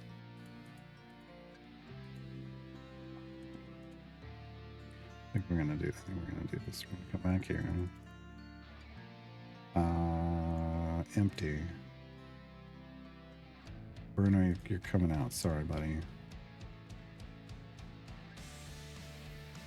Get everybody their feet slots, just so I don't forget. Because I will forget. I'll absolutely forget. 34.75.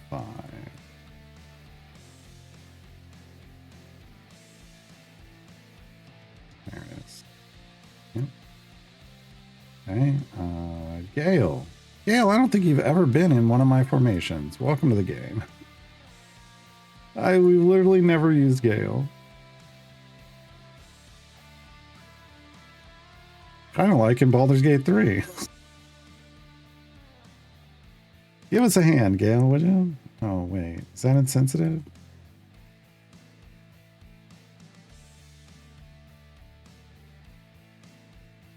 There we go. And Hank. Did we do Hank? Nope, 2115.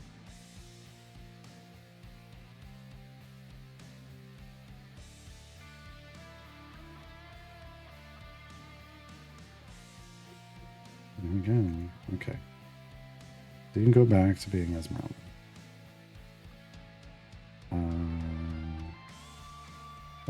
me just do it like this. I'll do it like that. I'll do it with a little bomb pad. All right. And then when I swap them in, they'll just go back to where they're supposed to be. I love that we have an average item level 1 Halson and Esmeralda and stuff, and we're still rocking over 700. This one. 2125. There it is. So, okay. Go back here. Dynahead. Bouncing here and there and everywhere. High adventures that's beyond compare. Alright, now, whoops. Left it on uncapped. That would have been bad.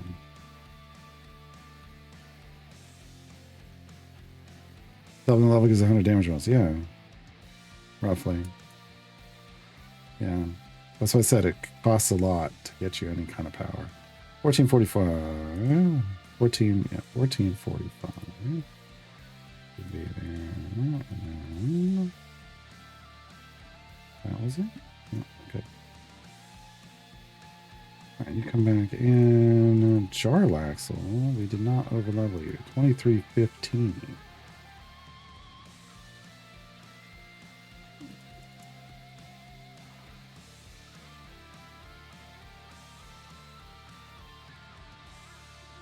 Okay, and then Sentry.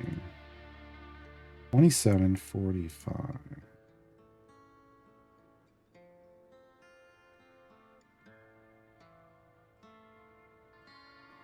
There we go. Back into Carlock. Calliope!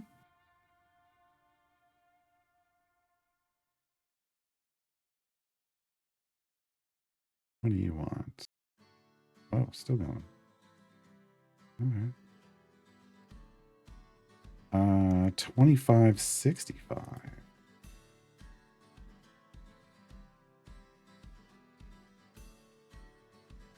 There we go.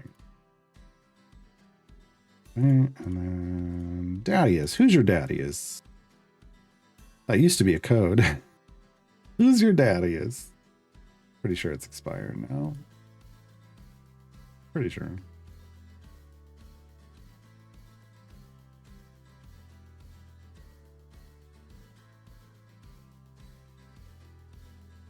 $20.70.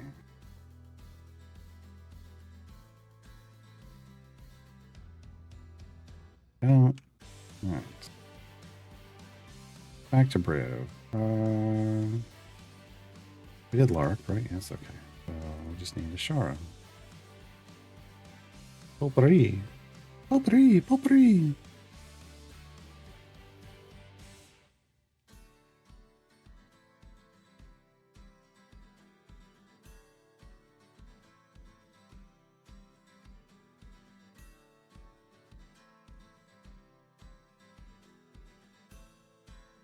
Yeah.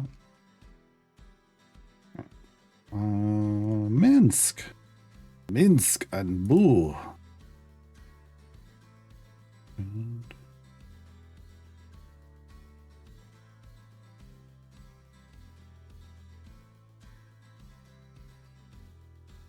$17.05.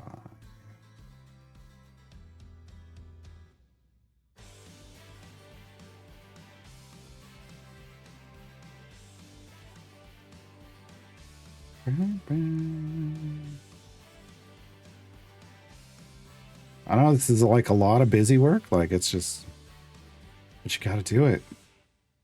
You got to get that because you only have to do it once. Well, for each champion, but I mean, you know, I never have to do this for them again. That's what we want. Oh, I went too far. I think. Oh well. Delina, have you been in our party before? I don't think so. No, she hasn't. Who's Delina? 6425. She gets so many levels. She scales really oddly. Yes. Okay. Yep. All right. Hitch.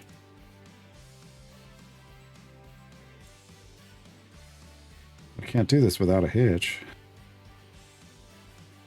Just it's that pun is gonna get, you know, that statement is gonna get used so much. It's probably already overused. Honestly. 28. 20. All right. Back to tests. Already did those. Barrel with a T. Barrel with a B.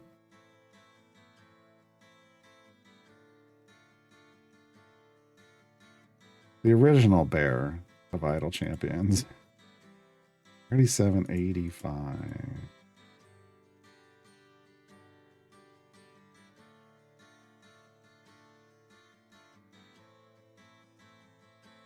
Awesome. Awesome. Allywick. 2150.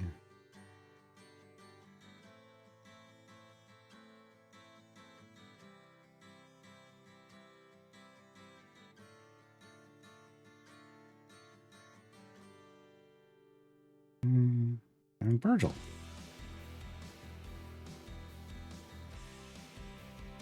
Mm,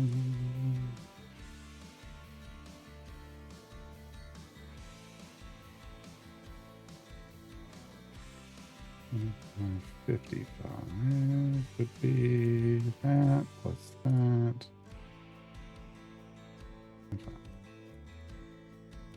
Okay, done. Back to Havilar. Jam. What's up, girl? We did use her once and split the party. That's probably gonna be the last time. 920.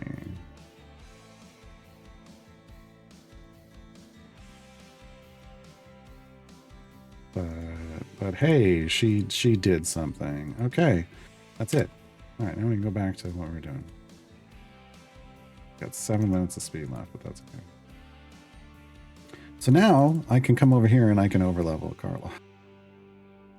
See, I can only get her up to 1900 from 1600. That's very little in the grand scheme of things.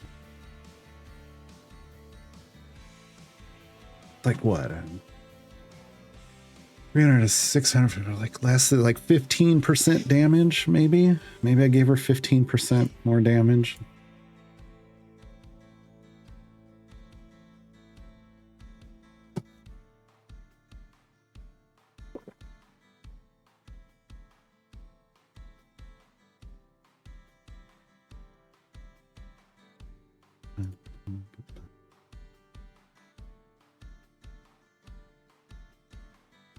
Okay, so if we are at 737, this is our highest. Yes, we are now into the danger zone. No, we're into the highest areas we've ever been. How far can we go? That's then the question.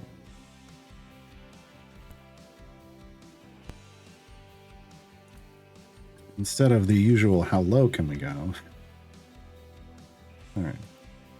I mean, it's looking okay. We're killing way over what we should be. Again, I think it's an issue where I really feel like Havilar's imps. I think Bud base damage in general, off of abilities like Havilar's imps, can crit. And when it does, it makes it look like we're like, you know, it says there's E228 health here, but we don't have that kind of damage. So it's got to be from Bud based stuff critting.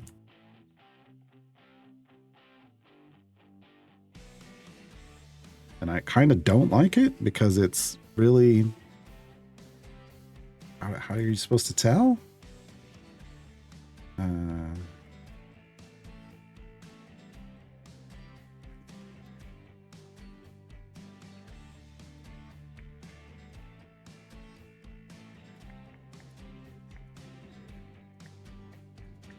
Like, how are you supposed to know what's going on? Because if I open up the kill log, this is the kill log for anybody who hasn't seen it. It says it's being killed by Havilar, which is super confusing. That's why I'm like, okay, it's gotta be her imps, right? Gotta be her imps critting. Because even if our imps were doing bud-based damage, they wouldn't be killing this stuff. So, all right, this is about it. So we're pretty much as far as we can go. We're up to E27. Favor from E24. Our issue is survivability. Our issue is survivability. We just can't live. Can't live without you.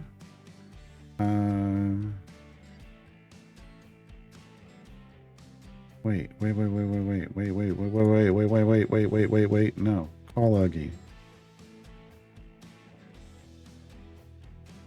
Call Uggy. That should be better. Yes. Okay, we had Uggy on the wrong person. We had Uggy on the wrong person.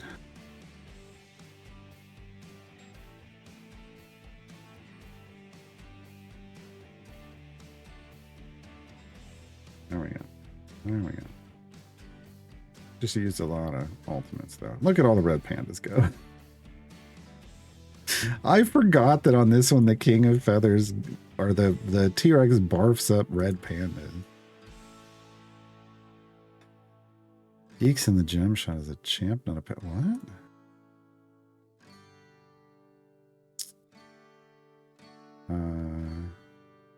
Do you mean nerds? Is this a translation issue? Do they call nerds geeks in other countries? If you're talking about this is a champion, yes, but they're not that good.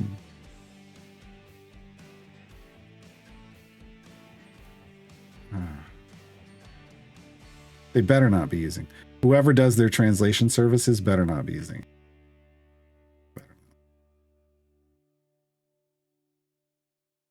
Good Lord. Nerds are a champion, yes. But nerds isn't. The reason I'm upset here is because nerds are a candy. Like, that's their name. You don't just change their name. I'm upset with changing names, period, because it's their name. So. But it isn't just the name of a champion. It's literally the name of a brand. It's the candy nerds. So I'm doubly offended. More offended than normal. I'm always offended when people translate people's names into something else in another language. That always offends me. But it's worse here. So Havilar is dying consistently before. The problem we're running into is Havilar's taunting. We're getting all the enemies on Havilar instead of Briv. So Briv's not healing, and so Havilar's falling over. Oh, Havilar.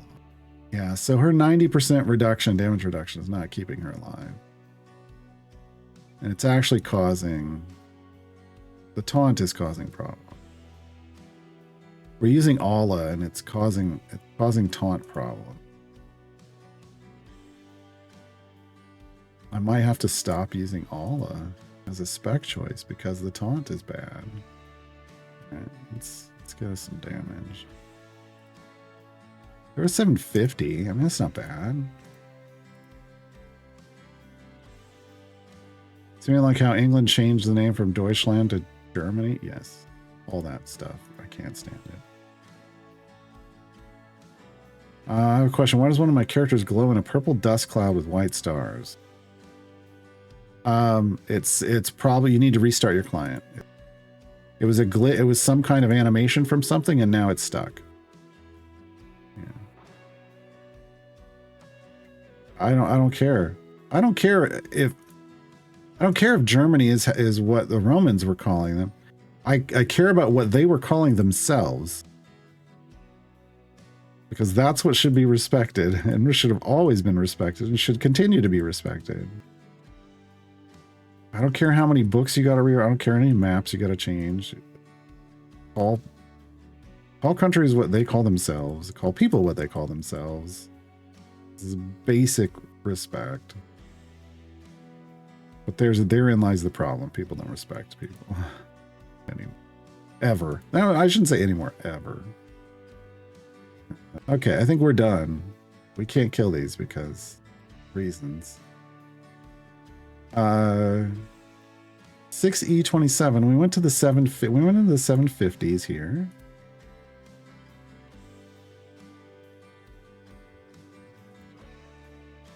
Into the 750s here. I believe this is Hither of the Feywild. Isn't this where Belushi's unlock is? Hold on.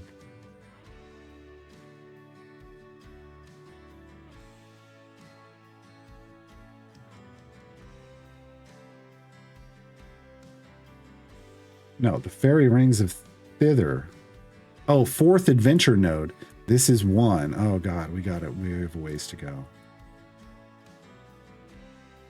You're welcome, Fireball. Fireball, 5 steps across the quad. We have to go 300 areas. We can probably race through that. We can probably race through that. This needs to be switched to speed. We need two of these? I'm going to say 2 of these.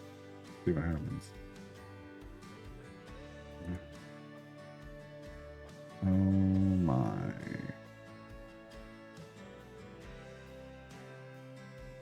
We've never had this much favor to start an adventure off with, ever.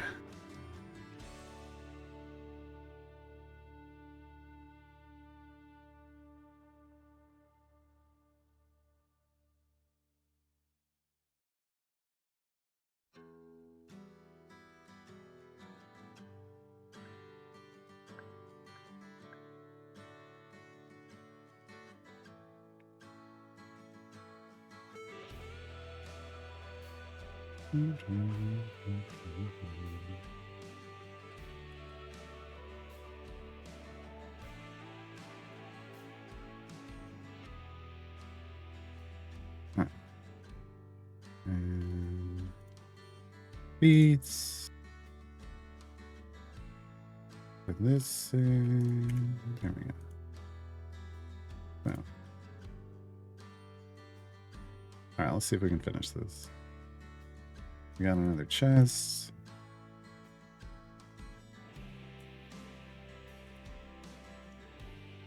Nothing we needed.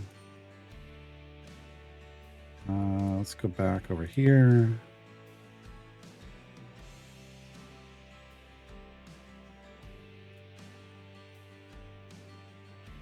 In the 60s, even without Bruno. All right. Guess they finally fixed the Nordum issues. My course suddenly jumped straight to 15. Nice. Nice.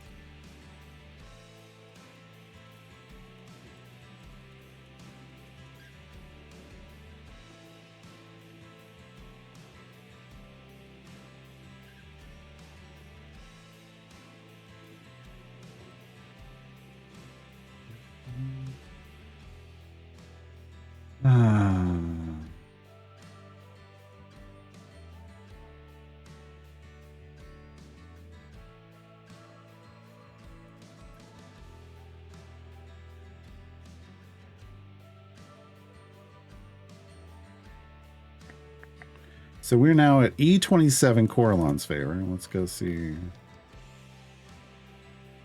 Oh, that's right. We don't really need any of this. Do that one. Do that one. Yeah, because this is all kind of garbage. We didn't even get, you know, we didn't get it close enough for this. Elms, gnomes, and hair. Oh, we're going to do this one. I guess we're going to do this one too. But this doesn't help us at all. Okay. So we're done there. Did we hit anything over here? Yeah, okay. We got a little bit of that from there. And that's it.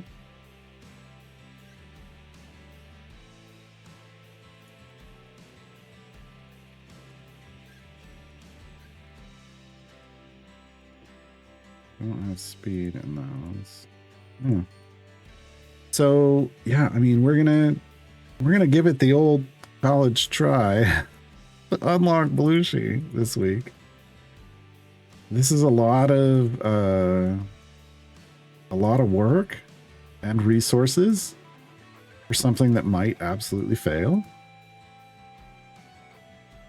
Oh my god, we got 4 gem cards on our line. I'd probably, like, if we were being more optimal about it, like, I'd want to open all these chests. And probably, you know, would have gotten more gear for, like, we've got all the Tails champions. We could probably do all of tier, their variant ones of, and get 4 chests for each of them, and thus guarantee an epic for each of them. We've got the champions we unlocked in this event. I haven't done their variants for any tier yet. There's a lot of power we're still missing on this account, and yet here we are doing something absolutely silly, which fits for the Feywild, right? Fits.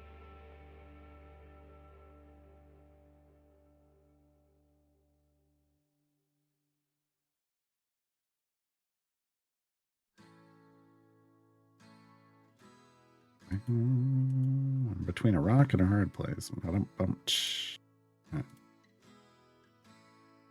I don't think we're going to finish this run on stream. I don't think we can go 300 areas before 12 minutes. I mean, definitely not in 12 minutes. But we know we can do this. This is real straightforward. But yeah, these area goals are real here. This is another indicator of this being a medium difficulty campaign. We're in our second adventure node, and the area goal is 300, right? But we know we can do it. It'll be fine. Tomorrow we're just gonna be back at it again. Still no dev insights. It won't be back until next Thursday. So yeah, we will come back, and we will continue to try to do this silly idea. Yeah, super silliness. Let's see what happens. But yeah, we got to get 4 adventure nodes into. I thought it was 4 adventures. I read it wrong. I read my own guide wrong. I really should have put how many adventures it is into it. Now that I'm reading it. Now that I'm reading it and trying to use it, I really should have done that. That would have made more sense.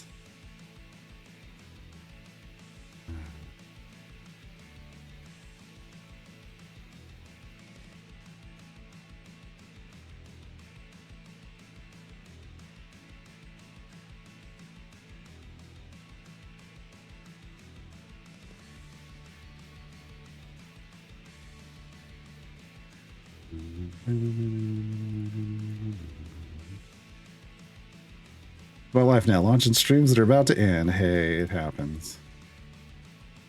How's Nordum? Nordum's I've been calling him a big beef stick. He is a beefy buffer if and only if you've developed your Modron cores, which means leveling them all up to 15, trying to supercharge as much as possible. They did things with his numbers I didn't think they were going to do. On my main account, where he is average item level 1,000, and I have all the cores leveled up, and I've supercharged a ton of them, like a ton of the nodes across 4 of them, like across 4 parties. He gets an E65 buff. Pretty big. At 10,000 item levels, Bioshikira had them at E85. So they do scale with item levels, but it's not like, but it's not amazing. It's really about the cores, because you can get he has 3 stacking abilities, and the smallest one, the one that's 10 to 12 stacks, is the one with the pre-stack item, and it's his core programming ability that you build your formation around. But he has 2 other multiplicative stacks. One of them has the potential to have 120 stacks. It's based off how many, the total levels of your Modron cores, of all your Modron cores. So currently that max is, with the new core that just dropped today, the max will be 120 stacks. I did it at 105. That's how I got to the E65. He has another multiplicatively stacking ability that gives you stacks based off your powered nodes, but it's counting whether they're powered, whether they're epic powered, or powered, epic powered, and supercharged. So you can actually get 3 stacks per node. I had over 300 stacks. It's definitely not the max. I don't know what the max currently is, because you can't max. I don't think you can't supercharge every node on all the Modron cores for sure. There's only like 2 or 3 you can do that on, but you can supercharge a lot of the others, a lot of the nodes on the others, and I don't think I have the maxed amount of that. So Nordum definitely gives you a reason to try to continue to improve your Modron cores in terms of supercharging, but then to overdevelop them, because Nordum also wants not just the superchargeable nodes to get, like, there are some nodes that have a buff for supercharging and there's some that don't. He doesn't differentiate. He wants all nodes supercharged. Totally miss that there's a new core out. It's fine to miss it because they did us dirty. They buried it in his tier 3 of his events. So mad. This is the lawful core. It looks like a sad face. It scales, but it looks like a sad face because I'm sad when I look at it. It is scales, like measuring scales, but it just looks like a sad core. And I think that's fitting because I'm sad that they put it in tier 3. Sad that they put it in tier 3. So yeah, I don't know that. Oh, I don't know. I don't. Jeez. We just pushed to 750 in Witchlight. I wonder what that's going to correlate to in the event. Good Lord. I didn't even think about that.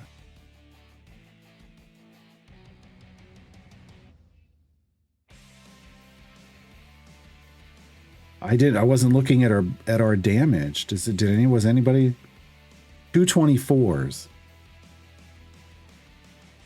That's tier 3 range, but we would need E270, E269, along with whatever restrictions are going on to complete all of tier 3.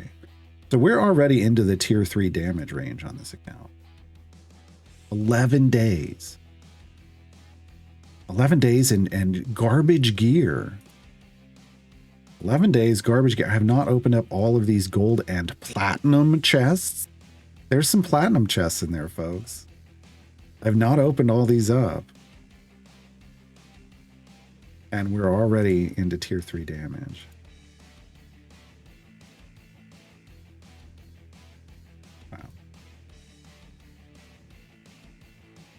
Where's Bug? Yeah, I cannot start Nordum's first adventure. Tried quitting the game and restarting. Anyone else get this?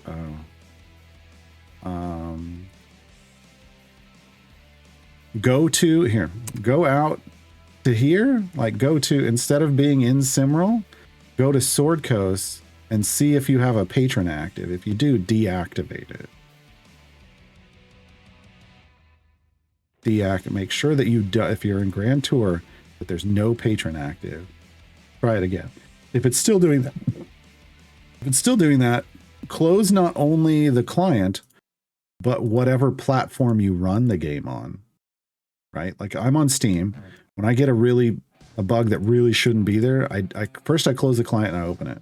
If it's still there, I close the client, I close Steam, I restart Steam, I restart the client. If it's still there, I will close the client, I will verify files in Steam, and then I will reload the client. If it's still there, then I submit a ticket. Those are the steps. Unless I absolutely know it's a bug. But something like that, I don't know that that's a bug. It sounds like something that's weird, but...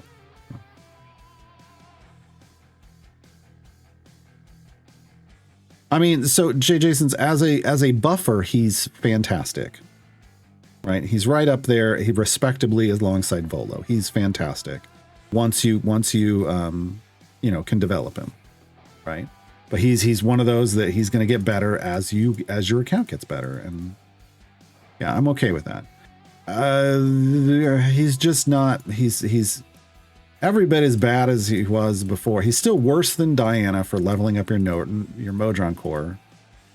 Diana's still more efficient for item levels. Getting to her cap is a better investment for leveling your core than putting an equivalent number of item levels into Nordum. That makes me sad.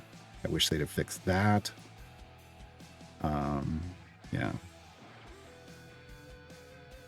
But yeah, otherwise he is an amazing buffer. Or he can be. Yeah. Amoeba God says, as a noob, these Nordum variants look freaking brutal. I don't think they're that bad. This first one, there is no restriction here. First one is no restriction. The second one, you can't use chaotic champions, so there's a restriction. Neutral champions don't do. So you're looking for a lawful DPS. You just need a lawful DPS, but everybody else can still buff. Yeah, I get it, but that's still okay. The third one, yeah, speed champions or strength 16 or higher. Could be rough. Could be rough.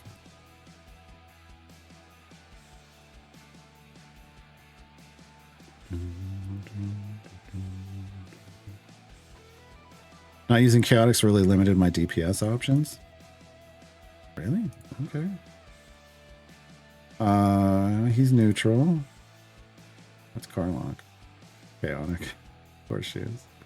Who else would I be thinking of as a DPS? Caddy Bree? Chaotic. Dang. Okay, hold on. Let me look. Lawful. Hey, Lae'zel. Lae'zel's available. Lae'zel's got good damage. So you got Lae'zel, you got Ashara. I mean, I would say Minsk is Minsk is chaotic. Wow, that makes sense actually. Super secret DPS. No, he's chaotic as well. Ritz, lawful. Not great. And damage though. Neutral doesn't work. Jamila's neutral wouldn't work. So you're either using Ashara or Lae'zel as DPS. And Lae'zel I think would probably be better if you're newer. Lae'zel is in Tales of the Champions, so you have access to her.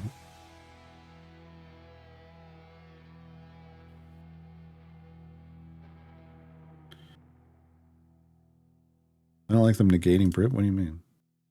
Oh, just not being able to use him? Whatever. That's what variants are about.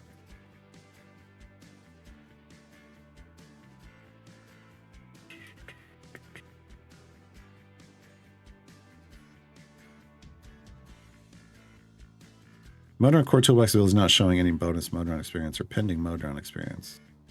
There's been some issues with it. Yeah, they've been working on that. But somebody earlier just said they must have fixed it at least functionally on the back end because their Modron Core shot straight to 15. So, yeah.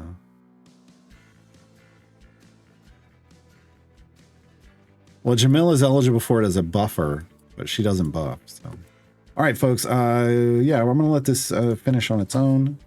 It'll finish off stream. Again, we have more than enough damage. That's not gonna be an issue. We'll be back tomorrow as we continue to do the silliest thing I've ever done on a new player account, which is attempt to rush to Blue She.